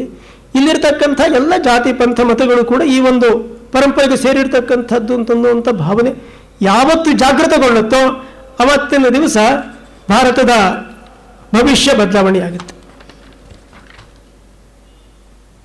ಪಾಂಡಿಚೇರಿಯ ಮದರ್ ಹೇಳಿದ್ರು, India must be saved for the good of the world, since India alone can lead the world to peace and a new world order. ಭಾರತದ ಈ ರೀತಿಯ ಒಂದು ಚಿಂತನೆ ಇದೆ, ಭಾರತದ ಆಧ್ಯಾತ್ಮಿಕತೆ ಇದೆ. ಜಗತ್ತು ಇವತ್ತು ವಿನಾಶದಿಂದ ಉಳಿಯಬೇಕಾದ್ರೆ ಭಾರತ ಬದುಕಬೇಕು, ಭಾರತ ಈ ಒಂದು ಪಾತ್ರವನ್ನು ನಿರ್ವಹಿಸಬೇಕು ಅಂತ ಹೇಳಿ. ಭಾರತ ನಾಶವಾದೀತೆ ಅನ್ನುವಂಥ ಪ್ರಶ್ನೆಯನ್ನು ವಿವೇಕಾನಂದರು ಕೇಳಿದರು. ಆದರೆ ಭಾರತ ನಾಶವಾಗೋಲ್ಲ. ಯಾಕೆಂತಂದರೆ 5000 ವರ್ಷಗಳಿಂದ ನಾವು ಎಲ್ಲ ಆಘಾತಗಳನ್ನು ಸಹಿಸಿಕೊಂಡು ಬದುಕೊಂಡು ಬಂದಿದ್ದೀವಿ ಅಂತನ್ನೋದು ಒಂದು ಇದಕ್ಕೆ ಕಾರಣ. ಎರಡನೆಯ ಕಾರಣ, ಇನ್ನೇನು ಭಾರತದ ಭವಿಷ್ಯ ಮುಗಿದೇ ಹೋಯಿತು ಅಂತನ್ನುವಂಥ ಒಂದು ಅಂಧಕಾರದ ಸ್ಥಿತಿ ನಿರ್ಮಾಣವಾದ ಸಂದರ್ಭದಲ್ಲಿ ಕಳೆದ ಶತಮಾನದಲ್ಲಿ ಒಂದು ಮಹಾಪುರುಷರ ಮಾಲಿಕೆಯೇ ಈ ದೇಶದಲ್ಲಿ ನಿರ್ಮಾಣವಾಯಿತು. ರಾಮಕೃಷ್ಣ ಪರಮಹಂಸರಿಂದ ಹಿಡಿದು ರಾಮಕೃಷ್ಣ ಪರಮಹಂಸರು, ವಿವೇಕಾನಂದರು, ದಯಾನಂದ ಸರಸ್ವತಿ, ಗಾಂಧೀಜಿ, ತಿಲಕ್, ಹೀಗೆ ನಾವು ಉದ್ದಕ್ಕೆ ಪಟ್ಟಿಯನ್ನು ಬರೀಬಹುದು. ಇವರು ಈ ದೇಶದಲ್ಲಿ ಮತ್ತೊಮ್ಮೆ ಒಂದು ಸ್ವಾಭಿಮಾನವನ್ನು ಜಾಗೃತಗೊಳಿಸಿದರು. ತನ್ನ ಅನೇಕ ಸೇನಾಪತಿಗಳನ್ನು ಭಗವಂತ ಕಳಿಸ್ಕೊಟ್ಟ ಭಾರತವನ್ನು ಮತ್ತೆ ಎಚ್ಚರಗೊಳಿಸಿ ಅಂತೇಳಿ. ಅದರಿಂದ ಭಾರತಕ್ಕೆ ನಾಶವಾಗಬಹುದು ಅಂತನ್ನುವಂಥ ಭೀತಿ ನಮಗೇನಿಲ್ಲ. ಭಾರತ ನಾಶವಾಗೋಲ್ಲ, ಭಗವಂತ. ಏಕೆಂದರೆ ಭಾರತವನ್ನು ಒಂದು ಉದ್ದೇಶಕ್ಕೋಸ್ಕರವಾಗಿ ಸೃಷ್ಟಿ ಮಾಡಿದ್ದಾನೆ. ಜಗತ್ತಿಗೆ ಈ ಒಂದು ಆಧ್ಯಾತ್ಮಿಕ ಸಂಸ್ಕೃತಿಯ ಸಂದೇಶವನ್ನು ಕೊಟ್ಟು ಯಾವುದರ ಮೂಲಕ ಜಗತ್ತು ತನ್ನ ಕಲ್ಯಾಣವನ್ನು ಕಂಡುಕೊಳ್ಳಬೇಕೋ ಆ ಒಂದು ಸಂದೇಶವನ್ನು ಜಗತ್ತಿಗೆ ತಲುಪಿಸ್ತಕ್ಕಂಥ ಒಂದು ಜವಾಬ್ದಾರಿಯನ್ನು ಹಿಂದೂ ಸಮಾಜಕ್ಕೆ ಭಗವಂತ ವಹಿಸಿಕೊಟ್ಟಿದ್ದಾನೆ. ಭಗವದ್ಗೀತೆಯಲ್ಲಿ ಹೇಳಿದಂತೆಯೇ ಅವಿನಾಶಿತು ತದ್ವಿಧಿ ಏನ ಸರ್ವಮಿದಂತತಂ ವಿನಾಶ ಮಮ್ಯಸ್ಯ ನ ಕಶ್ಚಿತ್ ಕರ್ತುಮರ್ಹತಿ. ಈ ಒಂದು ಸಂಸ್ಕೃತಿಯನ್ನು, ನಾಗರಿಕತೆಯನ್ನು ನಾಶ ಮಾಡೋದಕ್ಕೆ ಯಾರ ಕೈಯಿಂದಲೂ ಆಗಲ್ಲ. ಇದು ಮತ್ತೆ ಇವತ್ತು ಸ್ವಲ್ಪ ಸುಸ್ತಾಗಿದೆ. ಅರವಿಂದ್ರ ಇದೇ ಮತ್ತೆ ಹೇಳಿದರು, ಸಿಂಹ ಸ್ವಲ್ಪ ಪೆಟ್ಟು ತಿಂದು ಗಾಯಗೊಂಡು ಇವತ್ತು ಮಲಗಿದೆ, ಇದು ಸ್ವಲ್ಪ ಅದು ದಣಮಾರಿಸಿಕೊಂಡು ಚೇತರಿಸಿಕೊಂಡು ಎದ್ದು ನಿಂತುಕೊಂಡಿತು ಅಂತಂದರೆ ಅದು ಗರ್ಜನೆ ಮಾಡುತ್ತೆ ಅಂತೇಳಿ ಹಿಂದೂ ಸಮಾಜದಲ್ಲಿ ಈ ರೀತಿಯ ಒಂದು ಜಾಗೃತಿ ಬರುತ್ತೆ. ಆದರೂ ಪ್ರಶ್ನೆ ಇರ್ತಕ್ಕಂಥದ್ದೇನು ಅಂದರೆ, ಈ ಸಂದರ್ಭದಲ್ಲಿ ನಾವೇನು ಮಾಡ್ತೀವಿ ಅಂತ. ಭಾರತ ಮತ್ತು ಉಚ್ಛ್ರಾಯ ಸ್ಥಿತಿಗೆ ಬರಬೇಕು. ಇವತ್ತು ಜಗತ್ತಿನಲ್ಲಿ ನಾವು ಕಾಣ್ತಾ ಇದ್ದೀವಿ, ಯಾವ ಸಿದ್ಧಾಂತಗಳು, ಯಾವ ವಿಚಾರಗಳು, ಯಾರು ಜಗತ್ತಿನಲ್ಲಿ ಬಹಳ ದೊಡ್ಡ ಮುಂದುವರೆದವರು, ಪ್ರೋಗ್ರೆಸಿವ್ಸ್ ಅಂತ ಹೇಳ್ಕೊಂಡಿದ್ರು, ಆ ವಿಚಾರಗಳೆಲ್ಲವೂ ಇವತ್ತು ಕುಸಿತಾ ಇವೆ, ನೆಲ ಕಚ್ಚುತ್ತಾ ಇವೆ. ಒಂದು ರೀತಿಯಲ್ಲಿ ದಿಕ್ಕುಗಾಣದಂಥ ಸ್ಥಿತಿನಲ್ಲಿ ಇವತ್ತು ಜಗತ್ತು ಇದೆ. ಕೆಲವು ವರ್ಷಗಳ ಹಿಂದೆ ಜರ್ಮನಿಯಿಂದ ಒಬ್ಬರು ಪ್ರೊಫೆಸರ್ ಇಲ್ಲಿ ಬಂದಿದ್ದರು ಭಾರತಕ್ಕೆ. ನಾನು ಶಿವಮೊಗ್ಗದಲ್ಲಿ ಒಂದು ಕಾಲೇಜಿನಲ್ಲಿ ಆವಾಗ ಅಧ್ಯಾಪಕನಾಗಿದ್ದೆ. ನಮ್ಮ ಕಾಲೇಜಿಗೆ ಅವರು ಭೇಟಿ ಕೊಟ್ಟಿದ್ದರು. ವಿದ್ಯಾರ್ಥಿಗಳನ್ನು ಕುರಿತು ಮಾತನಾಡಿದರು. ಅವ್ರು ಮಾತನಾಡ್ತಾ ಒಂದು ಸಂಗತಿಯನ್ನು ಹೇಳಿದರು. ನಾನು ಭಾರತದಲ್ಲಿ ಕಳೆದ ಕೆಲವು ತಿಂಗಳುಗಳಿಂದ ಇಲ್ಲಿ ಪ್ರವಾಸ ಮಾಡ್ತಾ ಇದ್ದೀನಿ. ಭಾರತದಲ್ಲಿ ಬಡತನ ಇದೆ, ಇಲ್ಲಿ ಅನೇಕ ಸಮಸ್ಯೆಗಳಿವೆ. ಆದರೆ ಇಲ್ಲಿರ್ತಕ್ಕಂಥ ಒಂದು ಮಾನವೀಯ ಸಂಬಂಧಗಳನ್ನು, ಮಾನವೀಯ ಮೌಲ್ಯಗಳನ್ನು ನಾವು ನಮ್ಮ ದೇಶದಲ್ಲಿ ಕಾಣೋಕ್ಕಾಗೋಲ್ಲ. ನಮ್ಮಲ್ಲಿ ಸಂಪತ್ತಿದೆ, ಆದರೆ ಇಷ್ಟೊಂದು ಪ್ರಕ್ಷುಬ್ಧತೆ ಇದೆ, ಇಷ್ಟೊಂದು ಅಶಾಂತಿ ಇದೆ. ಅಲ್ಲಿ ಯುವಕರು ಎಲ್ಲ ರೀತಿಯ ಈ ರೀತಿಯ ಒಂದು ಹಿಂಸಾಕೃತ್ಯಗಳಲ್ಲಿ ತೊಡಗ್ತಾ ಇದ್ದಾರೆ. ಅಲ್ಲಿನ ಜನ ಇವತ್ತು ನಮಗೆ ಮಾರ್ಗದರ್ಶನ ಸಿಕ್ಕಿತೆ ಅಂತ ಹೇಳಿ ಭಾರತದ ಕಡೆಗೆ ನೋಡ್ತಾ ಇದ್ದಾರೆ ಅಂತ. ಹೀಗೆ ಒಂದು ಮಹಾನ್ ಸಂಸ್ಕೃತಿಯನ್ನು ಇಟ್ಕೊಂಡು ಇದಕ್ಕೆ ಕಲುನಲ್ಲ ಅಂತ ಹೇಳಿ ಹಣೆಪಟ್ಟಿ ಕಟ್ಟಿ ಇದನ್ನು ಧ್ವಂಸಗೊಳಿಸ್ತಕ್ಕಂಥ ನಿಟ್ಟಿನಲ್ಲಿ ಹಿಂದೂ ಸಮಾಜದಲ್ಲೇ ಇರತಕ್ಕಂಥ ಯಾರು ಬುದ್ಧಿಜೀವಿಗಳು ಅಂತ ಹೇಳಿ ಹೇಳ್ಕೊಂಡು ಪ್ರಯತ್ನ ಪಡ್ತಾ ಇದ್ದಾರೆ. ಮತ್ತು ಕೇವಲ ಅಧಿಕಾರದಲ್ಲಿ ತಾನು ಇರಬೇಕು ಅಂತನ್ನುವಂಥ ಕಾರಣಕ್ಕೋಸ್ಕರವಾಗಿ ಹಿಂದೂ ಸಮಾಜದ ಹಿತವನ್ನು ಬಲಿ ಕೊಡ್ತಕ್ಕಂಥ ಒಂದು ರಾಜಕೀಯ ವ್ಯವಸ್ಥೆ ಈ ದೇಶದಲ್ಲಿ ನಿರ್ಮಾಣವಾಗಿದೆ. ಇದು ಇವತ್ತು ಹಿಂದೂ ಸಮಾಜದ ಎದುರುಗಡೆ ಇರತಕ್ಕಂಥ ಬಹುದೊಡ್ಡ ಸಮಸ್ಯೆ. ಇದಕ್ಕಿರ್ತಕ್ಕಂಥ ನಾವೇನು ಮಾಡದೆ ಹೋದ್ರೂ ಕೂಡ ಬಹುಶಃ ಸಮಸ್ಯೆ ಬಗೆಹರಿದಿತ್ತು. ಭಗವಂತ ಗೀತೆಯಲ್ಲಿ ಹೇಳ್ತಾನಲ್ಲ, ಮಯ ವೈತೇನು ಹಿತಾಃ ಪೂರ್ವಮೇವ ನಿಮಿತ್ತ ಮಾತ್ರ ಭವ ಸವ್ಯ ಸಾಚಿನ್ ಅಂತ ಹೇಳಿ. ಬಹುಶಃ ಜಗತ್ತಿನಲ್ಲಿ ವಾತಾವರಣವನ್ನು ಅವನೇ ನಿರ್ಮಾಣ ಮಾಡ್ತಾ ಇದ್ದಾನೆ. ಆದರೆ ನಾವು ಈ ದೇಶದಲ್ಲಿರ್ತಕ್ಕಂಥವ್ರು ನಮ್ಮ ಹೊಣೆಗಾರಿಕೆ ಹೊಂದಿದೆಯಲ್ಲ, ನಾವು ಆ ಕೆಲಸವನ್ನು ಮಾಡದೆ ಹೋದರೆ ನಮ್ಮ ಕರ್ತವ್ಯ ಚ್ಯುತಿಯಾಗತ್ತೆ. ಭಗವಂತ ನಮ್ಮನ್ನು ಕ್ಷಮಿಸಲ್ಲ ಅಷ್ಟೇ. ಈ ದೇಶದಲ್ಲಿ ಮುಸಲ್ಮಾನರು, ಕ್ರಿಶ್ಚಿಯನ್ರದ್ದಲ್ಲ ಸಮಸ್ಯೆ. ಹಿಂದೂ ಸಮಾಜದಲ್ಲಿ ನಿರ್ಮಾಣವಾಗಬೇಕಾಗಿರ್ತಕ್ಕಂಥ ಆತ್ಮಪ್ರಜ್ಞೆ, ಆತ್ಮಪ್ರತ್ಯಯ, ಹಿಂದೂ ಅಂತನ್ನುವಂಥದ್ರ ಒಂದು ಅರಿವು ಜಾಗೃತಗೊಳಿಸಬೇಕಾಗಿರ್ತಕ್ಕಂಥದ್ದು. ಮತ್ತು ಈ ಒಂದು ಶ್ರೇಷ್ಠ ಸಂಸ್ಕೃತಿಯ ವಾರಸುದಾರರು ನಾವು. ಯಾವಾಗಟ್ಟೆ ವರ್ಲ್ಡ್ ಮಿಷನ್, ಜಗತ್ತಿಗೆ ಈ ಒಂದು ಸಂಸ್ಕೃತಿಯನ್ನು ತಲುಪಿಸ್ತಕ್ಕಂಥ ಒಂದು ಜವಾಬ್ದಾರಿ ನಮ್ಮ ಮೇಲೆ ಇದೆ ಅಂತನ್ನುವಂಥ ಭಾವನೆ ಜಾಗೃತವಾದ ದಿವಸ ನಮ್ಮೆಲ್ಲ ಸಮಸ್ಯೆಗಳು ಬಗೆಹರಿತು. ಯಾಕೆಂತಂದರೆ ಈ ದೇಶದಲ್ಲಿರ್ತಕ್ಕಂಥ ಮುಸಲ್ಮಾನರು, ಕ್ರಿಶ್ಚಿಯನ್ರು ಹಿಂದೂ ಸಮಾಜದ ಭಾಗವೇ ಇವರು. ಅವರನ್ನು ನಾವು ಶತ್ರುಗಳು ಅಂತ ಪರಿಗಣಿಸಬೇಕಾದದ್ದಿಲ್ಲ. ಅವರು ಪರಕೀಯರ ವಶಕ್ಕೆ ಒಳಪಟ್ಟಿರ್ತಕ್ಕಂಥ ನಮ್ಮ ಸಮಾಜದ ಭಾಗಗಳು ಅಂತ ನಾವು ತಿಳ್ಕೊಳ್ಬೇಕು. ಹೇಗೆ ನಮ್ಮ ಮನೆಯ ಮಗ ಒಬ್ಬನನ್ನು ನಮ್ಮ ವಿರೋಧಿಗಳು ಯಾರೋ ಕರ್ಕೊಂಡು ಹೋಗಿ ತಮ್ಮ ವಶದಲ್ಲಿ ಇಟ್ಕೊಂಡು ನಮ್ಮ ವಿರುದ್ಧನೇ ಅವನೇನೋ ಒಂದಿಷ್ಟು ಕೆಲಸದಲ್ಲಿ ತೊಡಗೋ ಹಾಗೆ ಸಂಚು ಮಾಡ್ತಾರೋ, ಹಾಗೆ they have been alienated. They are the victims of a foreign aggression. ಅವ್ರ ಬಗ್ಗೆ ನಾವು ಇವತ್ತಿನ ದಿವಸ ಒಂದು ರೀತಿಯ ಮರುಕದ ಮನೋಭಾವವನ್ನು ನಾವು ಇವತ್ತಿನ ದಿವಸ ತಳೆದು ಒಂದು ಸಾರಿ ಹಿಂದೂ ಸಮಾಜದಲ್ಲಿ ಈ ಚೈತನ್ಯ ಜಾಗೃತಗೊಂಡ್ರೆ ತಾವಾಗೇ ಅವರು ಧಾವಿಸಿ ಬರ್ತಾರೆ. ಇವತ್ತು ಇಸ್ಲಾಮಿಕ್ ವರ್ಲ್ಡ್ನಲ್ಲಿ ನಡೀತಾ ಇರತಕ್ಕಂಥ ಒಂದು ಪ್ರಕ್ಷೋಭನೆ, ಅಲ್ಲಿ ನಡೀತಾ ಇರತಕ್ಕಂಥ ಆ ಒಂದು ಹಿಂಸೆಯ ತಾಂಡವ, ಇದರಿಂದ ಆ ಸಮಾಜದಲ್ಲಿರ್ತಕ್ಕಂಥವರು ಕೂಡ ತ್ರಸ್ತಗೊಂಡಿದ್ದಾರೆ. ಆದರೆ ಎಲ್ಲಿವರೆಗೆ ಹಿಂದೂ ಸಮಾಜ ಸಂಘಟಿತಗೊಳ್ಳಲ್ವೋ, ತನ್ನ ಆ ಒಂದು ಸಾಂಸ್ಕೃತಿಕ ಮೌಲ್ಯಗಳಿಗೆ ಅನುಗುಣವಾಗಿ ಬದುಕತಕ್ಕಂಥ ಒಂದು ಆದರ್ಶ ವ್ಯವಸ್ಥೆಯನ್ನು ನಿರ್ಮಾಣ ಮಾಡಲ್ವೋ, ಯಾರಾದರೂ ಯಾಕೆ ಹಿಂದೂಗಳಾಗಬೇಕು?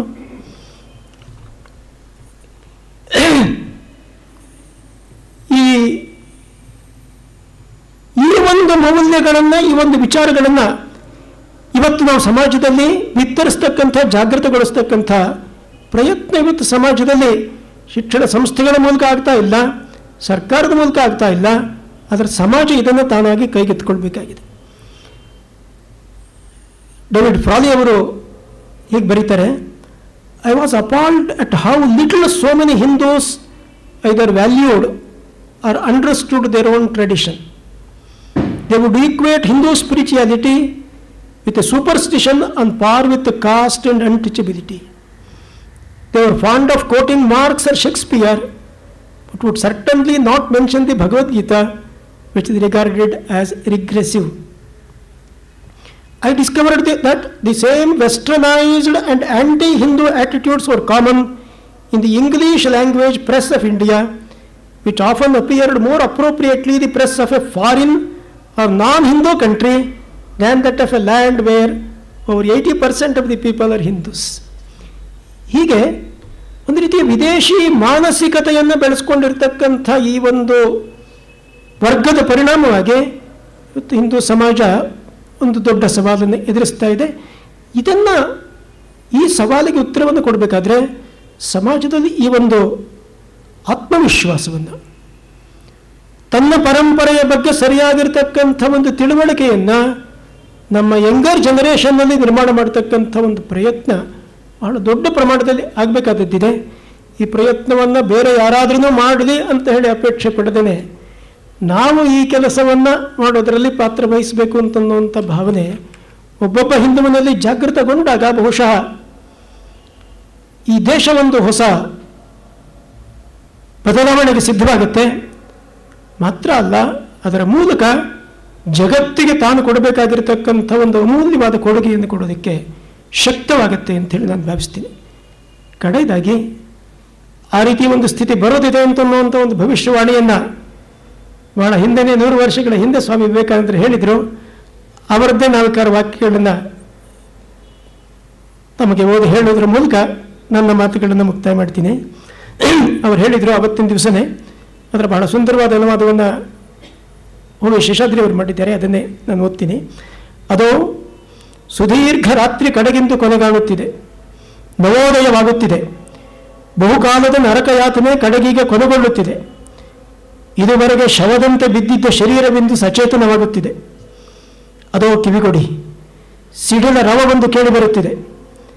ಇತಿಹಾಸ ಪೂರ್ವದ ಬಹು ಪುರಾತನ ಕಾಲಗರ್ಭದಿಂದ ಹೊಮ್ಮಿ ಪರ್ವತ ಶಿಖರಗಳಿಂದ ಮರುದನಿಯಾಗಿ ಚಿಮ್ಮಿ ಅರಣ್ಯಾರಣ್ಯ ಕಂದರಗಳಲ್ಲಿ ಸಂಚರಿಸಿ ಬರಬರುತ್ತಾ ಪ್ರಬಲವಾಗಿ ಒಂದಂತೆಲ್ಲ ಅಪ್ರತಿಹತವಾಗಿ ನಮ್ಮ ಈ ಜಲಕೋಟೆಯನ್ನು ನಿದ್ದೆಯಿಂದೊದ್ದು ಎಬ್ಬಿಸಿ ಜ್ಞಾನ ಭಕ್ತಿ ವೈರಾಗ್ಯ ಸೇವಾತತ್ವಗಳನ್ನು ಉಚ್ಚ ಕಂಠದಿಂದ ಸಾರುವ ತೂರ್ಯವಾಣಿಯೊಂದು ಕೇಳಿಬರುತ್ತಿದೆ. ಹಿಮಾಲಯದಿಂದ ಬೀಸಿ ಬರುವ ಪುಣ್ಯ ಸಮೀರಣದಂತೆ ನಿರ್ಜೀವ ಅಸ್ಥಿಮಾಂಸಗಳಿಗೆ ಜೀವದಾನ ಮಾಡುತ್ತಿದೆ, ಜಡನಿದ್ರೆಯನ್ನು ಹೊಡೆದೋಡಿಸುತ್ತಿದೆ, ಕಾರ್ಯೋತ್ಸಾಹ ಧೈರ್ಯಸ್ಥೈರ್ಯಗಳನ್ನು ಉದ್ರೇಕಿಸುತ್ತಿದೆ. ನಮ್ಮ ಈ ಭಾರತ ಭೂಮಿಯು ಯುಗ ಯುಗಗಳ ನಿದ್ರೆಯಿಂದ ಮೇಲೇಳುತ್ತಿದೆ. ಆಕೆಯನ್ನು ಇನ್ನು ತಡೆಯಬಲ್ಲವರಾರು?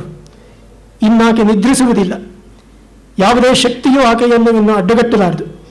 ಏಕೆಂದರೆ ಅದೋ ನೋಡಿ, ಮಹಾಕಾಳಿ ಮತ್ತೊಮ್ಮೆ ಎಚ್ಚೆತ್ತು ಮೈ ಕೊಡಹಿ ಉಸಿರೆಳೆದು ನಿಲ್ಲುತ್ತಿರುವಳು. ತಮಗೆ ಗೊತ್ತಿಲ್ಲದ ಯಾವುದೇ ವಿಷಯವನ್ನು ನಾನು ಹೇಳಿದ್ದೀನಿ ಅಂತ ಹೇಳಿ ನಾನು ಭಾವಿಸಲ್ಲ. ಇವತ್ತು ನನಗೆ ಕೊಟ್ಟಿದ್ದಂಥ ಈ ವಿಷಯವನ್ನು ಕುರಿತಂತೆಯೇ ನನ್ನ ಅಲ್ಪ ಬುದ್ಧಿಗೆ ತಿಳಿದಂಥ ಕೆಲವು ಸಂಗತಿಗಳನ್ನು ಹೇಳಿ ಕೊನೆಯಲ್ಲಿ ನಾನು ಹೇಳಿದಂಥ ವಿವೇಕಾನಂದರ ಈ ಮಾತುಗಳು ನಿಮ್ಮಲ್ಲೊಂದು ಹೊಸ ಚೈತನ್ಯ ಉತ್ಸಾಹವನ್ನು ಉಕ್ಕಿಸೋದಕ್ಕೆ ಸಹಾಯಕವಾಗುತ್ತೆ ಅಂತೇಳಿ ಭಾವಿಸ್ತಾ ಈ ವೇದಿಕೆಯ ಮೇಲೆ ಮಾತನಾಡೋದಕ್ಕೆ ಅವಕಾಶ ಕೊಟ್ಟಿದ್ದಂಥ ಸಂಸ್ಥೆಯವರಿಗೆ ನನ್ನ ಈ ಅಲ್ಪ ಬುದ್ಧಿಯ ಮಾತುಗಳನ್ನು ತಾವು ಶಾಂತಿಯಿಂದ ಕೇಳಿದಂಥ ತಮ್ಮೆಲ್ಲರಿಗೂ ನಮಸ್ಕರಿಸಿ ನನ್ನ ಮಾತುಗಳನ್ನು ಮುಗಿಸ್ತೇನೆ. ನಮಸ್ಕಾರ.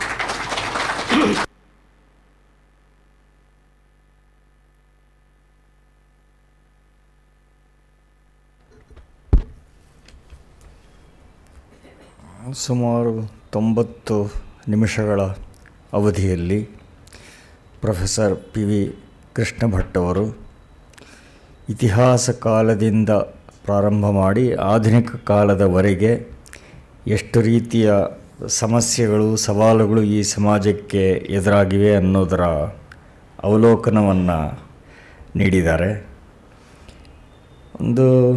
ಇದ್ರ ಬಗ್ಗೆ ಎಷ್ಟು ಹೇಳಿದ್ರೂ ಹೇಳಬಹುದು. ಕೆಲವಂತೂ ಈ ಮುಸ್ಲಿಂ ತುಷ್ಟೀಕರಣ ಎಷ್ಟು ಹಾಸ್ಯಾಸ್ಪದ ಮಟ್ಟ ತಲುಪಿದೆ ಅನ್ನೋದಕ್ಕೆ ಒಂದು ಉದಾಹರಣೆ ಕೊಡ್ಬೋದು. ಅವರು ಆಂಧ್ರ ಪ್ರದೇಶದ ಉಲ್ಲೇಖ ಮಾಡಿದ್ರು.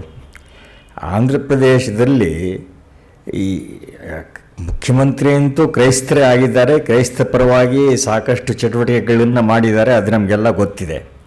ಅದರಲ್ಲಿ ಕಾಂಗ್ರೆಸ್ ಪಕ್ಷ ಅಲ್ಲಿ ಬಹಿರಂಗವಾಗಿ ಘೋಷಣೆ ಮಾಡಿತು, ಕಳೆದ ಚುನಾವಣೆ ಸಂದರ್ಭದಲ್ಲಿ ಪ್ರತಿಯೊಂದು ಹಳ್ಳಿಗೆ ಒಂದು ಮದರಸಾ ಕೊಡ್ತೇವೆ, ಇರಲಿ ಅಡ್ಡಿ ಇಲ್ಲ. ಅದ್ರ ಮೇಲೆ ಇನ್ನೂ ಒಂದು ಆಶ್ವಾಸನೆಯನ್ನು ಕೊಡ್ತು ಕಾಂಗ್ರೆಸ್ ಪಕ್ಷ.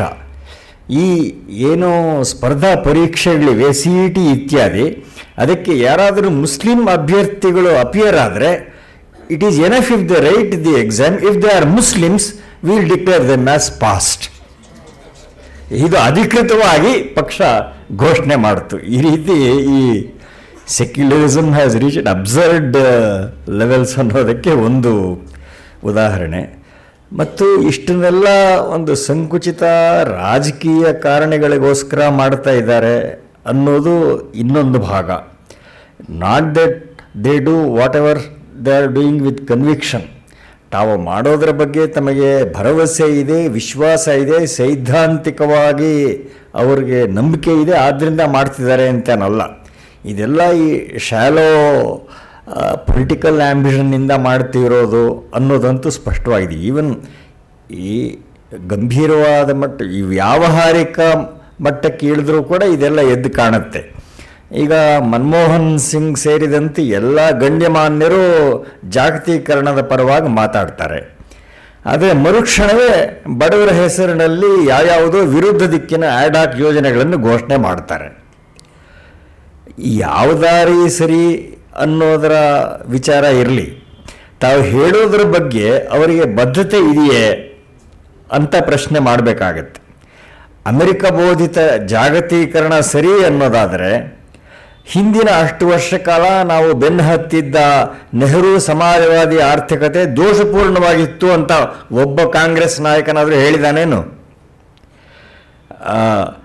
ಅದು ಹೋಗಲಿ, ಜವಾಹರ್ಲಾಲ್ ನೆಹರು ಅವರ ಅಮೆರಿಕ ವಿರೋಧ ಅದರಿಂದ ಇಷ್ಟು ಹಾನಿಯಾಯಿತು, ಅದು ಅತಾರ್ಕಿಕವಾಗಿತ್ತು ಅಂತ ಒಬ್ಬ ಕಾಂಗ್ರೆಸ್ ನಾಯಕನಾದರೂ ಹೇಳಿದಾನೇನು? ಆದರೆ ಇದು ಬದ್ಧತೆ ಇಲ್ಲ ಅನ್ನೋದು ಅವರು ಒಂದೊಂದು ಸಣ್ಣ ನಡಾವಳಿಯಲ್ಲೂ ಕೂಡ ಎದ್ದು ಕಾಣುತ್ತೆ.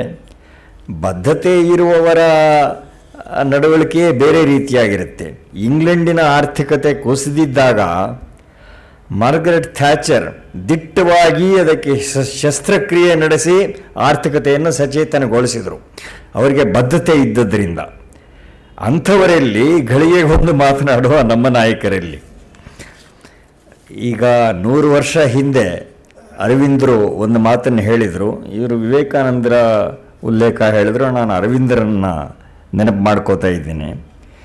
ಕೇವಲ ಮನುಷ್ಯರ ವೇಷವನ್ನಷ್ಟೇ ಧರಿಸಿರುವ ನಾಯಕರ ಮೂಲಕ ಸಮಾಜ ಸುಧಾರಿಸೀತೆ. 1907ರಲ್ಲಿ ಅರವಿಂದರೇ ಹೇಳಿದ ಮಾತಿದು.